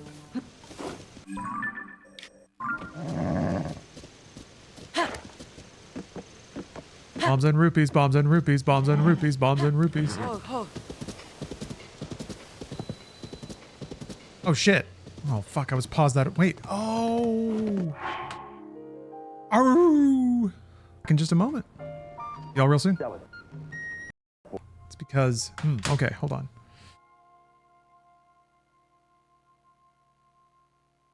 Because OBS wasn't in focus. I gotta change that. I bet I can change that.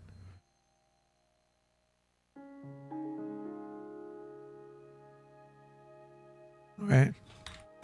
Excuse me. Ahem. Ahem hem. Hem.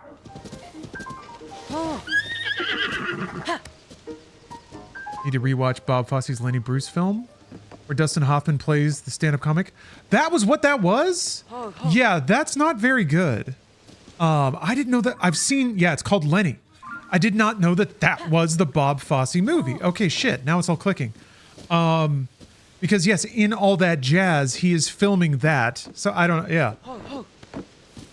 And when I sat down and was watching All That Jazz, and it was a part where he was editing that film in All That Jazz, and I watched it for a second, and I was like, "Is this guy supposed to be Lenny Bruce?" And then Steph was like, "Yeah." I didn't even know what movie it was. It's just, I don't know. It's weird how it's like, it's all connecting now. It's all connecting. Yeah, I don't know. All That Jazz is a really, really interesting movie. Yeah. Most films like that, I'm kind of used to it being a lot more, like, pathetic. Anytime a filmmaker makes a movie about the trials of the creative process or how hard it is to be a creative, I'm usually like, yeah, fucking get over yourself. But that movie is one of the very few that didn't trigger that response. He seemed to have a pretty shockingly clear-eyed view of himself, as expressed through All That Jazz. Hello, Sanguine Cerberus.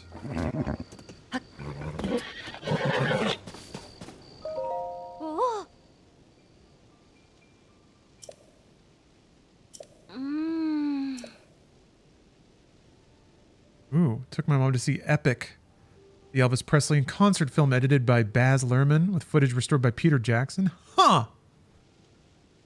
I don't have a whole lot of it. Regardless of how I look, I'm not sure I have a lot of Elvis leanings, but Stephanie does. Huh. Okay. I will try to find a way to watch that. She would love it. I mean, the Baz Luhrmann Elvis movie was really fun. Ah. Is it, wait, so is this in, hold on.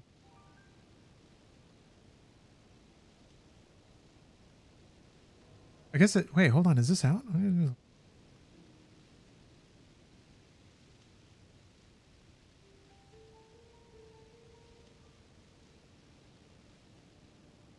Yeah, there it is. Sick.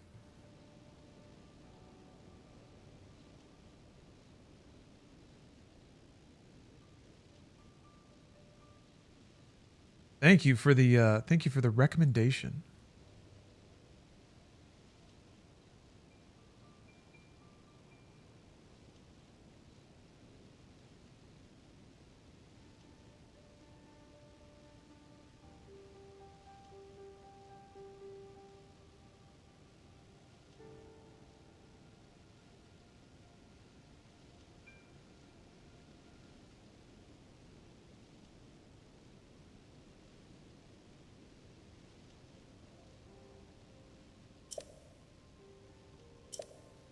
Yeah, Steph's gonna lose her mind. The thing that is there some good footage of audience members just going feral over Elvis? Oh. Yeah, good. Steph's very much into that. She loves seeing like the ladies throughout history get activated.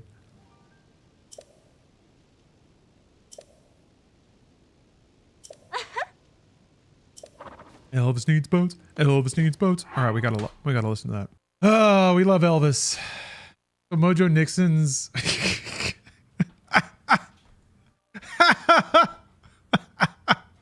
It's even the best possible expression. Oh, what a way to be remembered. Oh God, that rocks. Oh, he had a Hawaiian shirt phase too. All right. That is a really good emote, isn't it? Oh, maybe I should make an animated emote of that clip. Butt crack. In a movie called Butt Crack. Butt Crack. We're all zombies in the end. Oh, Lloyd Kaufman? Yeah, that makes sense. Ah! The Trauma Seal of Quality. Sure. He had some Hawaiian shirt phase movies. Elvis? Yeah. Loads of Hawaiian flicks. I raised you and loved you. I've given you weapons, taught you techniques, endowed you with knowledge. There's nothing more for me to give you. All that's left for you to take in my life.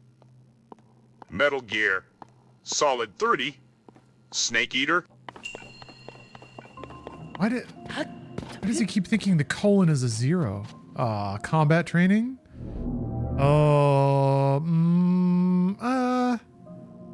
Okay, they're giving me some stuff here.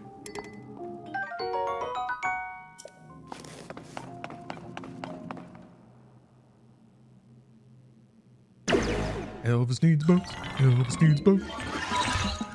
You watch that at Funhouse? That movie, Butt Crack?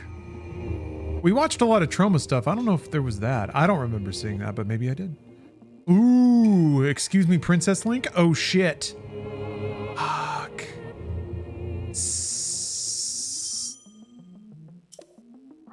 Yes. Hold on.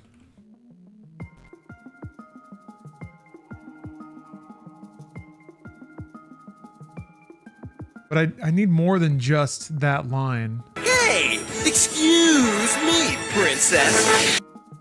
Excuse me, princess. Well, excuse me, princess. Maybe one of those is good? Like the second one didn't have a whole lot of background in it. Let's try it. They were all dead. The final gunshot was an exclamation mark to everything that had led to this point. I released my finger from the trigger, and then it was over. Or she's so fucking Max hard. Payne. Max Payne. Princess, well, excuse me, princess. I wonder if, All right, I'm opening Resolve again. I wonder if, like, I wonder how well it can parse long, atypical line reads like that. Guess we'll see. I love that you keep seeing Duke. Dun dun dun dun dun. Damn.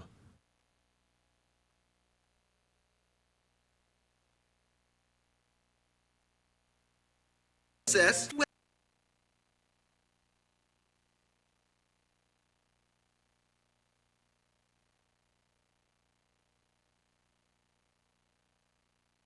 Mm-mm.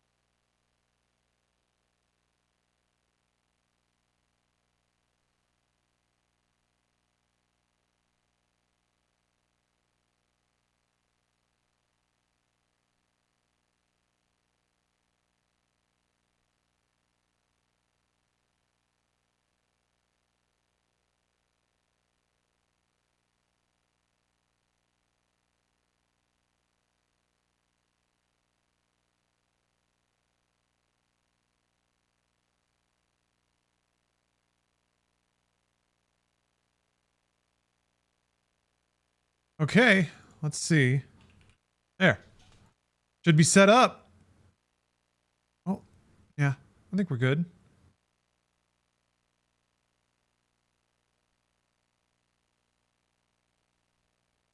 We'll see how it goes.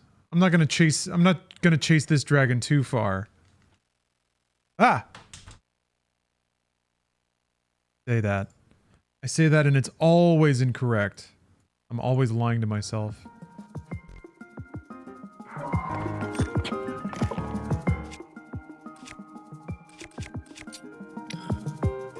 Activate.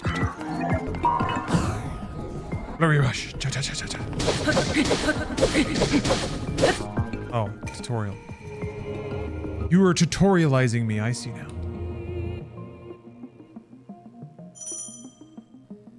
Yeah, we'll see what happens, DJ. Did you get Testing this shit with a little bit of this and that. Talking shit and talking chat. Farts and piss and shit and stuff, guys. I'm Link, and you're Zelda, the princess. Excuse me, princess. Excuse me, princess. Excuse me, I farted. Okay, not bad, really.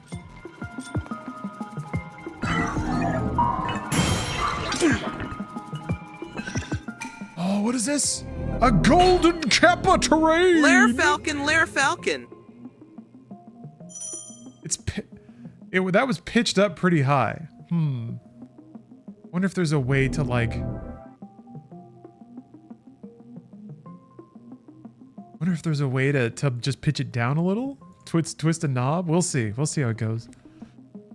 If you want your golden kappa, throw some money around.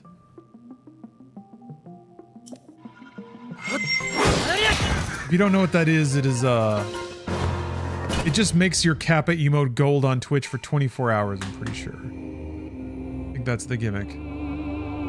Yep. You get a golden face and everyone's so impressed. French champagne. I love that they say champagne. Ha ha! The French champagne! I think such a little stinker.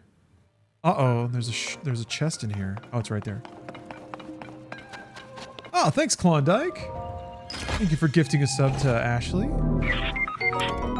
You can't hide from the Grim Reaper. Especially when he's got a gun. Grim Fandango.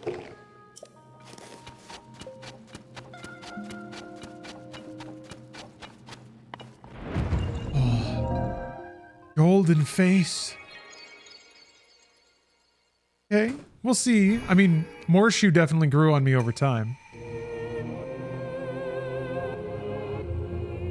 We'll eventually let chat decide.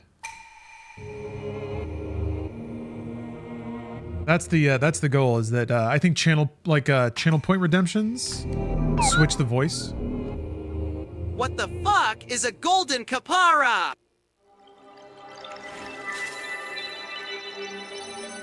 There's moments of brilliance here, though. New Link really hits the expletives quite hard. I, the real Vin Diesel, have been trapped in the body of this odd child. I think the excuse is really getting is really throwing it for a loop.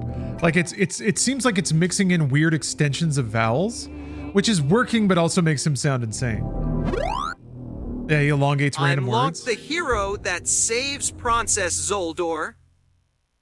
I'm hero of rosemary and thyme. I have to collect the Triforks of Pooer.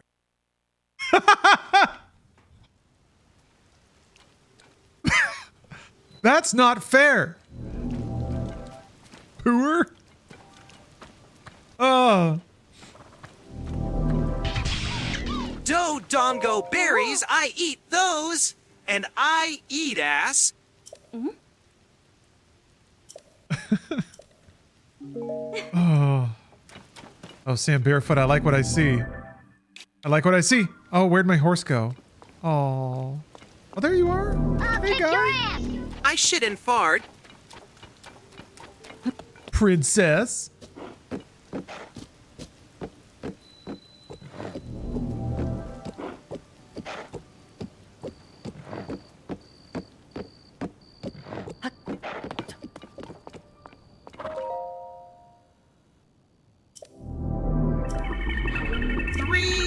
Nine.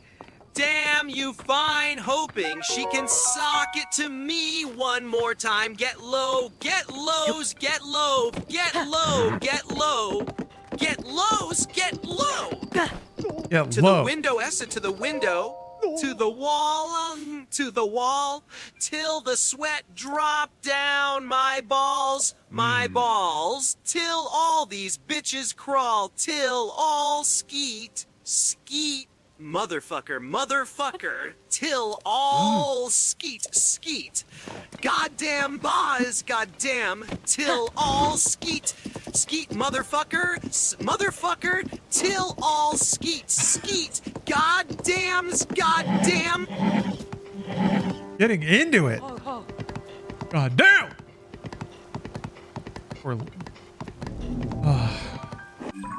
Why did we do this with our computers? Unit ready. Hiya! Woo! Causing the machine to melt down a little bit.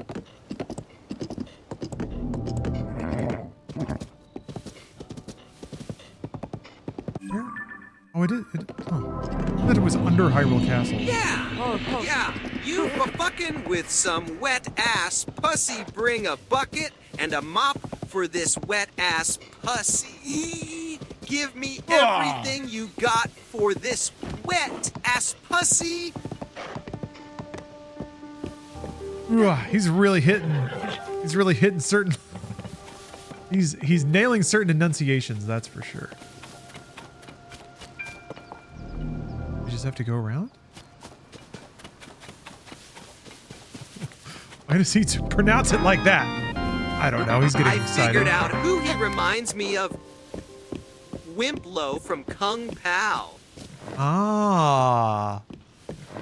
Seen Kung Pao in a long time. I was thinking about that. That's a good bad movie night. The Golden right Kappa man in the support. wrong place can make all the difference in the world. Half life 2. Half life 2.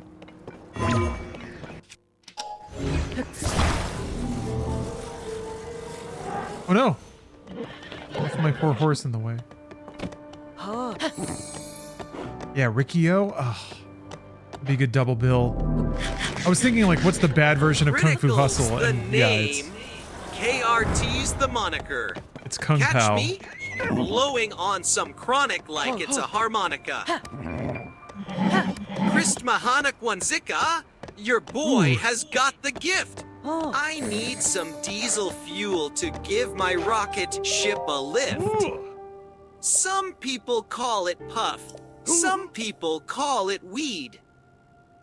Some people call it dank.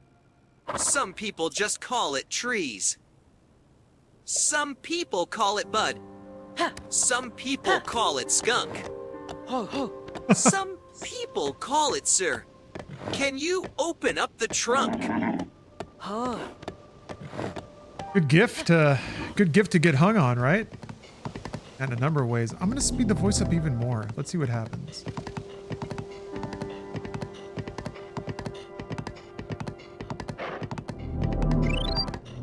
I see the way you look at him. I'm a man too, you know.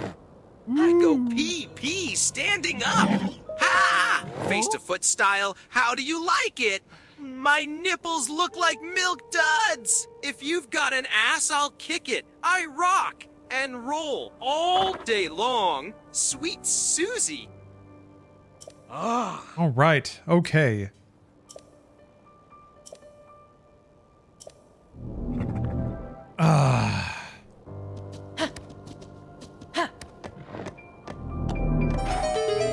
I'm escaping to the one place that hasn't been corrupted by capitalism. Sorry, we got a meditation Spacey. to do. Spacey.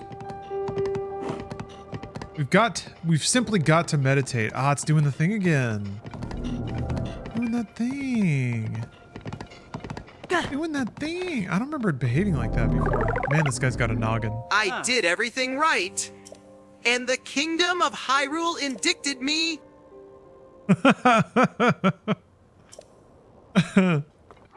Let's meditate. Yeah, we need our meditate. Pretty good. Indicted.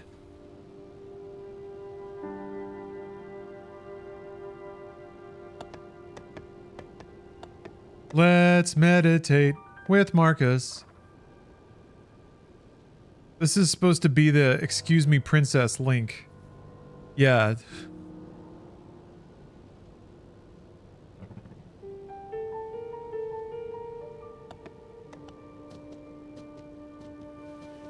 Okay, verse 70.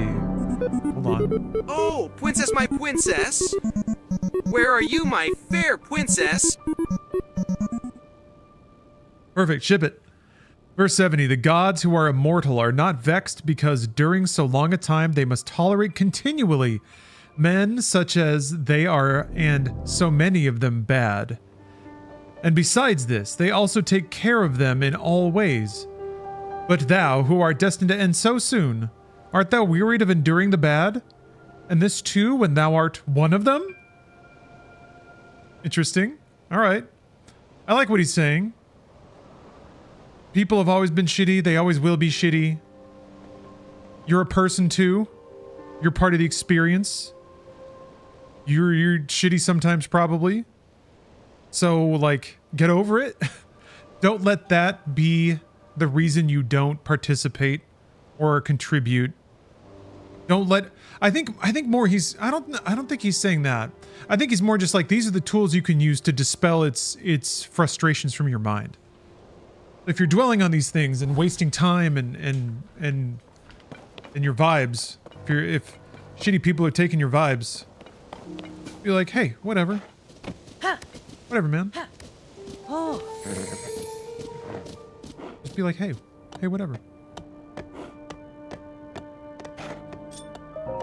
Oh, if the gods can put up with you, you can put up with people. Yeah, and the gods are eternal, and they don't punish the wicked. They've learned to tolerate them, I guess.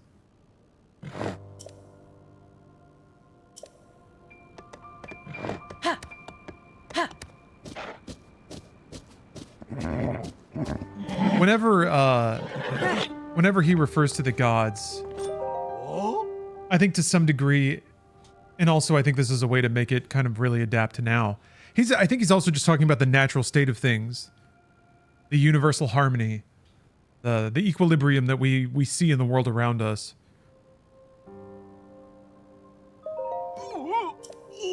Lava.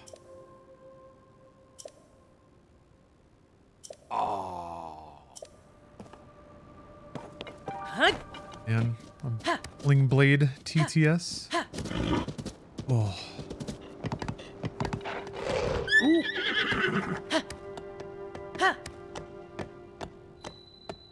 I want to say I want to keep it video games, but I may not. I may have already not done that.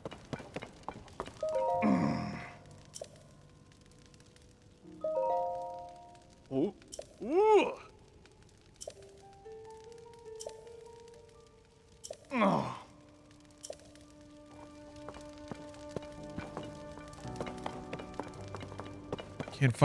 Can't fight entropy in video games. He's at the top of this. It's doing the thing so much. Why is it doing it so much now? Everything was fine for a minute and then it wasn't. So it probably wasn't fine.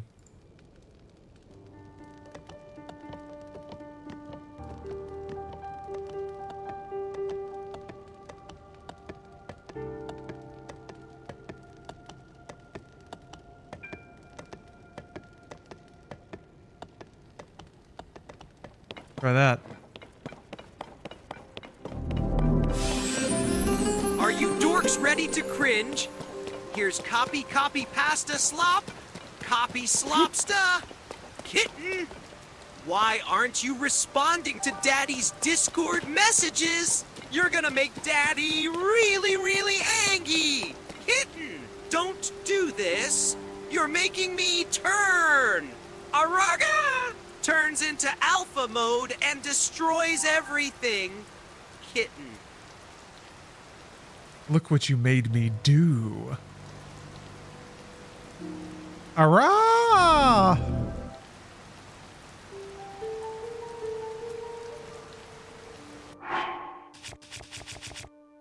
Never make me go alpha.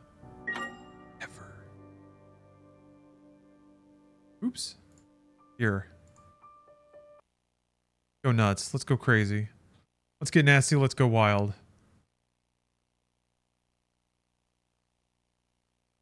Hurrah! I'm glad that there's still weirdos on the internet.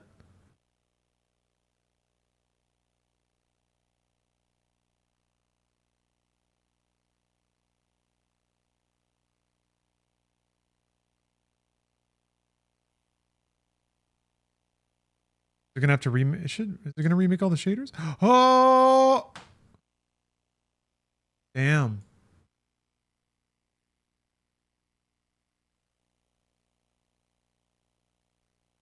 They just cut my ass off. Shit.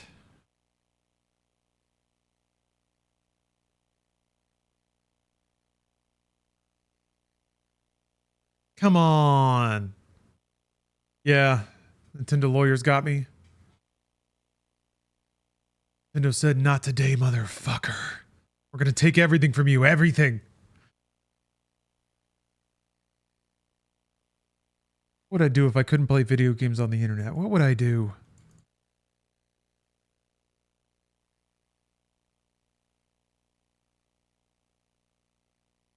We should be back, though. Should be back.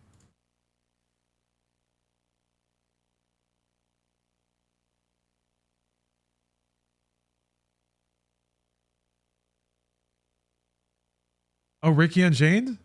Right when you did a Prime sub, the stream went down? You did it! It was you! Didn't doing anything. Oh, there it goes. That took a weirdly long amount of time.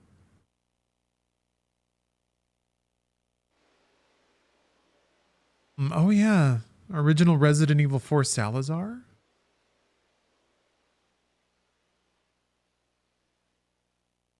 Good video game voices out there. What is happening? Oh, are we going now?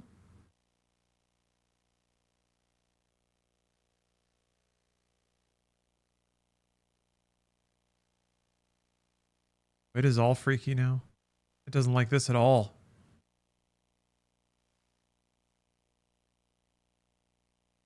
I wonder if, so you have to install this like external thing to make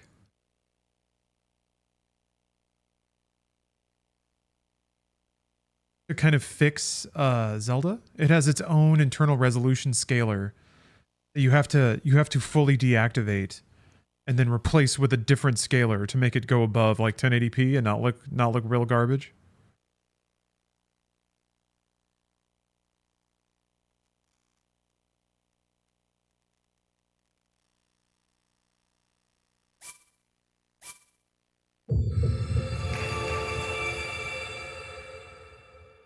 Well, I didn't really change anything.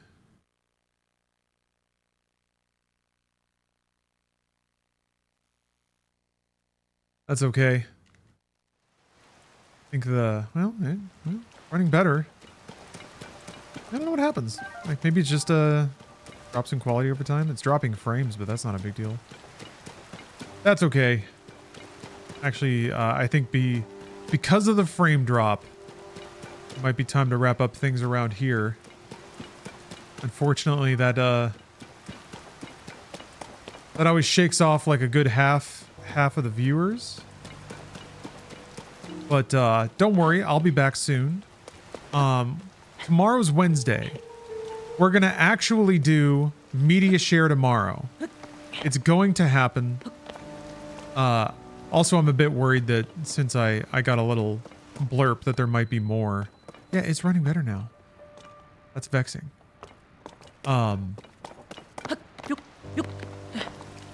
Good Zelda-ing though. I think this might be a game that I'll just kind of pick away at off stream, but also play on stream in bits and pieces.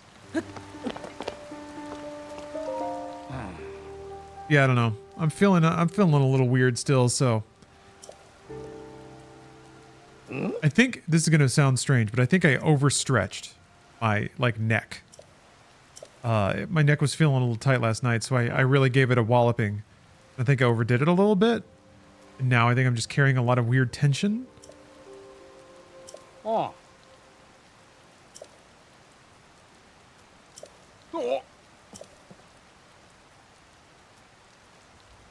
And gaming is great though. What's doing over there? Need to kill another hour before hockey and you can't be left alone?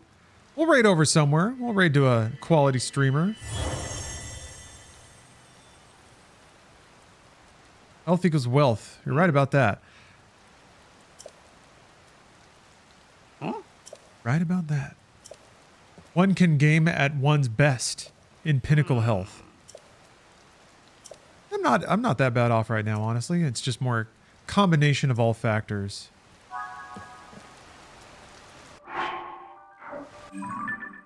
But yeah, thanks for watching, folks. I guess 5 hours, shit. I guess shortish stream for me. But I'll be back on the internet soon. I'm feeling like a shooter. I haven't played Dusk, and there's a bunch of boomer shooters that I haven't finished up. I want something with a little speed, dynamism, action, intensity, pulse poundings. Marathon's kinda not a shooter. But thanks for watching, everybody. Appreciate you hanging out. If you enjoyed this, consider following the stream so that we can hang out together again. A little rain effect is kind of interesting. I stream pretty much every day. Pretty much. So have a great day, everybody. I'm going to go take it easy. Man, Zelda's great. I'm probably just going to keep playing Zelda.